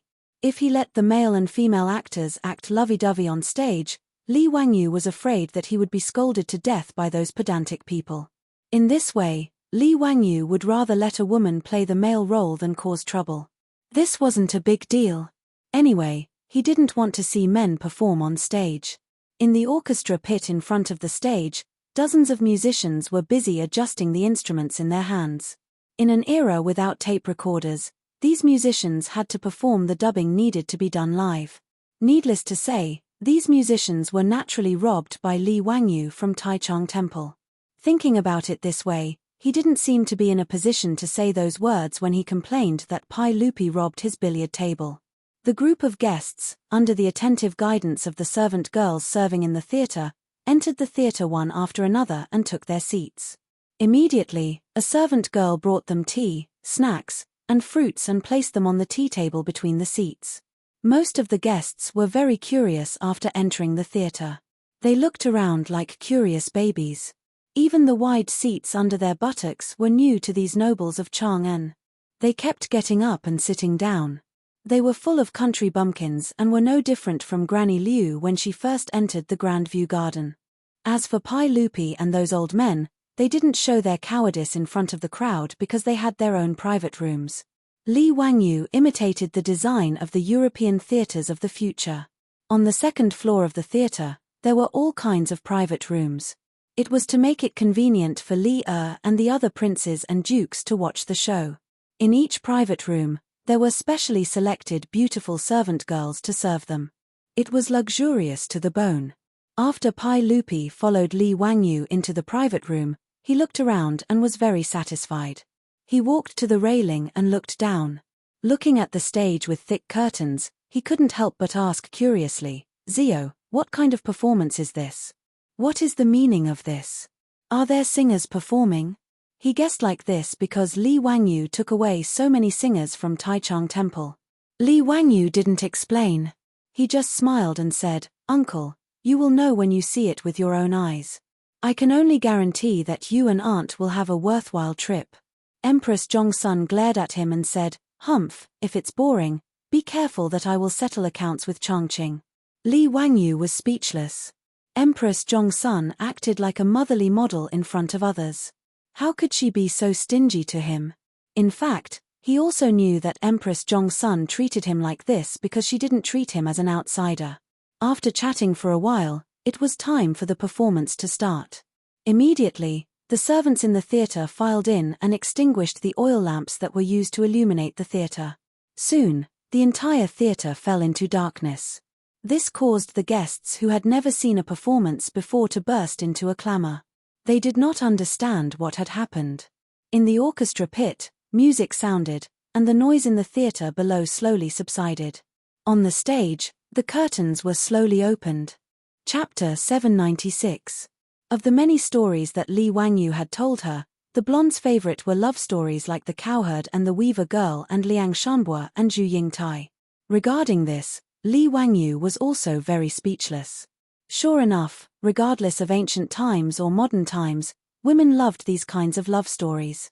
No wonder the Korean TV series in the future could earn so many women's tears and money. Because of Avlo's insistence, the first performance in the Tang Dynasty Theatre was The Cowherd and the Weaver Girl. Everyone knew the story of The Cowherd and the Weaver Girl. It was about a hooligan who peeped on a girl bathing and shamelessly stole her clothes, threatening her to marry him. After the girl was forced into marriage, she gave birth to a son and a daughter. Later, when the girl's mother found out about this, she took the girl home and magnanimously didn't pursue the responsibility of the hooligan youth. Who would have thought that the hooligan youth wouldn't let it go and chased after the girl? In the end, the girl's mother had no choice but to allow the hooligan youth to see the girl once a year on Chinese Valentine's Day. This was Li Wangyu's understanding of the beautiful love story of The Cowherd and the Weaver Girl. He couldn't understand why a hooligan youth who forced a wife into marriage would become a love classic in the future and even turn Chinese Valentine's Day into Chinese Valentine's Day. Fortunately, Li Wangyu didn't dare to say this out loud. Otherwise, if his beautiful boss heard it, it might turn into domestic violence. The curtains slowly opened and the singer who played the role of the cowherd appeared amidst the music. The development of the plot soon attracted the attention of everyone in the theater. There was no more noise, and everyone, including Pai Lupi and Empress Zhongsun, stared intently at the performance on the stage. Li Wangyu and his beautiful boss hadn't misjudged her. Avlo really was a genius. She had merely watched the performance videos on her phone and listened to Li Wangyu's story, so she could choreograph the entire performance to perfection. The performance that Avlo choreographed was similar to the songs and dances of the future, but the dialogue was also like a play. However, Li Wangyu had to admit that the performance was very exciting and enjoyable. Moreover, The musicians and singers who had been robbed from Taichung Temple were indeed professionals trained by Taichung Temple over the years. Even though they had only rehearsed for a short month, the singers on stage were all professionals in terms of dancing and singing. They definitely weren't something that a regular troupe could compare to. Even he and his beautiful boss were enjoying the performance in the theater, let alone the country bumpkins from the Tang dynasty in the theater.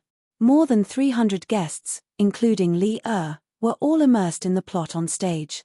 But when the stage came to the scene of a kind and hard-working male prostitute being chased out of the house by his mean brother and sister-in-law after the death of his parents, there was a sudden situation offstage.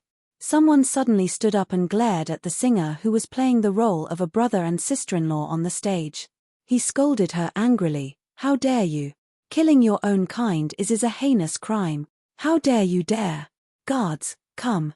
Take these two people down and put them in prison to investigate their crimes." Li Wangyu didn't know whether to laugh or cry when he saw the agitated Wei Yizheng. Was this old man crazy? Did he actually take the performance seriously? Before he could say anything, Empress Zhongsun also stood up angrily. "I think Wei Yizheng is right. Erlang, although this concubine shouldn't interfere in politics, this concubine really can't stand this kind of reckless person. Erlang, please issue an edict to give justice to the cowheads and punish the cowhead." The 300 or so guests below also started to clamor, looking like they wouldn't give up until the cowheads and Wei Yizheng were arrested. Cheng Yarojin, Yuqi Jingda, and the other old fogies even rolled up their sleeves and wanted to rush up to the stage to beat them up. On the other hand, the two singers who were playing the cowheads and Wei Yizheng were so scared that their faces turned pale and they almost collapsed on the stage and burst into tears. This farce made Li Wangyu really speechless. F***ck, he knew that this group of country bumpkins was going to do something. Li Wangyu hurriedly bowed to Empress Zhongsun. "Auntie, calm down, calm down. This is a play, a performance, fake, all fake. It's just a play. The cowheads and Wei Yizheng are only singers. How can Auntie bear to throw them into prison?" With Li Wangyu's reminder, Pai Lupi and Empress Zhongsun, who were still immersed in the plot and unable to extricate themselves, suddenly came to their senses. They looked at each other and couldn't help but feel a bit awkward. Pai Lupi coughed dryly. Cough, cough, Maid Guanin's meaning is, those singers who acted well will be rewarded. He turned his head and waved at me to pointing at Cheng Yarojin and the others who were cursing non-stop. "Go. Tell these bastards not to cause trouble and not to disturb me from watching the performance. Look at what they're like, scaring those girls so much they're about to cry. This group of old men, they're not human." Mi Tuor secretly wiped away his cold sweat. He didn't dare to be negligent. He hurriedly turned and led the palace guards away, jogging to dissuade Wei Yizheng and the others. In reality, Mi Tuor, who had been behind Pai Lupi, was also entranced by the performance and almost shouted along with him. He even felt the same way because, when Mi Tuor was young, he had entered the palace with nothing and became a eunuch because, after his parents passed away, he was bullied by his cowheads and Wei Yizheng. They even sold him to the palace. Thus, if Li Wangyu hadn't spoken, Mi Tuor would have almost lost his composure. He muttered in his heart, "What kind of performance did the Huxian Count put on? It was really bewitching." But Mi Tuor couldn't help but admit that it was beautiful, really beautiful. In addition to Pai Lupi's orders, he had jogged all the way because he wanted to quell the commotion as soon as possible and let the performance continue. He couldn't wait to find out what happened next. Wei Yizheng and the others, who had been stomping their feet and cursing, came back to their senses after Mi Tuor led the palace guards over. After an explanation, they couldn't help but blush. If it weren't for the fact that he was concerned about the development of the plot, Wei Yizheng would have covered his face and left. Embarrassing, it was really too embarrassing. However, there were many guests present like Wei Yizheng, so no one laughed at each other. After a long while, the theater quieted down again. Li Wangyu hurriedly signaled Aphrodite to let the performance continue. However, affected by this farce, the cowheads acting as the cowheads were trembling with fear, making Li Wangyu feel very uncomfortable. Fortunately, the plot progressed quickly and didn't involve the cowheads. Otherwise, Li Wangyu would really be worried that today's performance would be ruined. The plot quickly reached the climax. The 7 fairies descended to the mortal world to take a bath. The old bull suddenly spoke human language and told the cowherd to take away the weaver girl's clothes. When the 7 fairies acting as the 7 fairies hid behind props and pretended to take a bath and threw out the clothes one by one, the scene became noisy again. Chapter 797. What a disgrace! What a disgrace! How dare you put on such a filthy show in broad daylight? An old man with white hair and beard stood up angrily, pointing at the performance on the stage and scolding loudly. Li Wangyu was speechless again and put his hand to his forehead. F***ck, what he was afraid of really happened. This kind of pedantic old man really gave him a headache. In fact, Li Wangyu also thought about whether to simplify the scene of the 7 fairies bathing. However, thinking about the atmosphere of the Tang dynasty, which was much more open than the Ming and Qing dynasties, he felt that it shouldn't be a big problem. In fact, after the scene of the 7 fairies bathing began, Li Wangyu stole a glance at the expressions of Pai Lupi, Empress Zhongsun, Concubine Yang, and the others, but he didn't see anything unusual. Even Pai Lupi was a little excited in his seat, twisting his body and leaning forward. Obviously, he was looking forward to the following plot. This pervert despised him. Therefore, it was obvious that only a few pedantic old men would be dissatisfied with this scene. Seeing this clearly, Li Wangyu was relieved and didn't want to pay attention to it. This kind of pedantic old man, when he wanted to build the women's restroom, had already been disgusted. He really didn't want to continue dealing with them. Anyway, Li Wangyu didn't believe that the more than 300 guests present would let this kind of person continue to make a fuss and not want to watch the performance. Sure enough, as he expected, before the pedantic old man could yell a few words, Cheng Yaojin, Yuqi Jingda, and the other old men jumped up and cursed angrily. Bah! Where did an old fart like you pop out from? Don't make a fuss over there. If you don't shut your bird mouth, do you believe that I won't crush your balls? Old thing, get out if you don't want to watch. Don't disturb your grandfather's mood. Shut up. Who do you think you are? How dare you talk nonsense? The pedantic old man was a little dumbfounded after being scolded by Cheng Yaojin and the others. Before he could say anything, the hundreds of guests in the theater started to make a ruckus because of Cheng Yaojin and the other big shots. Get out, you pedantic teacher. If you don't want to watch, then don't make a fuss and disturb us from watching the show. That's right, you're so insensible. County Count who kindly invited you to watch a show, but you're so disrespectful. You're not worthy of being a minister of the Guanglu Temple. Tomorrow at the regular court, this old man will definitely impeach you. The old master, who originally thought that he had the upper hand, was even more at a loss now. He looked around and realized that no one supported him. Even his wife, who came with him, covered her face with her sleeves, looking as if she did not want to know him.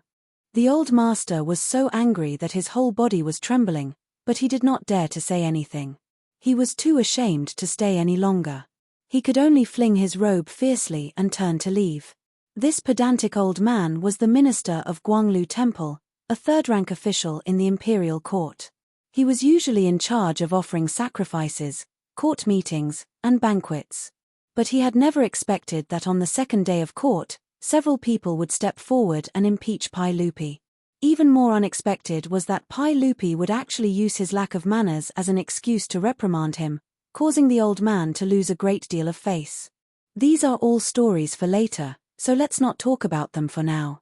After the old man was driven out of the theater, the crowd once again turned their attention to the stage, all of them entranced. Time passed, and the plot reached the point where the Heavenly Queen Mother discovered that the hoodlum young man had taken her daughter for himself. She sent out heavenly soldiers and heavenly generals to rescue the kidnapped woman. The curtains rolled back, and the stage scenery and props changed again and again. Amidst the beautiful musical accompaniment and singing, there was a boom. In the center of the stage, a ball of fire exploded, and blue smoke billowed into the air. Several musicians playing the roles of heavenly soldiers and heavenly generals appeared on stage, wearing dazzling golden armor. However, this sound gave the guests quite a fright. The ladies among the guests were all scared out of their wits and screamed. The timid ladies were so scared that they fell to the ground and covered their heads with their sleeves, crying for help. Li Cheng Yaojin, and the other big shots laughed out loud when they saw this. They didn't feel any sympathy at all. Li Wangyu couldn't be bothered to pay any attention to this continuous farce, and he let this group of country bumpkins do as they please.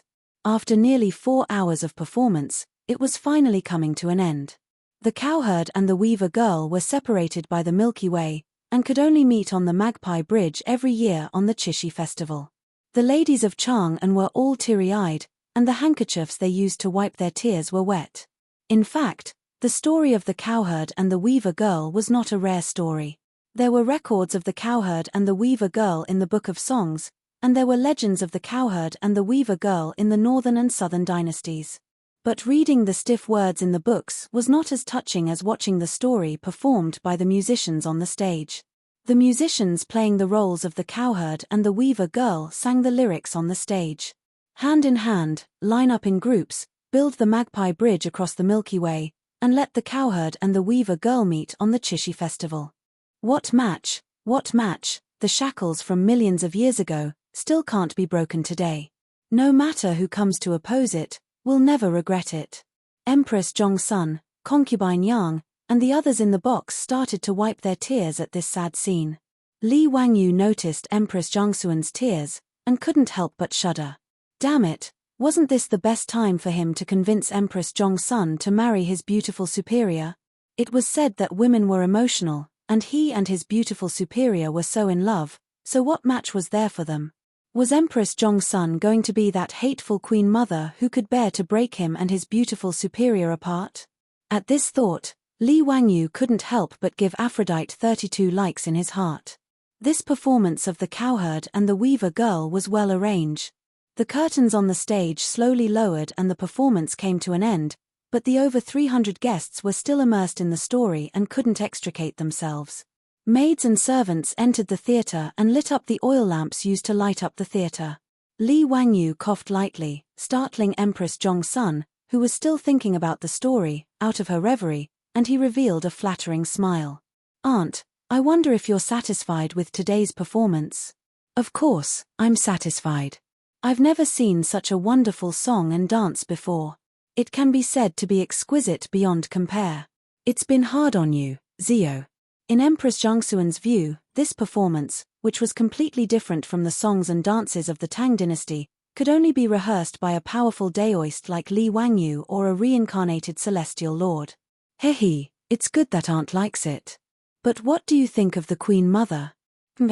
As a descendant of the Heavenly Palace, that Queen Mother is narrow-minded and doesn't have the heart of a mother model at all. "I don't like her very much." Empress Zhongsun was full of anger at the mention of the Queen Mother. Beside her, Yang Fei also nodded in agreement.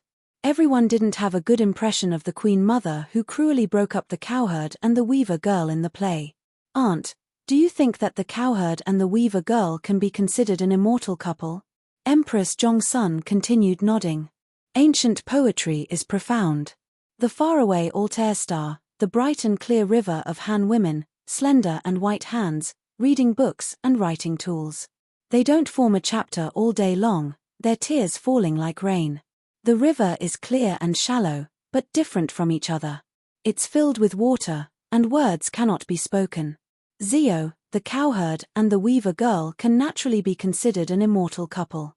Although they only meet once every year on the Chishi festival, their love is stronger than gold and makes people envious."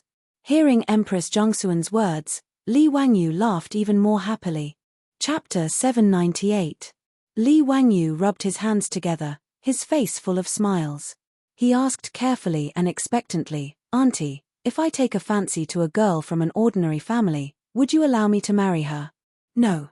Absolutely not." Empress Zhongsun actually gave the answer without hesitation. Her phoenix eyes stared at Li Wangyu. "Ziyu, don't let your imagination run wild." Li Wangyu only felt that thunder was rolling above his head. His whole person instantly became Spartan. Isn't this double standard too serious? Just now, she was rebuking the Queen Mother with a face full of righteousness. How come her face changed faster than flipping a book?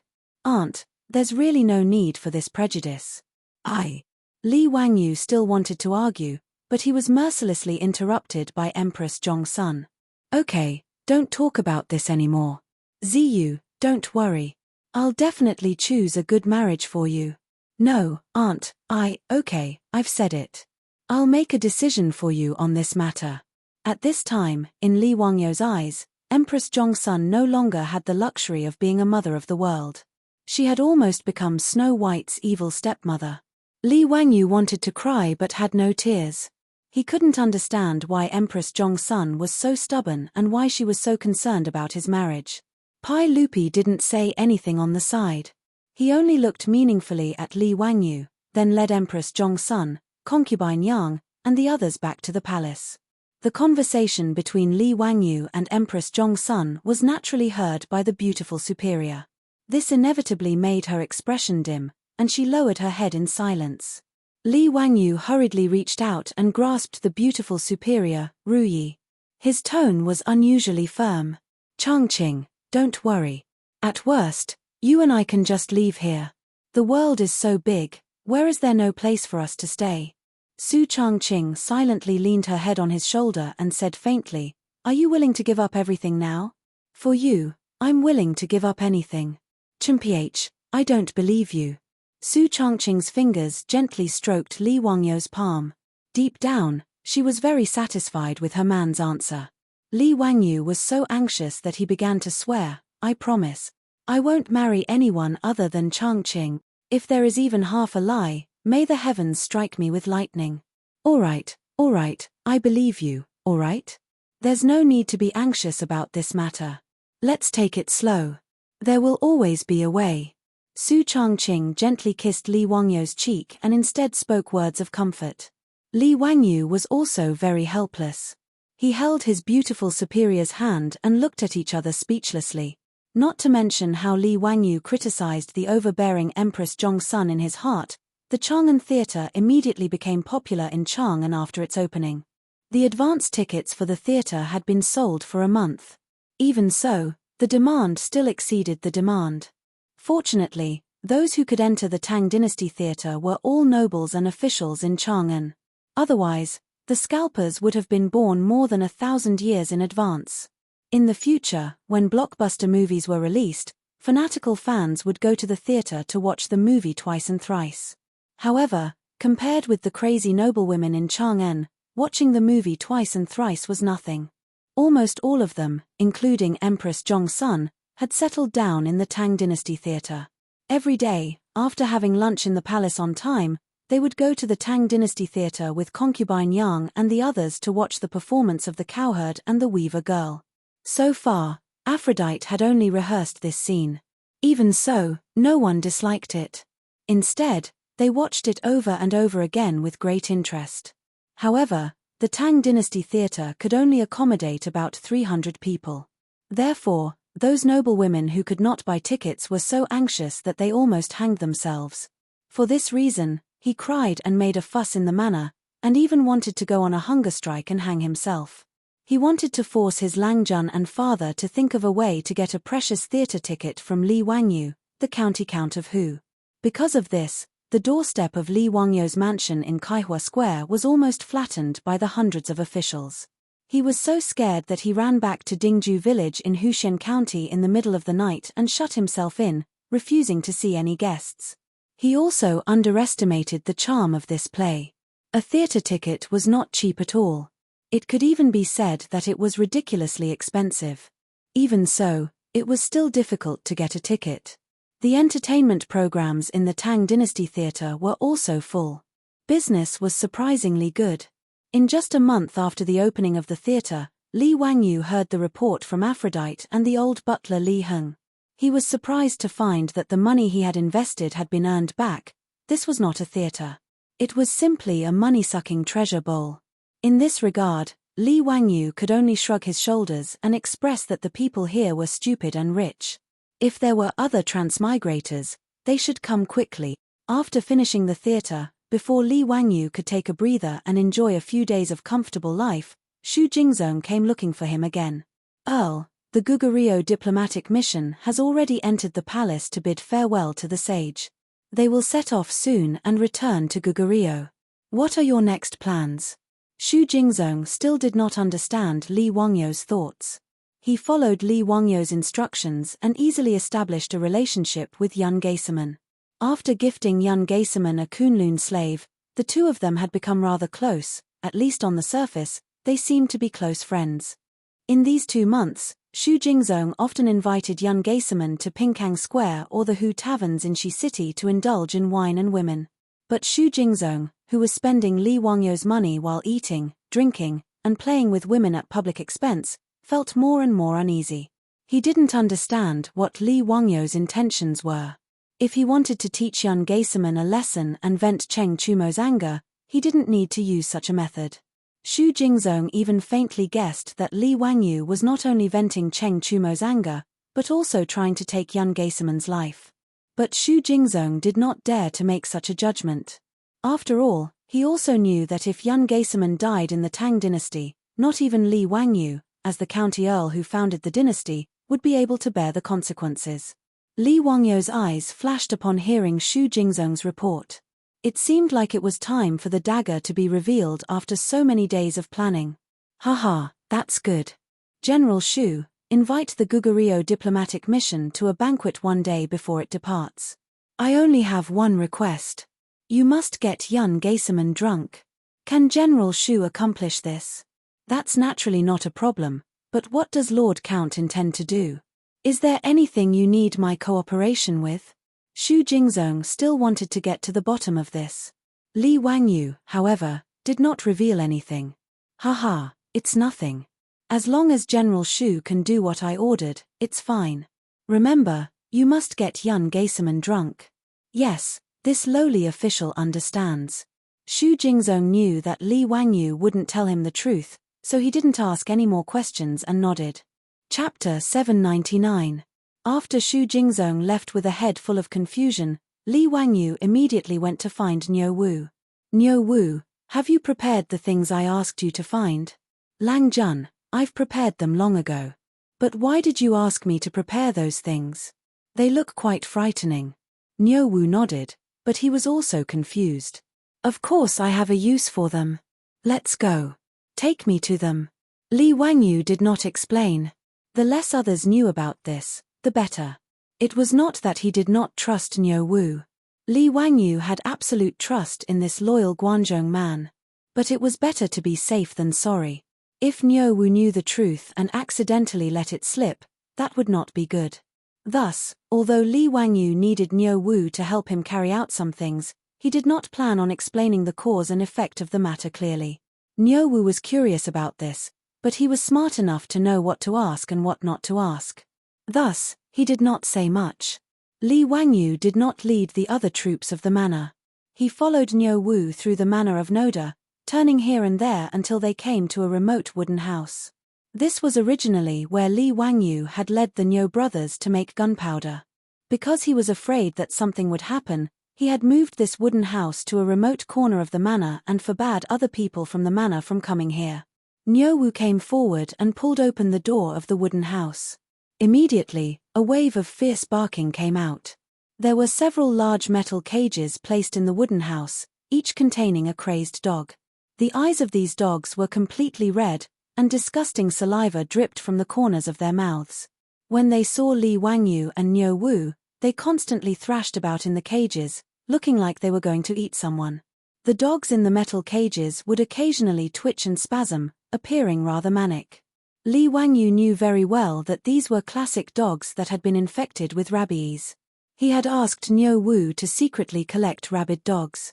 His goal was naturally to use the saliva of these rabid dogs to go to Yin Death Abyss and Geisaman. Niu Wu, I have something I need you to do for me. Li Wangyu whispered to Niu Wu after observing the rabid dogs. Although there was no one else around the wooden house, he subconsciously lowered his voice. Niu Wu's single eye flashed. Lang Jun, just give me your orders. I dare not disobey. Li Wangyu waved his hand. It's not that serious. We just need to keep it a secret. Tomorrow, you. His voice grew softer and softer. Niu Wu listened carefully. Although he still didn't understand, he didn't ask. He only nodded vigorously to show that he understood. After instructing Niu Wu, Li Wangyu walked out of the wooden house with his hands clasped behind his back. He looked up in the direction of Chang'an with a confused expression. The next day, after the drum of dusk sounded, the doors of the markets in Chang'an slowly closed with squeaking sounds. Most of them slowly fell into a deep sleep. Peace Square was the only place that was still brightly lit. There was light singing and dancing, and it was very lively. The Chamberlain of Dependencies of the Tang dynasty had actually been established in Peace Square. It was hard to say which big shot had come up with this genius idea. Because the Goguryeo diplomatic mission would be leaving Chang'an tomorrow and returning to Goguryeo, the entire mission was celebrating in Peace Square tonight. Yun Geiserman had been invited by his new good friend, the vice principal of the Tang dynasty's academy, Xu Jingzong, to a familiar brothel so that he could send him off with wine. Worthy little brother Suwen, after this farewell, who knows when we'll meet again? Come, let's drink. This elder brother can only use this cup of wine to send you off. I wish you great success in Goguryeo. Xu Jingzong raised his cup in a toast to Yun Geiserman. In a private room, 5 or 6 beautiful courtesans dressed in thin clothing that revealed their cleavage were attentively attending to the two of them, constantly filling their cups with food and wine. Yun Geiserman drank all the wine in his cup and then buried his face in the bosom of the courtesan next to him, greedily breathing in the fragrance of her perfume. After a long while, he finally raised his head. Brother Yang, this little brother really doesn't want to leave Chang'an. The women of the Tang dynasty are much better than the women of our Goguryeo. TSK, they're so tender that you can squeeze water out of them. Haha, that's only natural. I don't dare to speak about anything else in Chang'an, but the brothel of Peace Square is unparalleled in the world. Come, let's drink. Today, the two of us must get drunk. Cheers. Yun Geiserman boldly raised his cup and drained it in one gulp. The courtesans in the private room had already received Xu Jingzong's orders and were pouring cup after cup of wine for Yun Geiserman. They were not drinking the rice wine or wine that the Tang often drank, but the highly concentrated Shaodao wine from Li Wangyu's Shaodao winery. Thus, after 2 hours of drinking, Yun Geiserman was so drunk that he couldn't even speak properly. No, enough, little brother, tomorrow, we still have to set out. Today, we can't drink anymore. Yun Geiserman still had a sliver of consciousness left, and he stopped Xu Jingzong from pouring more wine. Xu Jingzong naturally wouldn't let him do as he wished. He had promised Li Wangyu that he would get Yun Geiserman drunk today. Although Yun Geiserman was already drunk, Xu Jingzong was afraid that he would ruin Li Wangyu's plans, so he naturally had to continue pouring wine for him. Haha, little brother Su Wen, what are you saying? Have you heard of a poem written by the famous county count Hu of Chang'an? Laughing in the spring breeze, dancing in gauze clothes, how will the gentleman return in peace if he is not drunk? Today, we brothers will part, but we don't know when or where we will meet again. How will he return in peace if he is not drunk? Come, fill little brother Su Wen's cup with wine, drink. Under Xu Jingzong's constant urging to drink, Yun Geiserman finally failed to resist the assault of alcohol. He was so drunk that he collapsed into a pile of mush and fell unconscious in the arms of a courtesan. Yun Geiserman's bodyguard saw that his master was drunk and could only helplessly apologize to Xu Jingzong. He then carefully helped Yun Geiserman out of the brothel and toward the nearby Chamberlain of Dependencies.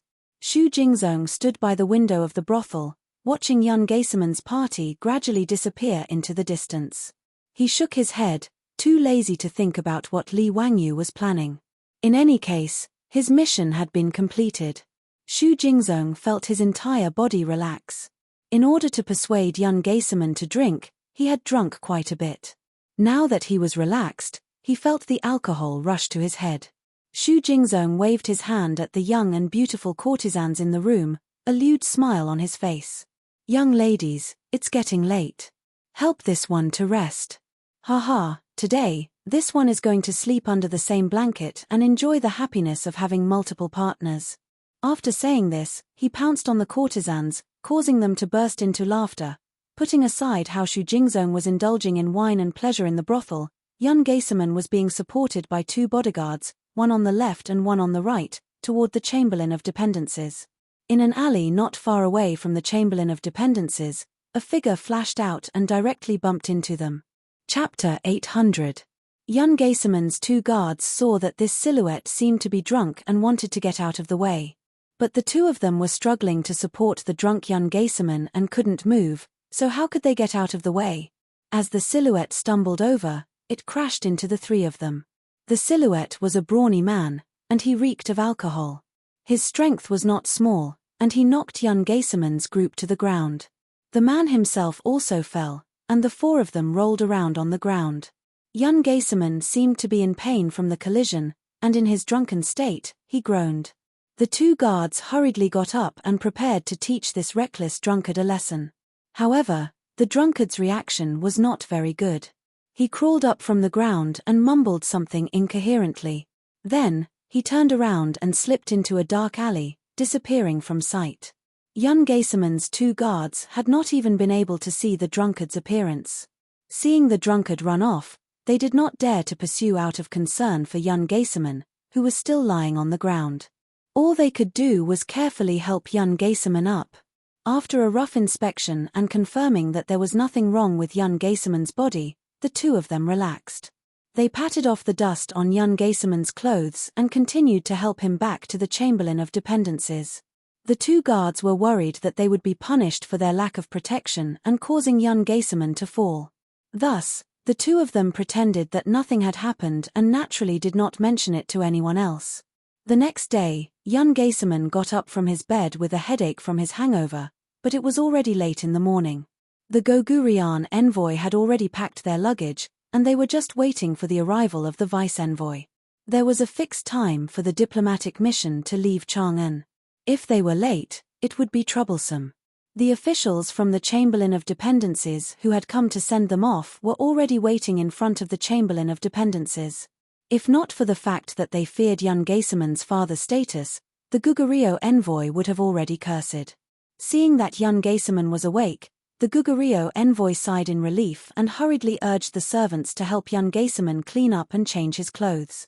Hurrying and hurrying, they did not miss the time for the diplomatic mission to set off.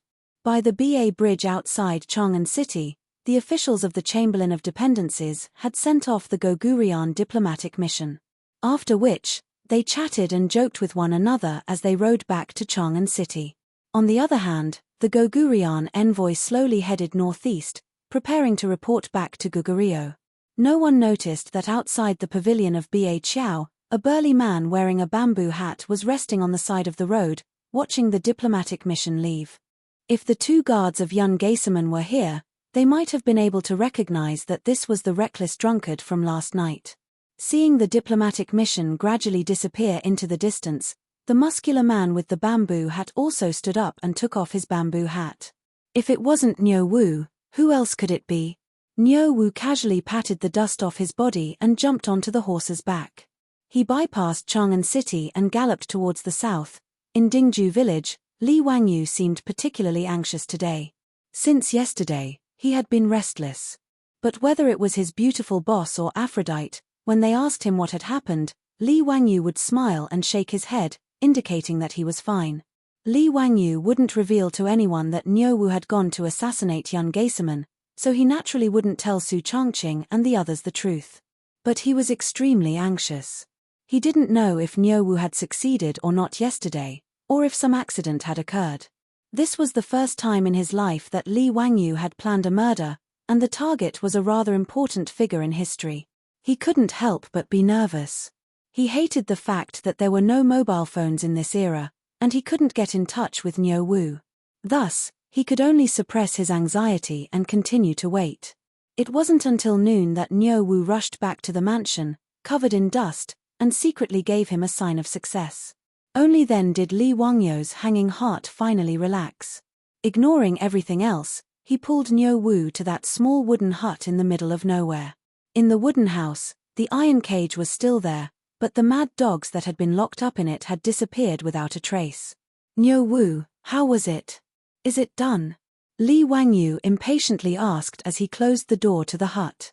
Niu Wu nodded and gruffly replied, Lang Jun, it's all done. No one suspected anything? No. Last night, I followed your orders and followed Principal Shu's group, keeping watch outside the painting pavilion. Principal Shu really did manage to get young Geiserman drunk, so I pretended to be a drunkard with them and used the opportunity to give young Geiserman a needle. As Nyowu spoke, he took out a needle made of bamboo from his bosom. Li Wangyu hurriedly had him light a fire and carefully toss the needle into it. Only when the fire engulfed the needle did Li Wangyu relax. And after that, did everything go smoothly? Nyowu nodded. I followed Lungjuan's orders and waited outside the Chamberlain of Dependencies for the night. As expected, I saw the Gogurian diplomatic mission return with my own eyes. Young Geiserman was among them. Good. That's great. Nyowu, it's been hard on you. Go back and rest. But remember to keep this matter a secret. Don't reveal it to anyone. Nyowu naturally knew this and immediately replied, Lang Jun, be at ease. Even if I die, I won't say a single word. Li Wangyu gratefully patted Nyowu's shoulder and said no more. His gaze subconsciously turned to the northeast. Several months later, news came from Goguryeo. The deputy envoy who had just returned from the Tang dynasty, the son of Yun Taizwa, Yun Geiserman, had suddenly developed a strange illness. He feared light, water, and wind, and the slightest disturbance would make him go crazy. In his madness, he would bite anyone he saw. Although Yun Taizwa had summoned all the famous doctors of Goguryeo to treat his son, none of them could do anything. They couldn't understand what Yun Geiserman's illness was.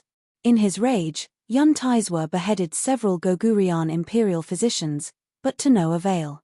2 weeks later, the agonized Yun Geiserman breathed his last. Because of Li Wangyu's appearance, this ambitious and ruthless person who had written a thick and colorful stroke in history had disappeared without a trace before he could even make a splash in the long river of history.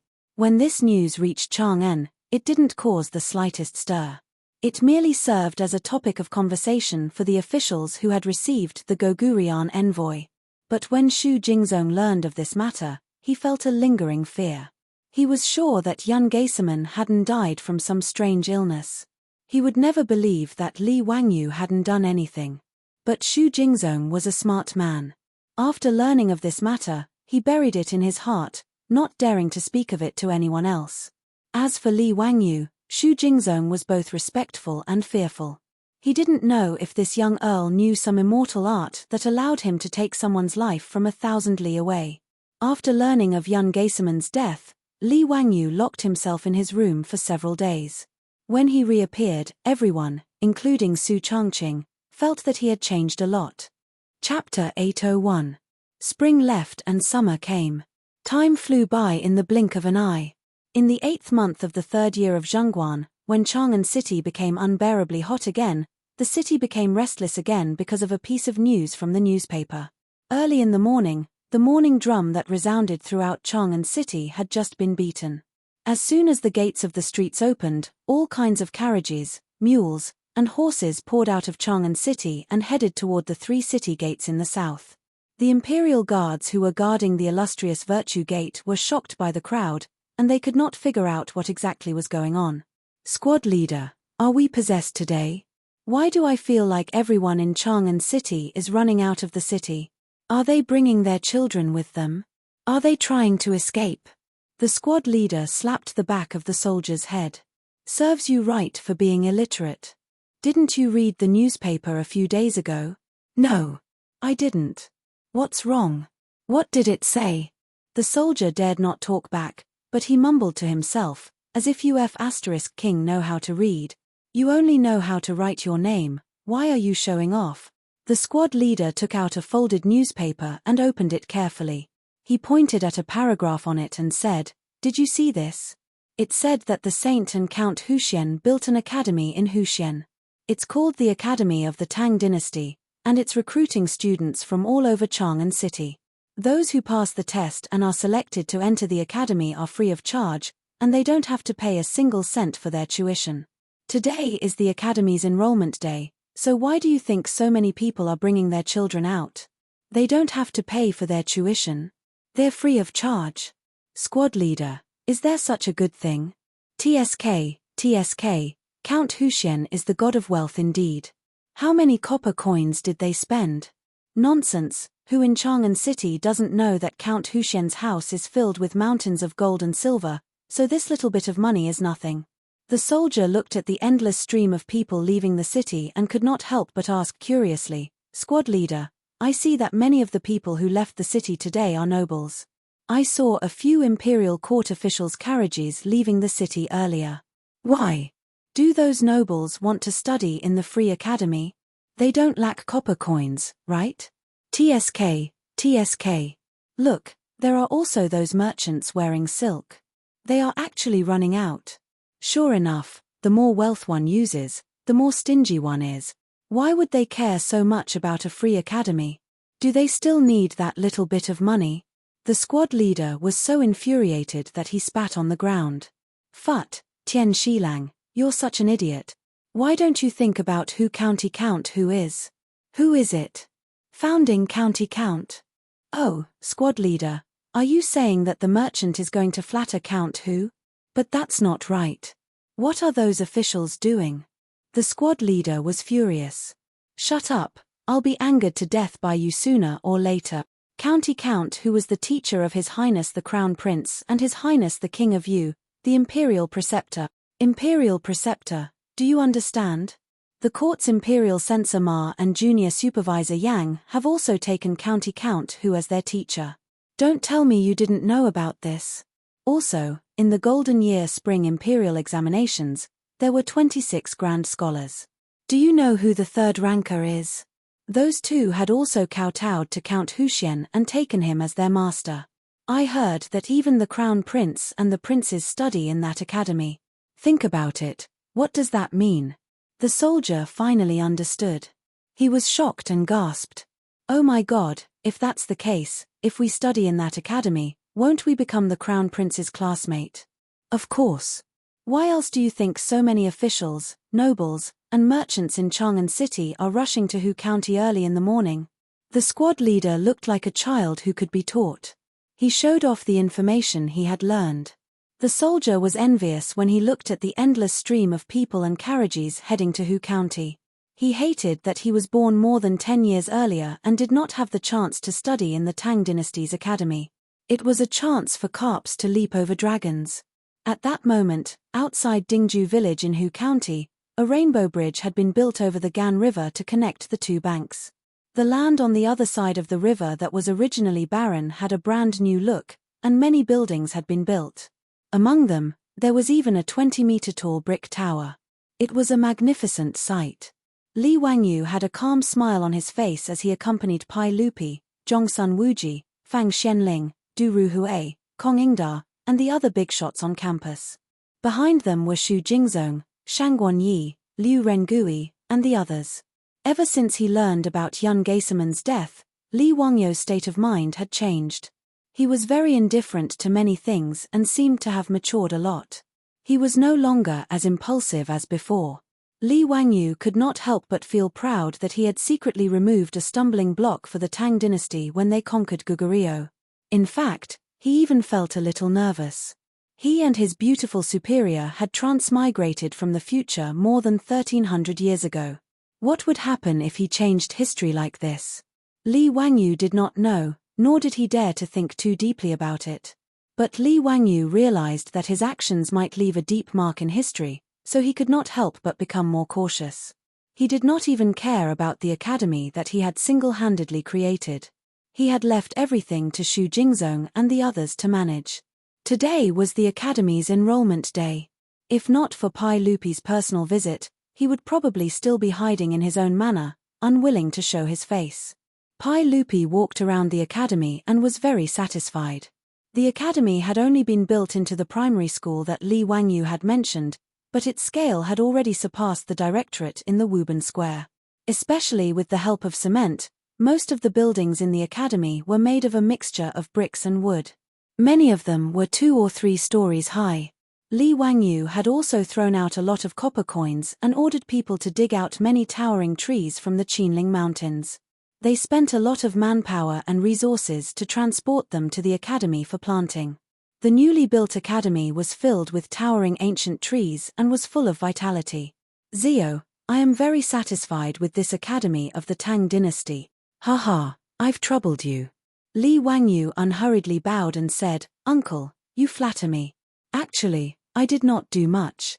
It was mainly Principal Shu and the others who took care of this matter.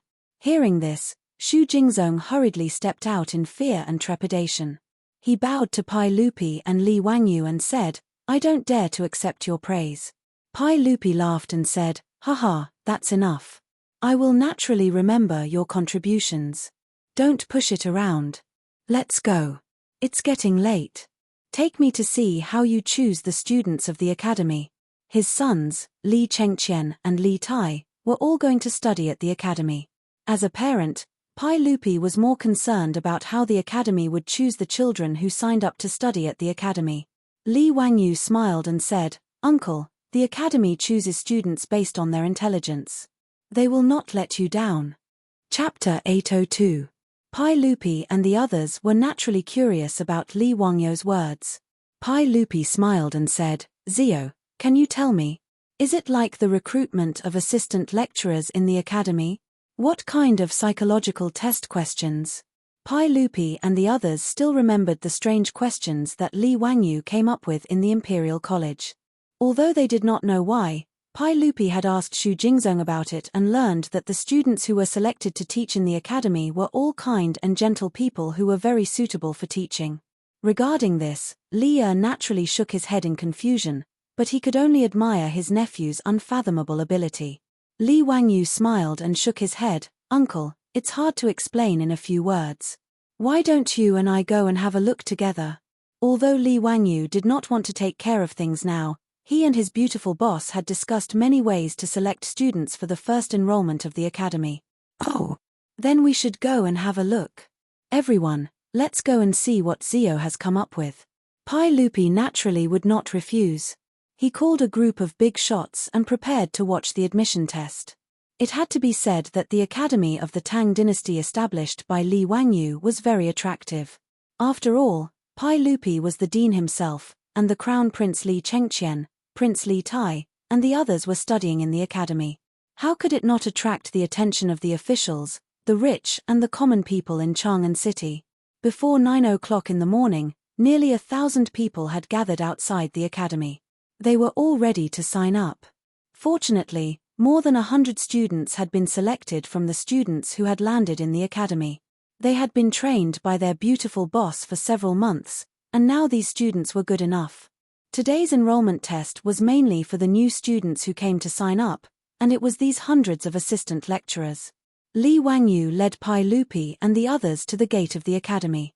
When he saw the bustling crowd, he could not help but feel a little absent-minded.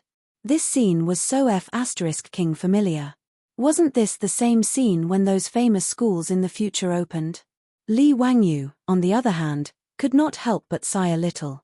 However, no matter how much the academy expanded its enrollment, it could only take in a few hundred children. Moreover, it had to leave enough places for those who had connections. In this way, the number of students that could be recruited was only a small portion of the total number of people who came to register. Li Wangyu looked at Pai Lupi and the others and suddenly felt that something was wrong. Many of those who came to register were civil and military officials of the imperial court. If he led Pai Lupi out like this, wouldn't he be recognized immediately? No matter what, Pai Lupi was the emperor of the Tang dynasty. His safety could not be ignored. Moreover, when those officials bowed, the surrounding crowd would definitely know that the emperor had come in person. When that time came, the scene would be chaotic. It would not be good if something troublesome happened. Moreover, Li Wangyu did not want those officials to discover him. If their descendants could not pass the academy's test and could not enter, he would definitely be dragged by a group of people to get in through the back door. That kind of thing gave him a headache. However, since Pai Lupi was already here, Li Wangyu could not drive Pai Lupi away, right? He did not have that much courage. After thinking for a while, Li Wangyu had an idea. After apologizing to Pai Lupi, he reached out his hand to summon a troop and whispered a few words in his ear. The troop nodded and immediately ran out of the academy. Pai Lupi could not help but be suspicious. Zio, what are you up to now? Li Wangyu smiled embarrassedly as he touched his nose and voiced out his concerns. Zhongsun Wuji and the rest heard this and frowned. They felt that Li Wangyu's words were indeed reasonable. At this moment, looking from afar, everyone could see that there was already a dense crowd outside the academy. At this moment, if Pai Lupi suddenly appeared and the officials bowed again, it would be easy to cause more trouble. Pai Lupi heard this and was a little hesitant. However, he was also very unwilling to leave just like that. However, Li Wangyu smiled and said, "Hey, uncle, you are a precious person. Naturally, you cannot take the risk. However, it's fine. I have an idea. Uncle, please wait for a while. I have already ordered people to prepare." Pai Lupi, Zhongsun Wuji and the rest heard this and could not help but look at each other. They could not understand what method Li Wangyu had. After a short while, they saw a large group of maidservants coming from Li Wangyu's residence. Pai Lupi did not understand. "Zio, this is your idea. Why did you summon the maidservants from your residence?" Li Wangyu spread out his hands. "Uncle, of course. Makeup. Makeup." Pai Lupi and the rest of the elders were stunned. Li Wangyu nodded affirmatively. "That's right. It can also be called a disguise. Zio, the maidservants from your residence know how to disguise themselves." Zhongsun Wuji could not help but ask in surprise. Li Wangyu shrugged his shoulders. The maidservants from his residence definitely did not know any disguise techniques. However, one of the four great sorcery of East Asia in the future was the art of makeup. As the city's white bone fairy and the company's goddess, his beautiful superior was naturally proficient in makeup. When she had nothing to do in the residence, she would teach the maidservants how to put on makeup. After a while, the maidservants in the residence had all become experts in makeup. Li Wangyu thought that since this art of makeup could turn a faceless woman into a goddess, it should not be difficult for Pai Lupi and the rest of the rough men to change their appearances. Pai Lupi and the rest naturally did not believe Li Wangyu's explanation. However, Pai Lupi was in a hurry to watch the show, so he simply let his nephew do as he pleased. Therefore, after the group of maidservants arrived and greeted Pai Lupi, Li Wangyu and the rest, they took out various makeup tools and powders and started to get busy. After a period of torment, all the big shots, including Li Wangyu, had their appearances completely changed. Li Wangyu had a fake beard glued onto his face, making him look a bit older. He had become a handsome young man. As for Pai Lupi, because his beard was too unique, the maidservants naturally could not shave off his beard. They could only boldly make up Pai Lupi into a black-faced man. Li Wangyu looked at him and found that he looked a little like Li Kuei. He could not help but be secretly happy. As for Zhongsun Wuji, Fang Xianling and the other big shots, they also changed their appearances under the makeup techniques of the maidservants. Looking at their changed appearances in the copper mirror in the maidservant's hand, all the big shots, including Pai Lupi, were overjoyed. They felt that it was really interesting. None of them had experienced this kind of makeup before. Fortunately, Pai Lupi and the rest came to the academy in casual clothes today, so they did not have to change their clothes. Seeing that there were no more loopholes in the crowd, Li Wangyu led the group of big shots towards the entrance of the academy, ready to take a look at how the academy was recruiting students today. Chapter 803. Li Wangyu led Pai Lupi and the others, who had changed their appearances, to the entrance office of the academy. The sun was gradually rising, and more people came from Chang'an and the surrounding counties to sign up. Fortunately, Li Wangyu had already expected today's events, so he went to Taiji Palace early to report to Pai Lupi. After getting Pai Lupi's permission, he asked Cheng Yarojin, the old rogue, to mobilize hundreds of imperial guards of golden guards to maintain order. In addition, in order to flatter Li Wangyu, the county government of Hu County sent almost all the local government servants to help. So, although there were many people present, it was still orderly. Yang Quan, the former county magistrate of Hu County, was now promoted under the operation of his teacher, Yu Shenan. He entered the censorate and became the deputy of Wei Zheng, the sheep-nosed duke, as well as a fifth-rank censorate deputy. He could be said to have a prosperous career. Under the deterrence of the imperial guards of Golden Guards, The officials and nobles also knew that the sage was behind the academy of the Tang dynasty, so no one dared to act rashly. They all lined up according to the requirements of the academy. Because the academy had no shortage of teaching assistants, every 4 teaching assistants were in charge of a line. There were 10 lines in front of the academy for registration, so although there were many people present, the speed was not too slow. Pai Lupi and the other bigwigs all ran to the side to watch in high spirits, wanting to see what was going on. They saw that on the tables in charge of enrollment, in addition to paper, ink brushes, and inkstones, there were a few strange things. The children who came to sign up, after registering their names and asking a few simple questions, were led to the side by the teaching assistants to play with the toys. This scene naturally confused Pai Lupi and the other bigwigs. "Zio, what are those things made of wood? Why do they look like naughty toys to me?" Pai Lupi asked in confusion. "Haha, uncle, you have good eyesight. Those are good toys." Li Wangyu nodded and smiled.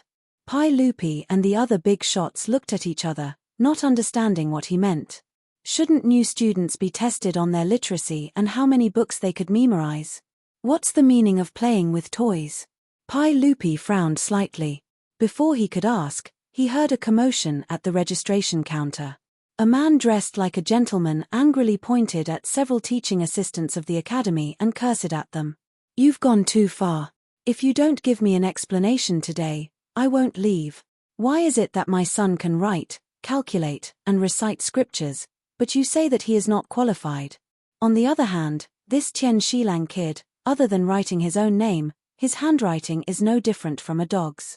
Yet, you say that he passed the preliminary test." As the gentleman spoke, he shouted at the crowd who were queuing up to register, "Everyone, please be the judge. Are these teaching assistants of the academy unreasonable? Wasn't this deliberately making things difficult for him? Or is there something fishy going on? Or are they cheating for personal gain?" Hearing what he said, many people in the queue began to talk about it. They all thought that this man was right. No matter how they looked at it, this gentleman's son was more qualified to pass the preliminary test. When Li and the others saw this, they couldn't help but turn their heads to look. When they heard what that person was shouting about, they all turned their heads to look at Li Wangyu, wanting to see how he would explain. Pai Lupi was even more dissatisfied. This was the academy of the Tang dynasty. As the emperor, he was also the dean of the academy. If Li Wangyu made trouble like this, wouldn't it ruin his reputation as a sage? Li Wangyu was not nervous at all. He spread out his hands and shrugged, "Uncle, everyone, don't think that the teaching assistants of the academy are covering up for someone. These rules were set by me. They are just following the rules." "Oh. Then why don't you tell us, what's the reason for this? Why aren't the children who can write, calculate, and recite scriptures and ancient books qualified?" Li Wangyu was not in a hurry to explain. He just asked Niu Wu to find a few sets of the wooden toys that Pai Lupi and the others saw before. "Uncle, everyone, these are new toys that I made. They are Tangram and Huarong Dao. They are very simple to play. Why don't Uncle and everyone try it?" Li Wangyu had a mischievous look on his face. He distributed the toys in his hands to Pai Lupi and the others, and then briefly explained how to play them. The Tangram and Huarong Dao were traditional Chinese intellectual toys. It was just that they had not appeared in the Tang dynasty, so Li Wangyu shamelessly took their invention rights for himself. The Tangram, also known as the Chichiao, or the Wisdom Board, evolved from the banquet tables of the Song dynasty. It was originally an indoor game for scholars, and later evolved into a puzzle board toy. At the beginning of the 19th century, the Tangram spread to the west and was called the Eastern Magic Board. Even though it was just a toy, it wasn't easy to restore the Tangram into a complete square. At the very least, Li Wangyu and his beautiful boss spent more than 10 minutes before they were able to restore one of the Tangrams. This made the two self-proclaimed traversing elites very tacitly agree not to mention this matter again. As for Huarong Dao, it was even more changeable and never tired of playing it. By moving the pieces, it helped Cao Cao move from the initial position to the bottom of the chessboard and escape from the exit. However, it was not so easy. Li Wangyu had already copied the Romance of the Three Kingdoms, So Pai Lupi and the others were clear about the background of the Huarong Dao game. Pai Lupi and the group of bosses did not care about the 2 toys that Li Wangyu took out at first. They thought that it was just to fool the children. However, when they began to try to solve the problem and restore the tangram to release Cao Cao, they suddenly realized that the 2 toys in their hands were far from as simple as they thought. Zhong Sun Wuji, Fang Xianling, Du Ruhui, and the other bosses were known for their wisdom. In the past, no matter how complicated the official business was, they were still skillful. However, Li Wangyu clearly noticed that these bosses were playing with the toys until the sweat on their foreheads was about to fall. After the time it took to burn a stick of incense, not to mention solving the more complicated Huarong Dao, no one could restore the tangram. Pai Lupi and the others felt that they had seen a ghost. Everyone was very sure that the 7 wooden boards in the tangram were all poured out by Li Wangyu from the square base, but at this time, they wanted to restore it, but they could not succeed no matter what. Li Wangyu snickered in his heart. This was the simplest way to play, and it had already stumped Li and the others. It seemed that the famous Du Duan in history might not be the kind of person who was quick-witted. Pai Lupi angrily threw the tangram in his hand to the ground and glared at Li Wangyu. "Zio, you bastard, what trick are you playing for me again? These 7 boards can't be put back into the square base." Li Wangyu was not in a hurry. He only asked Niu Wu to make another trip, but he brought back a poor boy who was dressed simply and looked like a farmer. "Uncle, hihi, this child is the one that the gentleman mentioned before, the one that the assistant lecturer of the academy cheated for personal gain. Why don't we let him try? Let's see if my nephew is up to any tricks." Pai Lupi and the others heard this and were stunned. They all looked up at the farmer child. Chapter 804. Being stared at by a group of weird uncles, the naive peasant boy was so scared that he almost cried out loud. Li Wangyu quickly comforted him. "Xiao Lang, don't be afraid. Come, let these uncles play with the tangram and see if you can restore it."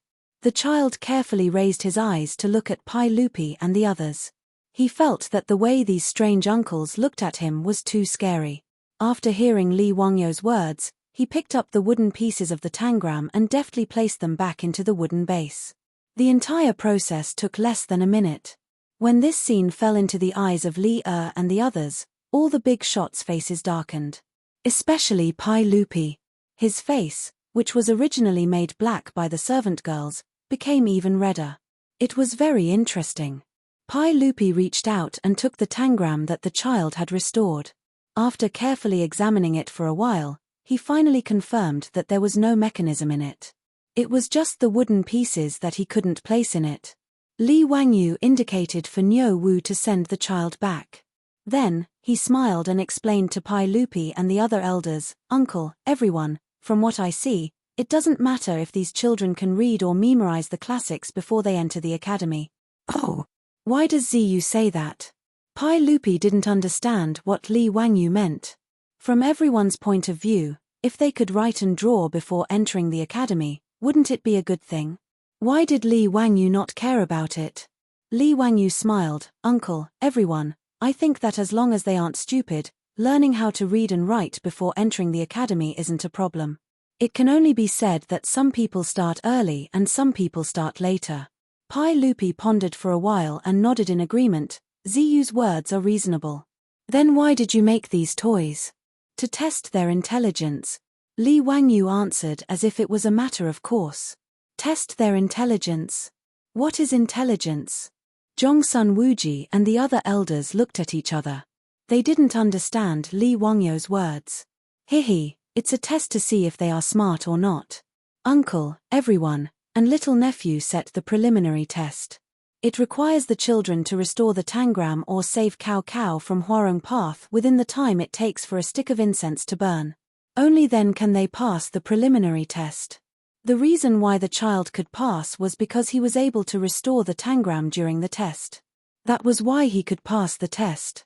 As for that aristocrat who was making a ruckus, his son obviously didn't do it, and that's why he was eliminated. Li Wangyu looked at Pai Lupi again and said seriously, "Uncle, the number of students that this academy can recruit is limited.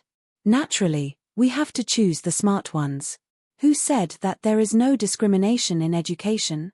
However, I think that the limited entrance qualifications should be given to the smarter children. What do you think? Pi Lupi and the others also understood that the toys in their hands looked simple, but were actually not easy. If they wanted to complete it, those who weren't smart would definitely not be able to do it. From this, it could be seen that although the aristocrat's son could write and draw, he might not be smart. As for the farmer's son, although he didn't study and couldn't write, he was much smarter than the aristocrat's son. If such people went to school, they would naturally get twice the result with half the effort. Pi Lupi finally understood his nephew's thoughts and nodded in agreement. That's right, Ziyu's words are reasonable. That's how it should be. My academy of the Tang dynasty naturally needs to recruit smart people. His words made Li Wangyu twitch his mouth. Damn, how did it become your academy? But who asked you to be the boss? I won't fight with you. At this moment, Zhongsun Wuji and the others also understood Li Wangyu's meaning. However, when they lowered their heads to look at the toys in their hands, their faces that had just returned to normal darkened again. Damn, this group of big shots just now, including Pi Lupi, none of them could solve the problem within the time it took for a stick of incense to burn. If that was the case, could it be that they couldn't even compare to the child? How could Zhongsun Wuji and the others endure this? Pi Lupi and the others finally understood that it wasn't the teaching assistant of the academy who was playing favoritism. As for Li Wangyu's testing method, they also felt that it was very reasonable. However, at this moment, the aristocrat in front of the academy's entrance was still making a ruckus, causing the order of the scene to become a little chaotic. Seeing this situation, Pi Lupi couldn't help but frown. He was naturally unhappy. Li Wangyu hurriedly let Liu Rengui and Shangguan Yi, who were following behind him, handle it so that it wouldn't affect today's enrollment. This kind of small matter was naturally easy for Liu Rengui and Shangguan Yi to handle. Without much effort, the two of them explained the reason for the situation in today's entrance test to the crowd. After hearing the two's explanation, the crowd waiting in line finally quieted down. The aristocrat was so embarrassed that his face turned red. He pulled his son and hurriedly bowed and apologized to the crowd. Then, he hurriedly left, so that he wouldn't continue to stay here and embarrass himself. Many officials and businessmen in the registration line couldn't help but start to worry. Originally, they had the same thoughts as the aristocrat. Their sons or grandsons had already been educated, so reading and writing wasn't a difficult thing for them. In these people's minds, it was a piece of cake for their children to enter the academy. Many people even looked at the farmers who came to register with disdain. However, they didn't expect that the entrance test of the academy of the Tang dynasty would be so novel. It made them uneasy. Pi Lupi thought about Li Wangyu's words just now and continued to ask, Zio, you just said that it was a preliminary test. Are those children not enough to enter the academy after passing this test? In Li's opinion, a child who was able to solve the Tangram and Huarong Dao within the time it took for an incense stick to burn was already considered to be extremely intelligent, but he did not expect that his nephew was still not satisfied and actually still wanted to test. Li Wangyu nodded. Yes, this is only the preliminary test. The children who pass will have another test. Uncle, would you like to take a look? Pi Lupi and the others were naturally interested. They repeatedly urged Li Wangyu to lead the way. They wanted to see what was going on. Li Wangyu didn't refuse. He led the crowd to a room in the academy and motioned them not to make any noise so as not to disturb the children who were taking the test inside. Pi Lupi and the others nodded. The group of bigwigs tiptoed to the front of the room like thieves and secretly peeked inside.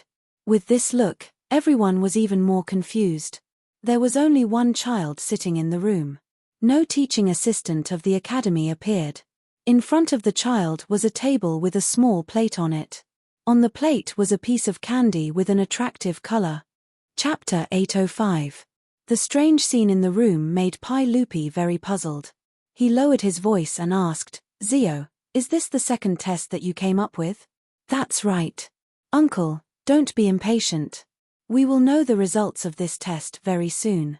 Li Wangyu did not explain and continued to keep him in suspense. Pi Lupi and the other big shots looked at each other.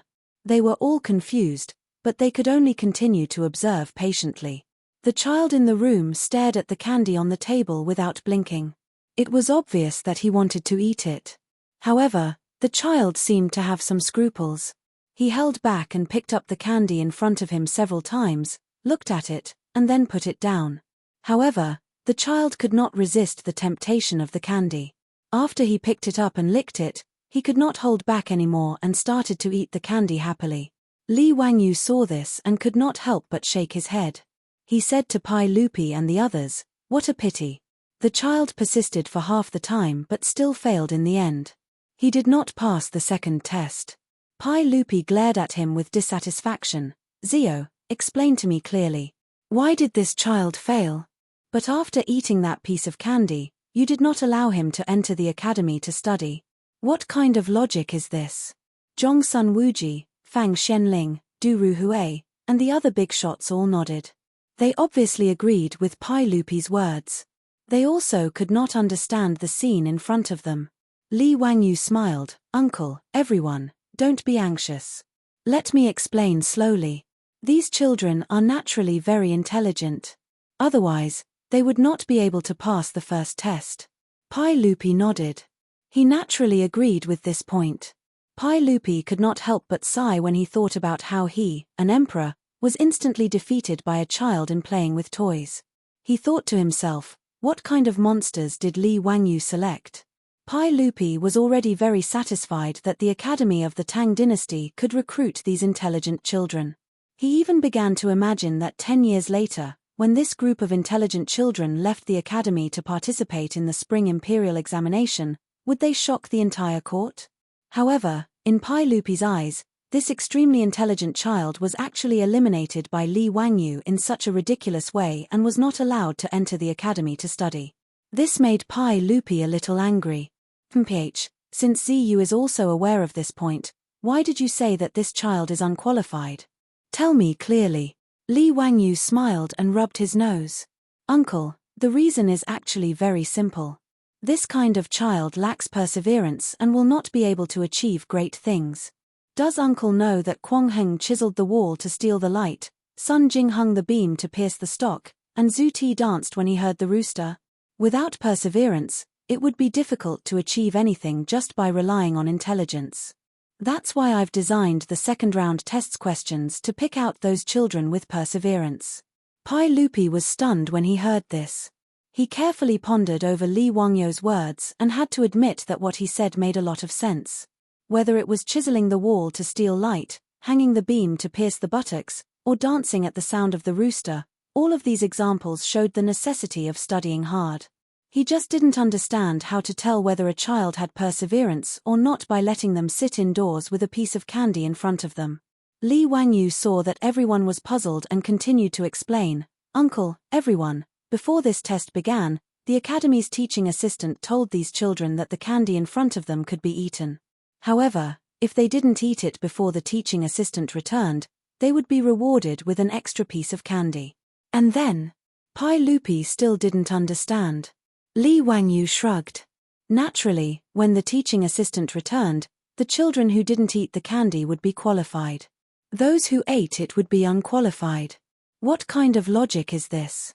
Li Wangyu scratched his head and didn't know how to explain it. The tests he did were actually from later generations. In the 1960s, a professor in the United States designed this experiment. The experiment of eating the candy after the test was one of the simplest and most successful experiments in the world. Through observation, the professor found that 1/3 of the children immediately ate the candy after he left, 1/3 persisted halfway and couldn't bear it anymore and gave up waiting, only 1/3 persisted until the end and received a reward. The professor had been tracking these children and found out that 14 years later, these children graduated from high school and entered universities or started to work. The professor continued to conduct further research on these children and found that the children who ate the candy immediately tended to lack self-confidence and didn't get along well with their peers. The children who ate the candy after receiving the reward had excellent communication skills, were opinionated, and outstanding. Even the test scores of the children who waited were much higher than those who didn't wait. Li Wangyu's Tang Dynasty Academy wanted to select the elites to enter. Naturally, He wanted to select the children who were willing to wait and had self-control. However, Li Wangyu couldn't explain these things to Pai Lupi and the other big shots. Faced with Pai Lupi's question, he could only give a vague answer. The children who ate the candy after the test had more self-control and would be able to study harder. That's why I made this choice. His explanation naturally didn't satisfy Pai Lupi and the others. Zhongsun Wuji said, "Zio, this method of yours seems to be a little whimsical. How can you be sure that the children who ate the candy after the test are people with perseverance? The logic is simple. The temptation of the candy to the children is no less than the temptation of high positions and high salaries to adults. If these children know how to give and take at such a young age, wouldn't they be able to control themselves better when they grow up?" Pai Lupi frowned and thought for a while. Finally, he nodded slowly. Zio's words make sense. Seeing that Pai Lupi had spoken, the others didn't say anything else. They just continued to watch the entrance test of the academy. Li Wangyu had advertised in the international newspaper in advance for the enrollment of the academy today. Therefore, not only was there a sensation in Chang'an City, but there was also an endless stream of people coming to sign up for the academy today. However, the number of people coming to sign up didn't decrease. Instead, it was increasing. In just half a day, the teaching assistants of the academy had tested close to 5,000 to 6,000 children. However, the number of people who passed the two tests was only a little more than 100. Even Pai Lupi and the others were shocked by such an exaggerated enrollment ratio. "Zio, how can I enter the academy to study?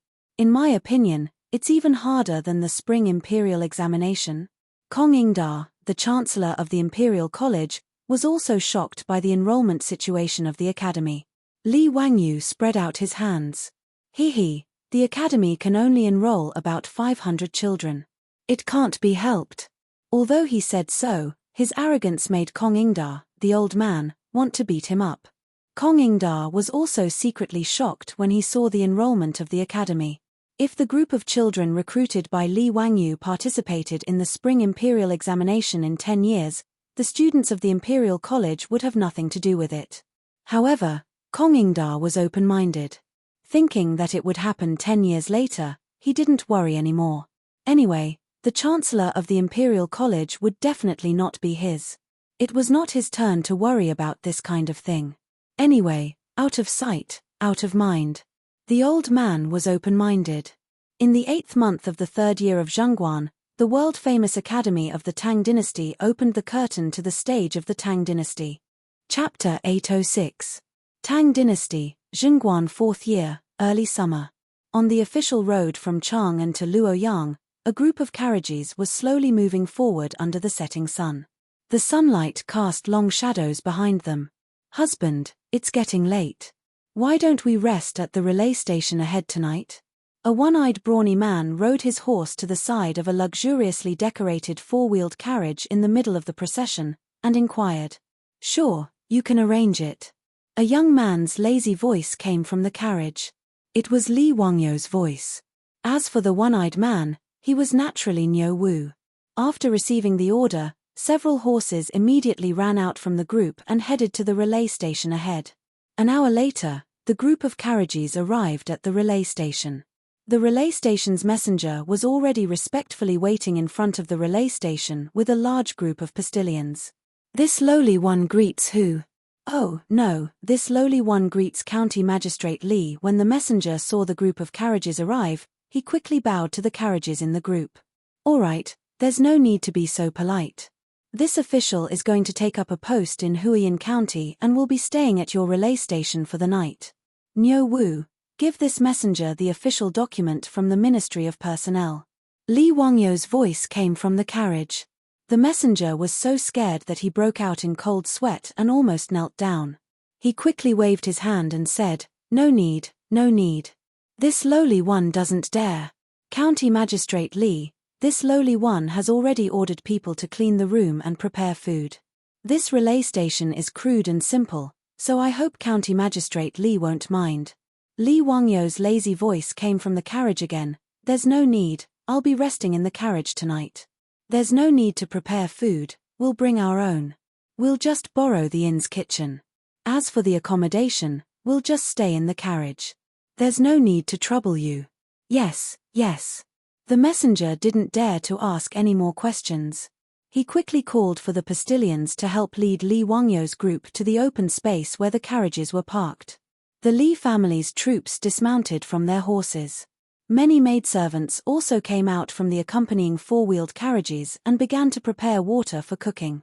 The messenger hurriedly called for the posthouse men to prepare the provisions to feed the horses. He was very busy with his work. The postilions at the posthouse did not understand why their posthouse ambassador would be so respectful to a county magistrate. They also did not understand why a ninth-grade county magistrate who was about to take office would be so arrogant. The accompanying troops, maidservants, and several carriages that were specially used to carry luggage were almost as numerous as the nobles. Some of the posthouse runners who were close to the posthouse runners secretly asked the posthouse runners about the situation. "Boss, who is this magistrate Li? Was he that arrogant? Isn't he just a ninth-grade official?" The messenger was so frightened by his words that he quickly covered the courier's mouth with his hand. He looked around and saw that no one was paying attention before he glared at the messenger and scolded in a low voice, "What do you know? Do you know who this person is? You'll be scared to death if I tell you. This is the county marquis who founded the dynasty." "County marquis? Boss, you're not talking nonsense, right? Didn't you just call him a county magistrate? Isn't he going to take office in Huayin County?" The courier thought that there was something wrong with his ears. The messenger knocked the courier's head with a chestnut and said, "Idiot, did you forget about the incident that happened in Chang'an City?" After being scolded by the messenger, the courier came back to his senses. He could not help but open his mouth wide and could not speak clearly. This is the county marquis? The imperial tutor of the crown prince? Then why did you call him Magistrate Li? Isn't that disrespectful?" The messenger glared at him and said, "What do you know? This is something that the Marquis of Huxian's troops specially ordered when they came to inform us that we are not allowed to call this person by his title. We are only allowed to call him by his official position." TSK, what's wrong with him?" The courier shook his head with a puzzled expression. "Lower your voice, Tian Sholang, what are you saying? Do you want to die?" Yes, hehe. "Boss, you don't have to be so nervous. The nobles don't care about lowly people like us." TSK, boss, look at this marquis. He's really impressive. He actually brought such a large group of maidservants with him when he went out. He even brought along his own cooking maids and ingredients. He really is a noble. Isn't that nonsense? Don't you know who the Marquis of Huxian is? He's the famous god of wealth in Chang'an City. In the entire Tang dynasty, the only person richer than this noble is the emperor. While the messenger and courier were whispering, Afro was massaging Li Wangyu's shoulders in the carriage. She smiled coquettishly and said, "Lang Jun, why do you insist on others calling you by your official position? Is the ninth-rank county magistrate very nice? What's wrong with calling me by my official position? Since someone wants to force me to be a ninth-rank county magistrate, then so be it. It's not like I'll lose face." Li Wangyu looked a little annoyed when he mentioned this. Perrin covered her mouth and chuckled. "Lang Jun, you're the one at a disadvantage if you compete with the emperor." The Perrin of today was no longer the little girl Li Wangyu saw when he first opened his eyes when he first transmigrated to the Tang dynasty. 2 years had passed and Perrin was now 15 years old. She was even more beautiful. Li Wangyu rolled his eyes. "What's there to be at a disadvantage about? What do you know? Don't you know that being at a disadvantage is a blessing? Don't be fooled by someone who wants to force me out of Chang'an and become a county magistrate in Huayin County just to make me compromise. I don't care at all. A county magistrate is a county magistrate. I feel more at ease outside of Chang'an." Perrin squatted beside Li Wangyu and massaged his feet.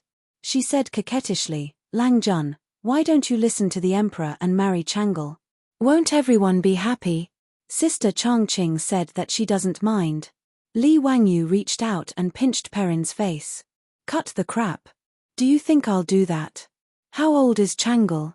She's only 11 years old. Do you think I'm crazy to marry such a lowly?" What's more, Changle is my disciple. If she listens to someone, won't she be messing up her moral code? What a scandal. It was very obvious that the someone Li Wangyu was referring to was the current emperor of the Tang dynasty, the wise and brilliant Pai Lupi. Hearing Li Wangyu's words, Aphrodite and Perrin naturally did not say anything more. They only covered their mouths and snickered. Li Wangyu glared at them, but was disinclined to pay them any attention. Closing his eyes, he pondered his own matters. The reason why he had appeared at this relay station was naturally because he had been driven out of Chang'an by Pai Lupi, who had arranged for him to immediately depart for Huiyin County and assume the position of county magistrate of the lower 9th rank. As for the main reason for this conflict, it was because of what Perrin had said. Pai Lupi and Empress Zhongsun had actually lost their minds and suddenly wanted to betroth Princess Changle to him. Li Wangyu would naturally rather die than comply. After arguing with Pai Lupi, he was driven out of Chang'an by the angered Pai Lupi. Chapter 807. In the second half of the third year of Zhongguan, many things happened in Chang'an. The first to bear the brunt was naturally the Academy of the Tang dynasty. The Academy's recruitment in August caused a sensation in Chang'an. Everyone rushed to the Academy. Those families who were successfully accepted by the Academy immediately celebrated with a feast, as if their children had entered a famous university in the future. This caused the surrounding neighbors to be extremely envious. In those few days, all the shops in Chang'an that sold exploding rods were sold out. The crackling sounds of exploding rods could be heard everywhere. It was very lively. The appearance of the Academy of the Tang dynasty attracted everyone's attention. It also made people admire County Count Li Wangyu even more. As for those aristocratic families, their intestines were now green with regret. Especially the Wang clan of Taiyuan, who was even more regretful. If he had known this would happen, he would have merged with them. These aristocratic families were more and more afraid of Li Wangyu's influence. They restrained their children from provoking County Count Hu. As for the monk Fire of the Mercy Temple, he had also failed. This stupid monk was the same as in history. Due to his jealousy and hatred of Pai Lupi and Li Wangyu, he began to spread rumors and claimed to be the reincarnation of Buddha. Because of Li Yuan's secret support, Fire became more and more arrogant. Naturally, he quickly angered Pai Lupi, who ordered the Ministry of Justice to arrest him. As expected, Fire was cut in half at the waist on the streets of Shi City. Pei Ji also resigned and was chased back to his hometown by Pai Lupi. Different from history, because of the conflict between Fire and Li Wangyu, many officials and nobles in Chang'an did not think that Fire's death had anything to do with Li Yuan. Instead, they thought that Pai Lupi, the emperor, was venting anger for Li Wangyu. This misunderstanding made Li Wangyu even more famous. Everyone respected him and did not dare to offend him. When Li Wangyu heard about this, he did not know whether to laugh or cry. Could this be considered as a fox exploiting the tiger's might? However, he was too lazy to explain such things. If the world wanted to misunderstand, then let them misunderstand. There was no harm in it anyway. Li Wangyu lived a comfortable life for half a year. During this period, he only went to Chang'an City to participate in the national games of the Tang dynasty. Originally, in the minds of Pai Lupi and the other court officials, there was no such thing as an opening ceremony. However, how could Li Wangyu let go of such a fun opportunity? Together with Cheng Chumo and the others, he asked Pai Lupi to take over the opening ceremony. Therefore, this fellow directly plagiarized the opening ceremony of the Huaxia Olympic Games in the future. Of course, the sound, light, and other performances were naturally absent. The performance of thousands of drummers in unison also shocked Pai Lupi, the officials of the imperial court, and the envoys of the vassal states. However, the most shocking thing was the military parade that Li Wangyu came up with. Anyway, the purpose of Pai Lupi agreeing to hold this sports event was not to strengthen the body, but to awe the world and spread the name of the Tang dynasty. Therefore, Li Wangyu simply asked the old rogue Cheng Yaojin and other generals to come up with a military parade with them. When tens of thousands of imperial guards, fully armed in bright armor, lined up in a square formation and marched through the auditorium in uniform steps, the whole Dazhao baseball stadium immediately exploded. Including Pai Lupi, Cheng Yaojin, Yuqi Jingde, and Li Jing, these big shots, who had never seen such a military parade, all waved their fists excitedly and shouted crazily. More than 100,000 spectators at the scene were also crazy and could not control themselves. As for the envoys of the vassal states, they were so shocked that their faces turned pale and they were dumbfounded. Such a majestic army immediately made the envoys of the vassal states feel that the Tang dynasty was invincible in their hearts. In fact, since ancient times, Huaxia also had a military parade. It was held during major festivals, welcoming and sending off state guests and troops, triumphant returns, reviewing, awarding flags, awarding awards, and large-scale military exercises. It was said in the Zhuozhuan, the major events of the country are in worship and war. Worship could be regarded as a military parade. The earliest military parade recorded in history was from the Zhou dynasty.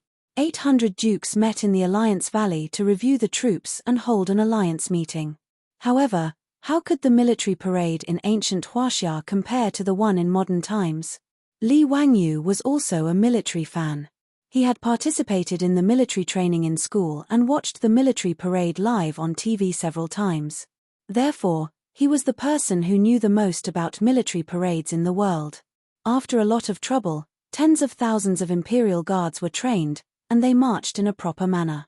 Although they could not be compared to the clone army of Huaxia in modern times, in the eyes of the Tang people, this military style was already a mighty army that could not be matched.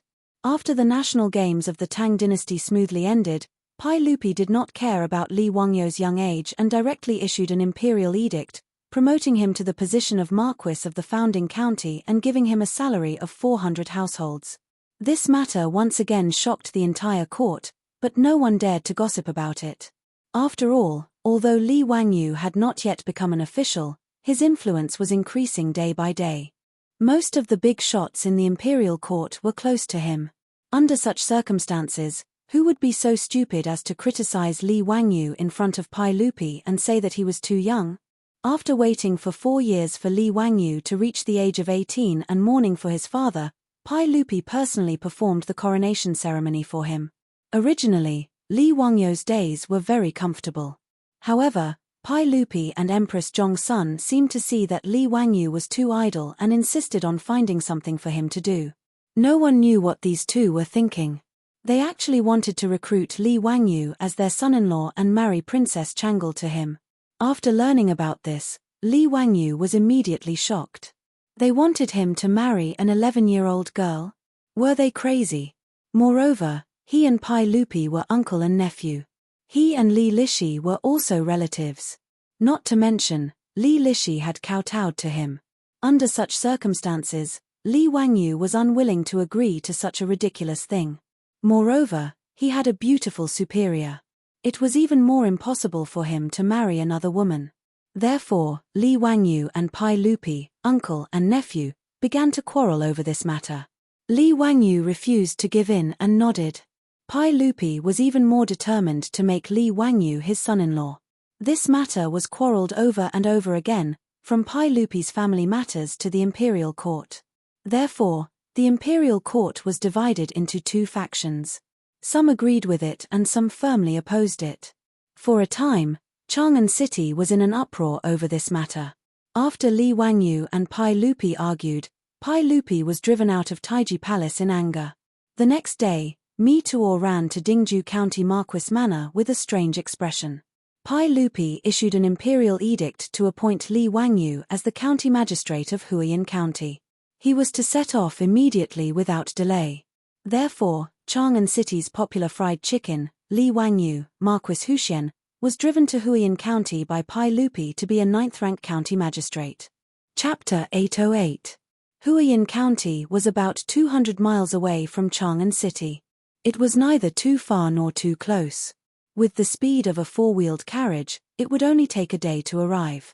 If one were to speed up the horses, they would be able to arrive in 6 to 8 hours by constantly changing horses at the relay station. Even under normal circumstances, it would be easy to arrive in a day. Pai Lupi was so angry that he forcefully ordered Li Wangyu to become an official, but he only made him a 9th-ranked county magistrate in a fit of pique. What was even more strange was that Li Wangyu's title was not removed. Thus, in the history of the Tang Empire, the first secondary Class 3 marquis who founded the country became a Class 9 sesame official after entering the Tang Empire. After Li Wangyu was chased out of Chang'an by Li Er, he was also very depressed. Thus, he did not rush to take up his post. Instead, he dawdled along the way and enjoyed the scenery. The journey that should have taken him one day took him 4 or 5 days on the official road. Because his beautiful superior had to take care of many properties in the mansion, she had no choice but to stay in Chang'an City temporarily. She arranged for Afro and Perrin to accompany her, while Niu Wu led a large group of troops to protect her. Now that Lai Hot did not want to collect copper coins, Li Wangyu's family head was appointed as an official, so it was naturally a big matter in the mansion. Thus, groups of maidservants and all kinds of daily necessities were loaded into 7 to 8 large carriages. It was a large group of people and horses. Those who knew would say that Li Wangyu was going to take up the position in another city, but those who did not know would probably think that some prince was going on an inspection tour. The inn that they stayed in today was actually only 40 to 50 miles away from Huiyin County, but Li Wangyu still found a place to stay and was not in a hurry to take up the position in Huiyin County. A county magistrate was equivalent to the director of the Public Security Bureau in the future. He was in charge of the security of the county and arresting thieves. It was a very small official. Li Wangyu was also angry with Pai Lupi, so he did not allow people to call him by his title, and only allowed people to call him by his official position, which was why the previous incident happened. After Niu Wu finished arranging the accommodations, he went to Li Wangyu's carriage and reported, "Lang Jun, everything is ready." In addition, the Imperial Army soldiers of the Chamberlain of Jin are also camping outside the relay station. Should I send someone to deliver some food to them? The Golden Guards that Niu Wu spoke of were sent out by Pai Lupi under Cheng Yaojin's orders to protect Li Wangyu. Although Pai Lupi and Li Wangyu, uncle and nephew, had quarreled over the issue of whether or not to marry Princess Changle, Pai Lupi was very concerned about Li Wangyu's safety. Therefore, after chasing Li Wangyu out of Chang'an, he immediately ordered the old hooligan Cheng Yaojin to send 100 Imperial Guards to protect him. Along the way, the 100 Imperial Army cavalrymen followed Li Wangyu's convoy from afar to protect them from any disturbances. Let's follow the old rules and have someone deliver the food. Li Wangyu naturally would not neglect these Imperial Army soldiers. Although it seemed that there was no need for these Imperial Army soldiers to protect him, the public security on the road from Chang'an to Luoyang was excellent. There would not be any bandits or robbers. Even if there were, it would be impossible for them to be so blind. After all, his convoy had dozens of elite and valiant guards. Rather than saying that these 100 Imperial Army soldiers were here to protect Li Wangyu, it would be better to say that they were here to accompany him on a sightseeing tour. The night passed uneventfully. The next day, the courier at the relay station trembled in fear as he led the courier to send off the 9th-ranked official, Li Wangyu. After delaying on the road for 4 or 5 days, Li Wangyu was finally unable to delay any longer. No matter how long the journey was, there would still be a day when they arrived, not to mention such a short distance. When Li Wangyu and his convoy arrived at the gate of Huiyin County, they were shocked by the scene in front of them. At the gate, the county magistrate of Huiyin County led the county premier and other officials, as well as 3 groups of bailiffs, to respectfully welcome them. Behind the group of officials and bailiffs, there was also a large group of Huiyin County citizens. Seeing this scene, Li Wangyu speechlessly rolled his eyes. Damn, do you want a yellow dirt road and clean water street? He was just a 9th-ranked county magistrate, did they have to be so exaggerated? In truth, Li Wangyu didn't even think about it. Even though he was a rank 9 magistrate of Huiyin County in name, he was also a rank 3 marquis of the founding county of Great Tang. Furthermore, Huiyin County was so close to Chang'an, so everyone knew what was going on in Chang'an City. As for why this marquis came to their county to be a county magistrate, they were very clear about it. This was simply a fight between gods. Who would dare to treat Li Wangyu as a 9th-ranked county magistrate? That would be a real idiot. Moreover, if one day Li Wangyu relented and married Princess Changle, tying the knot with the emperor, what kind of status would he have? As a result, everyone in Huiyin County, from the county magistrate to the bailiffs, treated Li Wangyu as a big shot of the court, not daring to be the slightest bit careless.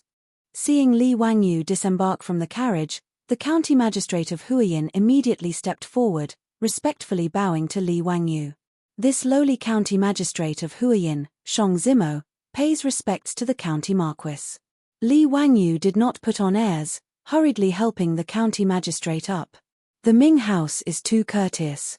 I am now a subordinate of the Ming house. How can I accept such a great courtesy from the Ming house? Ha, the Ming house should still address me by my official position. How can this be? As a county magistrate of the 7th rank, how could Shang Zimo dare to be so impudent to a county marquis? Hearing Li Wangyu speak in such a manner, even his tongue was about to curl. Li Wangyu waved his hand. There is no need for the Ming house to speak too much. Just address me as County Magistrate Li. Yes, this lowly official understands. This lowly official greets the prefect of the imperial household. Shang Zimo secretly wiped away the sweat on his forehead, inwardly thinking that this marquis was truly difficult to serve. The prefect of the imperial household was the title given to the county magistrate in the Tang dynasty. However, he did not dare to reveal this. Although he addressed Li Wangyu as county magistrate, his attitude became increasingly respectful. He carefully introduced Li Wangyu to the group of county officials and local gentry behind him. The attitude of those officials and gentry was even more respectful. No one would be foolish enough to treat Li Wangyu as a county magistrate. Although everyone followed Li Wangyu's request and changed their greetings, the prefect of the imperial household, their careful attitude made them seem like lackeys. Prefect of the imperial household, this lowly official has already ordered people to prepare food and wine for the prefect of the imperial household. This lowly official hopes that the prefect of the imperial household will grace us with your presence. Shang Zimo bowed and smiled. However, Li Wangyu waved his hand. How can I allow everyone to invite me? Niu Wu, is my residence ready?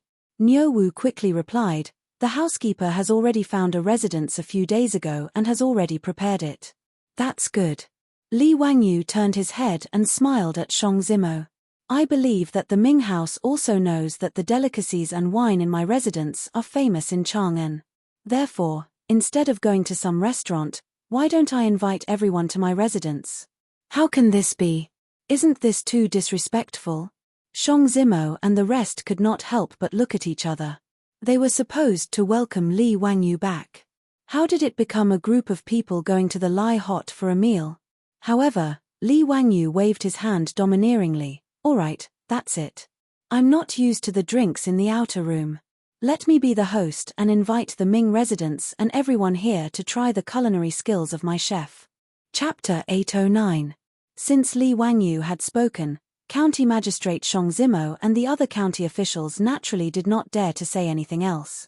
After apologizing once more, they followed Li Wangyu's instructions. Actually, whether it was Shang Zimo, the deputy of Huiyin County, or the officials of Class 3 and Class 6, they were all cursing in their hearts. They were not cursing Li Wangyu. Instead, their resentment was directed towards Pai Lupi, who was sitting on the throne of Taiji Palace in Chang'an City. How bored must he be to send a marquis of the founding county of the Tang Empire to their medium-sized county to be a deputy county magistrate? How unreliable must he be to do such an unreliable thing? This was especially so for Shang Zimo and the county deputy. As the two most powerful people in Huiyin County, they were even more speechless. How was this a deputy of Huiyin County? This was more like an ancestor. Other high-ranking officials would only stop for a short while when they passed by Huiyin County. However, this man was their subordinate in name. Shang Zimo felt that he was really lucky to have such a subordinate with such a status. However, while others were lucky, his ancestral grave was probably black. Shang Zimo was a 7th-grade county magistrate. To put it bluntly, his status in Chang'an City would probably be lower than the housekeeper of the Lord Protector's mansion. Shang Zimo was not wrong about this. In fact, he had overestimated his own status. Li Wangyu's old housekeeper, Li Heng, would be able to take a seat in the Duke's mansion.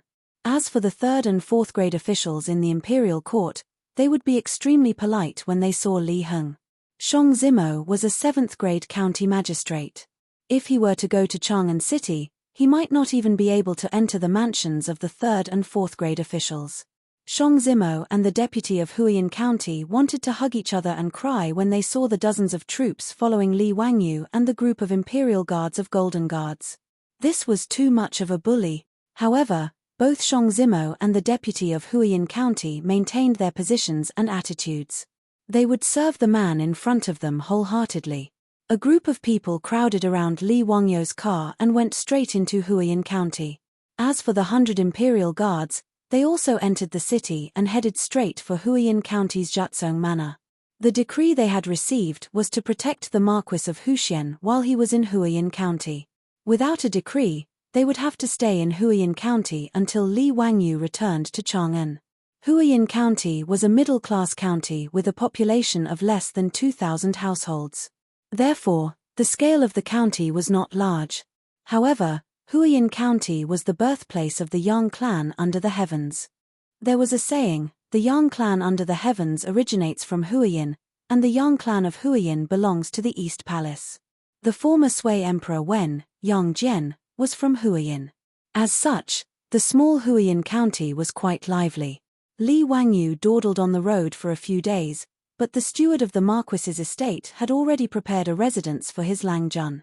After the steward of the Marquis's estate took a liking to a wealthy merchant's house, he immediately moved out and sold the house to the Marquis's estate of Huxian. Of course, the steward of the Marquis's estate was not one to bully others. As Li Wangyu did not lack copper coins, he increased the price by 30% according to the market price and gave the wealthy merchant enough copper coins. In the next few days, the four-wheeled carriages of Shunfeng Carriage Company traveled back and forth between Huiyin County and Dingju Village. Like ants moving to a house, they transported all kinds of decorations and tools to the Marquis's estate in Huiyin County. His beautiful superior even threw out a large amount of copper coins and recruited hundreds of craftsmen from Chang'an City. She directly sent them to Huiyin County to renovate the house. After working day and night, Li Wangyu finally reached Huiyin County after he was done dawdling on the official road. Within a few days, the Marquis's estate in the county had already been refurbished and everything was ready. While Li Wangyu was exchanging greetings with Shang Zimo and the rest, the accompanying maidservants and most of the troops had already entered the city to make preparations. By the time Li Wangyu and the rest arrived at his estate in Huiyin County, everything was already prepared. Shang Zimo, the district deputy and the rest looked at the refurbished estate in front of them and were secretly shocked. They had been invited by the wealthy merchant to a banquet and had been guests at this estate before. Who would have thought that Noda's estate would completely change in just a few days? The newly painted red door had a plaque above it with the words Marquis's Estate of Huxian written on it in gold. On both sides of the door, there were guards of the Marquis's estate who were dressed in martial attire and holding weapons in their hands. They looked like they were keeping strangers away. However, Li Wangyu was not satisfied and instructed Niu Wu, "Get someone to change this plaque. I am now the county lieutenant of Huiyin County. Why does it say Marquis's estate? Aren't you afraid of being laughed at?" Niu Wu held back his laughter and nodded his head in agreement. However, Shang Zimo and the rest had a weird look on their faces as they thought to themselves, who is so blind to dare to laugh at this master? Li Wangyu invited everyone into the estate. However, they heard the sound of hurried horse hooves coming from the streets. Everyone stopped and looked over. It was a few people wearing dark red official robes riding on horses. They were panting as they rushed over. Li Wangyu did not recognize them, but Shang Zimo and the rest did. Their expressions turned even weirder. There was no other reason other than the fact that the group of officials that came were the provincial governor and officials of Huaju. Huiyin County was under the jurisdiction of Huaju. Huaju was the central province of the Tang dynasty and the provincial governor was a fourth-grade official position. Needless to say, the arrival of the Marquis of Huxian had even caught the news of the Huaju provincial governor's arrival.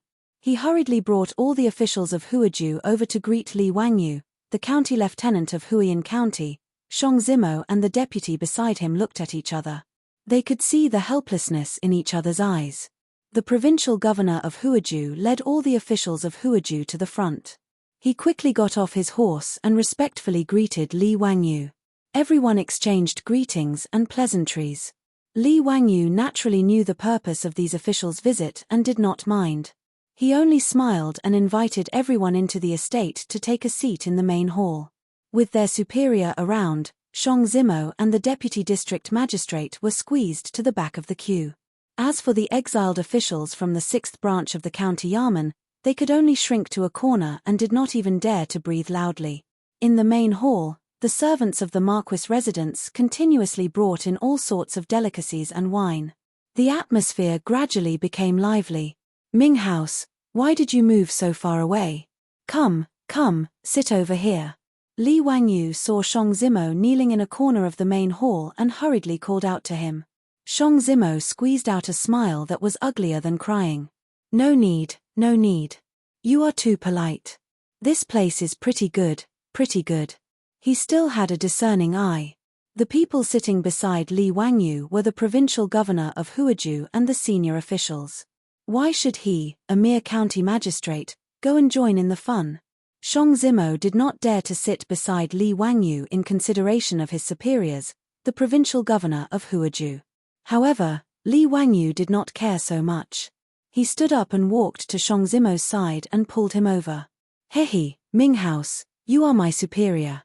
How can you sit over there? If this were to spread, wouldn't others say that I do not know etiquette?" Li Wangyu pulled Shang Zimo to his side. The moment he said this, Shang Zimo did not dare to say anything. He looked at the provincial governor of Huaju and the senior officials who were sitting beside him.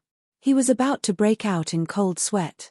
"Marquis, can you not be like this?" Shang Zimo was still mourning for himself in his heart when he saw a servant of the Marquis residence rushing in to report.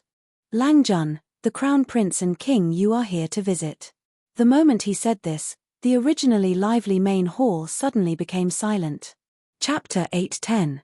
When Li Wangyu heard this, he was also a bit confused. Why were Li Chengqian and Li Tai here? Immediately, Li Wangyu's face was filled with anger. Summon the two of them in. When he said this, everyone in the hall, including the Huaju provincial governor and chief clerk, was even more stunned. Many people's mouths were so wide open that eggs could be stuffed in. The Crown Prince and His Highness King Yu had personally come to Huayin County. This was already shocking enough. Not only did this lord not hurry out to greet them, he actually used the word summon. Immediately, some pedantic officials stood up, trembling in anger. They wanted to reprimand Li Wangyu. Did he not care about the etiquette of a ruler and his subjects? What kind of scandal was this? But before they could speak, they saw Crown Prince Li Chengqian and little fatty Li Tai quickly walk into the hall. In the hall, all the officials immediately stood up and bowed to greet the Crown Prince. "This subject greets Your Highness the Crown Prince and His Highness King Yu." Only Li Wangyu sat behind a few tables, staring at Li Chengqian and Li Tai with a cold smile. "Dispense with the formalities." Li Chengqian and Li Tai ignored the Huaju officials and respectfully bowed to Li Wangyu. "Disciples Chengqian and Qingqiu greet teacher." "Greetings to teacher." Li Chengqian was already 11 years old, and little fatty Li Tai was already 10 years old. In the eyes of the Tang people, they were already adults. But in Li Wangyu's eyes, they were just two little brats in the 5th or 6th grade of primary school. Li Wangyu's face stiffened, and he asked coldly, "Why did the two of you appear in Huayin County today? Today isn't a day off, so why aren't you studying at the academy? Did you play truant? Niu Wu, go and fetch my imperial ruler. Today, I will let these two know the consequences of playing truant." His words frightened the Huaju officials in the hall. Many of their jaws were dislocated. What frightened the Huaju officials even more was that Crown Prince Li Chengqian and Li Tai actually knelt down in front of Li Wangyu. This scene immediately caused the elderly officials' vision to turn black, and they fainted on the spot. Li Chengqian and Li Tai both knelt in front of Li Wangyu, laughing merrily as they replied, "Teacher, please don't take out Father's golden ferule." "Teacher, you've misunderstood. The two of us aren't playing truant. We're here on our father's orders to serve teacher in Huayin County and learn from him." Did uncle really send you here?" He, of course it's true. Li Chengqian and Li Tai both nodded their heads like little chicks pecking at rice, afraid that Li Wangyu would misunderstand. Li Wangyu's expression eased after hearing the two little ones' words. If that's the case, then stay here. However, you still have to complete your homework as usual. I will check on you every day. Don't think that you don't have to do your homework after coming to Huayin County. Li Wangyu's words caused Li Chengqian and Li Tai's expressions to turn bitter. Ever since the Tang dynasty's academy opened last year, they and the other princes had been sent to the academy to study by Pai Lupi. Originally, the teaching assistants of the academy were all trembling with fear and respect towards the crown prince and the princes. However, whether it was Li Wangyu or Pai Lupi, they had repeatedly requested that the teaching assistants of the academy be strict and treat everyone equally. They could not indulge the crown prince and the princes in their studies. As a result, Li Chengqian and the others were met with a tragedy. After all, the children who were able to study in the academy, other than the children of officials who had spent a large amount of money to enter the academy, were all carefully selected by Li Wangyu. They were all talented and intelligent people. Although Li Chengqian and Li Tai had received the best education since they were young, their starting point was much higher than the other children. However, the other children, especially the children of ordinary families, greatly treasured this learning opportunity that was hard to come by. All of them studied very hard. In less than a year, Li Chengqian and Li Tai's results in the academy exam could only be ranked in the middle of the 500 or so children in the academy. Although Pai Lupi was the emperor, he was also a parent. Under the competitive mentality of a parent, Pai Lupi immediately felt very displeased. How could the son of the emperor's first wife not be able to learn better than a group of farm workers' children? Even if the uncle could tolerate it, the aunt could not. Thus, whether it was Pai Lupi or Empress Zhongsun, their requirements for Li Chengqian and Li Tai became increasingly harsh. Their daily homework also became increasingly heavy, causing the princes to complain incessantly. Even Li Chengqian and Li Tai's daily homework gave them headaches. They had originally thought that the two of them would be temporarily liberated from their trip to Huayin County, but they did not expect Li Wangyu to pour a bucket of cold water over their heads. Yes, your disciples understand. Li Chengqian and Li Tai replied weakly. When they thought of so much homework, the two of them felt their teeth itch. Li Wangyu, however, did not care about their thoughts. In any case, he had been tortured by homework since he was young. Now that it was his turn to torture others, how could he easily let it go? Seeing Li Chengqian and Li Tai's displeasure, Li Wangyu felt very pleased. As expected, happiness was built on other people's pain. Actually, Li Chengqian and Li Tai had come to Huayin County with a mission. Li Wangyu had fallen out with Pai Lupi because of Chang'el's matter. In a fit of anger, Pai Lupi sent him to a remote and desolate place to be a county magistrate. However, this caused Li Chengqian and Li Tai to be in a difficult position. On one side was their teacher, and on the other was their younger sister, the emperor, and their mother. No matter how they chose, they would be wrong. Of course, from the bottom of their hearts, they naturally hoped that their teacher would be obedient and marry their younger sister Chang'el. In this way, their teacher would become their brother-in-law. Wahahaha. Just thinking about it made Li Chengqian and Li Tai excited. Therefore, on the way to Huayin County, Li Chengqian and Li Tai discussed that they had to find a way to persuade Li Wangyu to agree to this marriage. In fact, this was also the intention of Pai Lupi and Empress Zhongsun. Before the two of them left the palace, Empress Zhongsun had called them into Li Main Hall and instructed them for a long time. The meaning behind her words was naturally for them to think of a way to persuade Li Wangyu. However, in front of Li Wangyu, the two of them were smart and did not reveal their inner thoughts. They behaved rather obediently. Li Wangyu glanced at them and scolded jokingly, "All right, stop pretending to be naive. Come and pour wine for your teacher." Li Chengqian and Li Tai hurriedly answered with a smile. They got up from the ground and ran to Li Wangyu's side. One on the left and one on the right, they served him attentively. Those old officials who had fainted were pinched and splashed with cold water by the people around them. When they finally woke up, they looked up and saw the crown prince and the king of Yu serving Li Wangyu. They could not help but cough again. Their vision turned black and they fainted again. In the hall, all the officials of Huaju did not dare to make a sound. They all did not know what to do. The county magistrate of Huiyin County and the provincial governor of Huaju, who were sitting on the left and right of Li Wangyu, felt as if they were sitting on pins and needles. They were in incomparable pain. Chapter 8:11. Shang Zimo only felt his heartbeat quicken. He felt as if he was about to faint. He was merely a 7th-ranked county magistrate. Being below the founding county marquis was already difficult for him. At this moment, the crown prince of the Tang dynasty and his imperial highness, the Prince of Yu, were both standing by Li Wangyu's side, pouring wine for him. How could he sit still? In reality, it wasn't just Shang Zimo, a 7th-ranked county magistrate, who couldn't sit still. Even the governor of Huaju, a 4th-ranked official, couldn't sit still.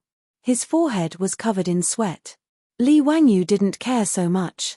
Seeing that the hall had quieted down, he raised his cup to greet everyone. "Gentlemen, why are you all not speaking? For all of you to welcome me today, I am endlessly grateful. Come, come. Gentlemen, let's drink this cup. Don't waste the wine in this cup." Hearing Li Wangyu's words, the Huaju officials in the hall hurriedly raised their cups, trembling with fear. However, they still didn't dare to be impudent. With regards to Li Wangyu, the Marquis of Huxian, only today did everyone truly understand the status of this marquis in the sage's heart.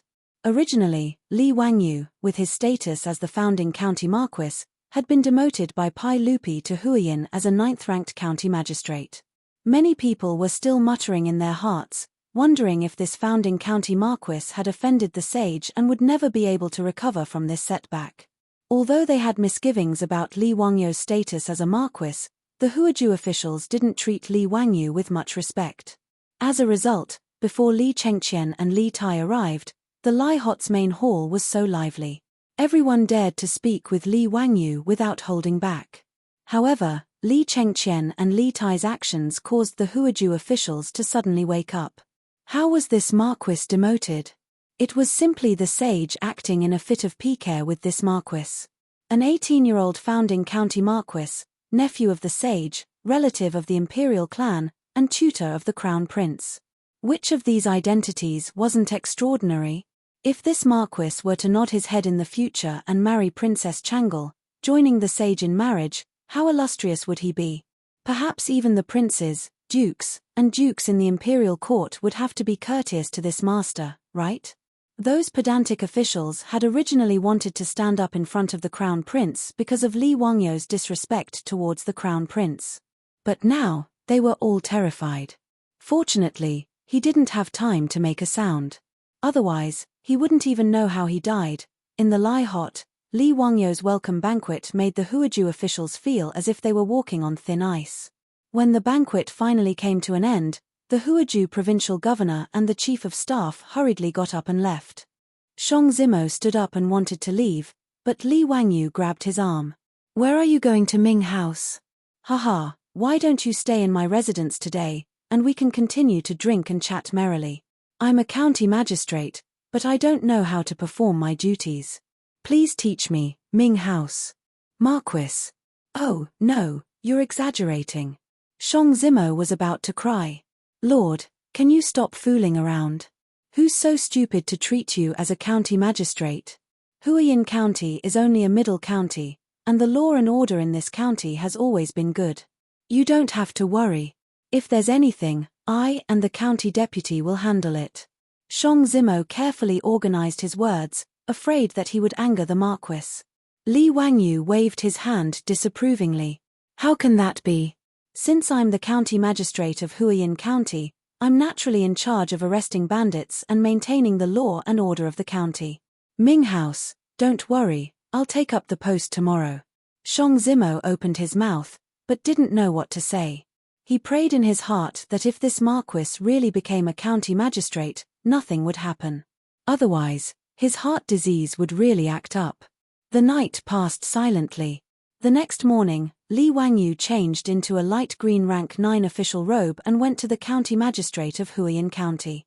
To be honest, Li Wangyu was actually a little excited about being a county magistrate. To him, Being the director of a county's public security bureau was quite interesting. Catching criminals, solving cases, and catching murderers. Such fun things could only be seen on television in his past life. Li Wangyu had seen Detective Di Renjie from start to end. In the future, he could also say, "Niu Wu, what do you think of this?" Wahahaha. Just thinking about it made Li Wangyu feel very excited. He had completely treated being a county magistrate as a life experience. The county magistrate of Huiyin County had a brand new look. Since ancient times, officials didn't build their own offices. The along the river during the Qingming festival painting had drawn over 100 buildings. In the painting, there was a 3-room bungalow at the entrance of the city. It was the only government office in the along the river during the Qingming festival painting, the tax office. However, this tax office looked very simple and was similar to a normal residence. It was much inferior compared to the restaurants and shops along the streets. If a local official built an office without permission, he would be impeached and punished. However, the county magistrate of Huiyin County today was different. Not only was the originally mottled door repainted, the dilapidated walls were also repainted with lime. The county magistrate was also cleaned clean. Not to mention rubbish, there wasn't even a speck of dust left. This was naturally the result after the banquet last night. Shang Zimo and the county magistrate had spent the night looking for craftsmen and urged all the officials in the county magistrate to clean the place overnight. Although officials didn't build their offices, it depended on the timing. The Crown Prince and King Yu had both arrived at Huiyin County. If they were to accompany that lord and come to the county magistrate to take a look, what would happen if the county magistrate came to take a look? Shang Zimo also believed that no one would be so blind as to impeach him over such a matter. When Li Wangyu left for the county magistrate to work, it was a little scary. Li Chengqian and Li Tai insisted on following Li Wangyu. Not only was Li Wangyu curious about working in the county magistrate's office, Li Chengqian and Li Tai were also curious about it. Naturally, the two of them wouldn't let go of such a fun opportunity. When Li Wangyu took up his post in Huiyin County, Pai Lupi sent out 100 Jinwu guards to protect him. Needless to say, his 2 sons were even more so. The imperial guards and palace guards that followed Li Chengqian and Li Tai were no less than 1,000 people. The small Huiyin County naturally couldn't accommodate so many imperial guards. Hence, most of the imperial guards were stationed outside the county.